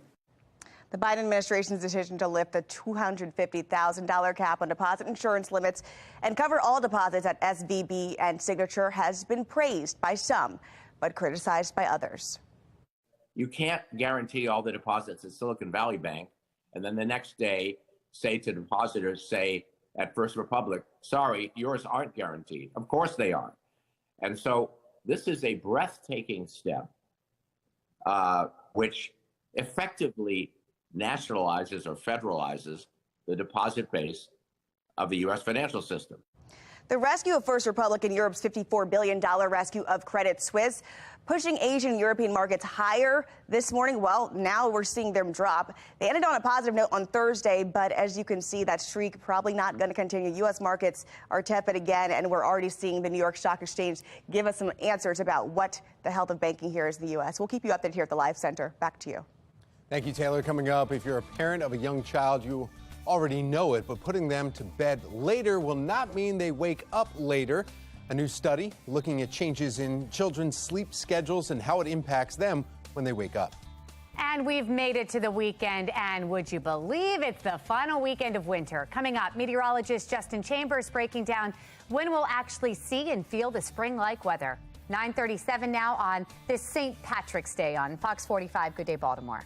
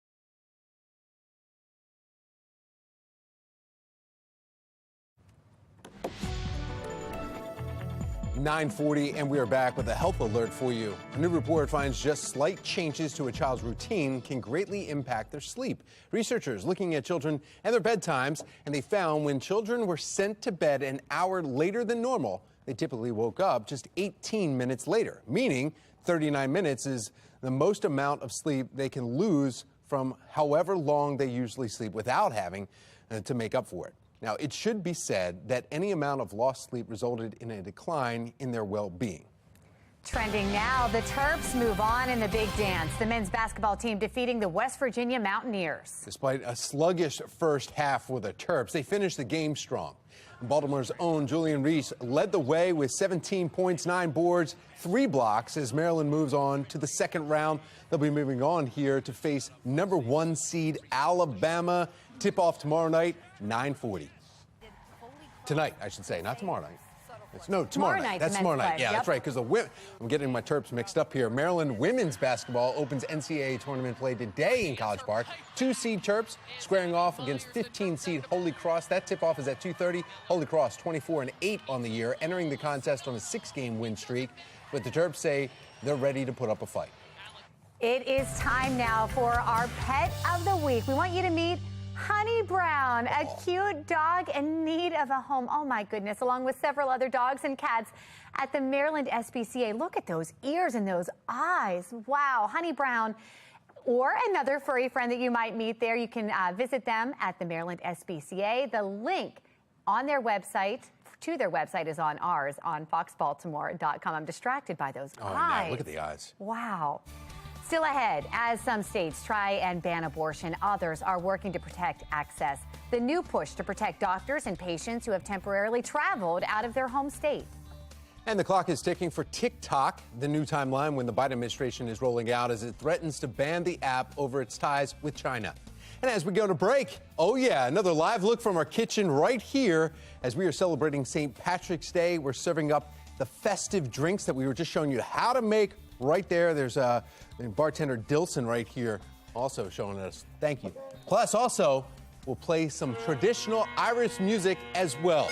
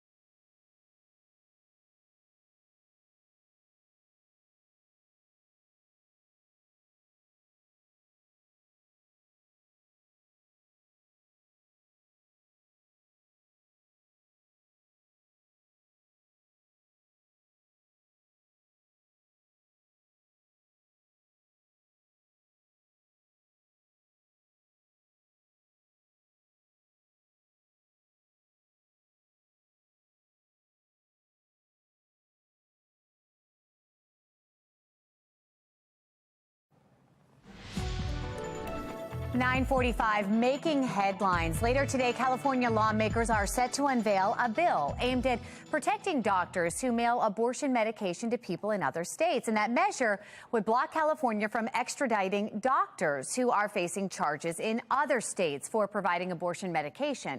Some states have tried to block the distribution of the abortion pill. The bill's author says she wants to make sure residents who are temporarily living in other states, like college students, have access to medication that is legal in California. Well, the clock could be ticking down now for TikTok, the Biden administration threatening to ban the popular social app in the U.S. if its Chinese owners do not sell their portion of the app. The White House is calling it a matter of national security. We've expressed concerns over China's potential use of software platforms that could endanger or threaten America's safety and their national security. So that is the president's concern. That is why we have called on Congress to take action. TikTok has already been banned for use on federally owned devices as well as state-owned devices in several states across the country, including here in Maryland. A new push in the Senate to force the Supreme Court to televise its sessions. Senate Judiciary Chair Dick Durbin of Illinois is among those calling for these sessions to now be televised, saying the high court's credibility has been dropping following its controversial rulings on abortion and gun control. 3 years ago, the Supreme Court started live streaming audio of its arguments since the COVID pandemic cut off access to the court itself. Proposed legislation would make televised Supreme Court sessions mandatory unless a majority of the court's 9 justices ruled such coverage would violate the due process rights of anyone appearing before the court. 2 former members of the U.S. Marshal Service are speaking out about the retaliation they say they faced for blowing the whistle on their agency. The whistleblowers make several allegations about their workplace culture, including sexual harassment, intimidation. But after bringing the problems to light, they say that they are the ones who were punished. It's a smear campaign against me and him and our reputations, and it was devastating. Did you ever think that doing the right thing and standing up for Dawn and trying to protect the integrity of the U.S. Marshals was going to cost you your reputation and your retirement? I knew there would be some ramification. I could never imagine that in a million years. Nobody could imagine. You can't even write it's a movie. This week, Full Measure reports on the allegations and the findings of a Senate investigation. You can watch Full Measure with Cheryl Atkinson Sundays on Fox 45 at 10 a.m. All right, today a lot of people will be hanging out, maybe going to their local pubs, right? You need to find out exactly what we need to wear. Meteorologist Justin Chambers is in Dublin. I mean, no, Justin? Are you here? I wish we were in Dublin. That'd be awesome. Having nice. some black pudding was very good. Man, I'll tell you, those Irish breakfasts are so good. They know how to do breakfast over there. And we love breakfast here on the morning show. And yeah, maybe you're getting into some Irish coffee already. I hope that you are enjoying your morning so far. Overall, not too bad. Our Towson camera right now, we do have a lot of cloud cover that's out there at this time. Our temperatures hanging out in the lower 50s. So right now, milder conditions. In fact, we're going to see those numbers that will be close to average in the next couple of hours. And then our high temps that'll be above average later today. Yeah, we have to deal with some rain, and notice on our HD radar, not a lot of green right now, at least here at home. You got to see some of those showers out in western Maryland, over toward Morgantown, West Virginia, and to the north and west up in Pittsburgh as well. Here's the cold front that's coming in. This is moving through the center of the country and has moved through the center of the country. It's in the Midwest, down through the Mid-South, already passing through central Tennessee. You can see those showers extend out ahead of that, but the warmer air is also out ahead of that, so we are seeing more of those kind of southerly winds. You can see that with the red arrows right there. That's bringing in some more moisture. So right around noon is when we'll get a couple of showers around, and we'll keep those showers off and on through about 2 o'clock this afternoon. We get a break in the middle to the later part of the afternoon and into the evening time, and then a few scattered showers by about 7, 8, 9 o'clock. So just kind of know that there is going to be some rain to contend with, but overall these numbers looking pretty good with low to mid 60s for your highs this afternoon. Check out those numbers: 62 Columbia and Annapolis, 60 in Stevensville, 61 in Bel Air over to Chestertown as well. And numbers here in parts of Howard and Arundel counties also in those low to mid 60s. Now, our numbers are going to go down and back near average tomorrow. Sunday, below average. And that should be the last below average day with the really cold air that's going to be in place on Sunday, because we warm up nicely next week right as we get into spring. Of course, the new season starts on Monday. So there we go. Your 7-day forecast looks like this: 64 today, mid 50s on Saturday, 40 Sunday, but back to the 50s, even upper 50s and lower 60s toward the middle of next week. Oh, Justin, we've got such a treat right now. In honor of St. Patrick's Day, Lexington Market is hosting a tribute to Irish culture, and we have the one and only musician and bagpipe player Ed Kitlowski doing the honors there today. Yes. Thank you so much for joining us this morning. What's going on at Lexington Market? They're having a big St. Patrick's Day celebration, also to promote their brand new opening. It looks nice, too. Yeah. And you're going to be there playing the bagpipes. And I heard from a few people, this is not your first time doing this. No. I've played many places today. 50 years, I heard you started playing. Yeah. So what was the first day like? When did you say, the bagpipe is what I'm going to do? I was a kid. My father loved the bagpipes and just went to hear them and just said, hey, Mom, Dad, I'm going to learn how to play the bagpipes. How difficult is it to learn? It's a simple instrument, but it's not easy. No. Yeah. It's, again, 50 years of practice. Yeah. We had a big debate going, are bagpipes Irish or Scottish? And you said the answer. They are both. Both. They are both. One of the best pipe bands in the world is St. Lawrence O'Toole, which is out in Dublin. Yep. And we just took a live shot from there. So many times this music is played, and the power and the emotion that it is able to create is something special. It's a very evocative instrument, yes. And I hear you might be able to give us a little bit of that power and emotion here on the St. Patrick's Day. Sure. I'll let you take it away.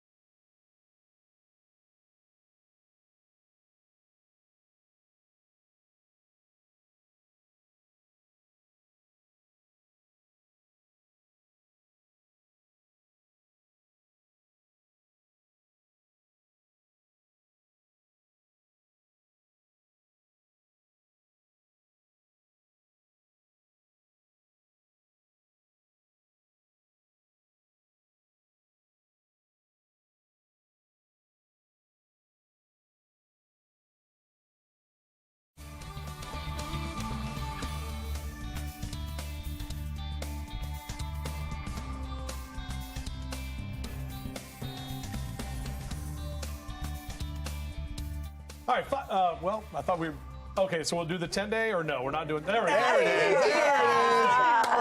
Let's just get the business out of the way, then we get the pleasure. So 60s today, 50s tomorrow, 40s on Sunday. Yay! And then we do warm up next week. Check out that warming trend for the first week of spring. Overall, looking pretty good. Watch for a few of those showers around later today. We are all Irish today. We are. Yeah. We're all green. You've got the socks on. Taylor's in spirit. She's got a green drink now with her, so we're good. Yes. Wow. Cheers, guys. And Thank you wow. very much. Delson, of course, whipping them up. No, I already had some earlier. Cheers. I got to Cheers drive. to you. Yeah. So, Sláinte. Sláinte. Sláinte. Safe holiday, too. And let's Take us listen to out. some Irish bagpipes. Take us out of here. You're going to get blown away, Taylor.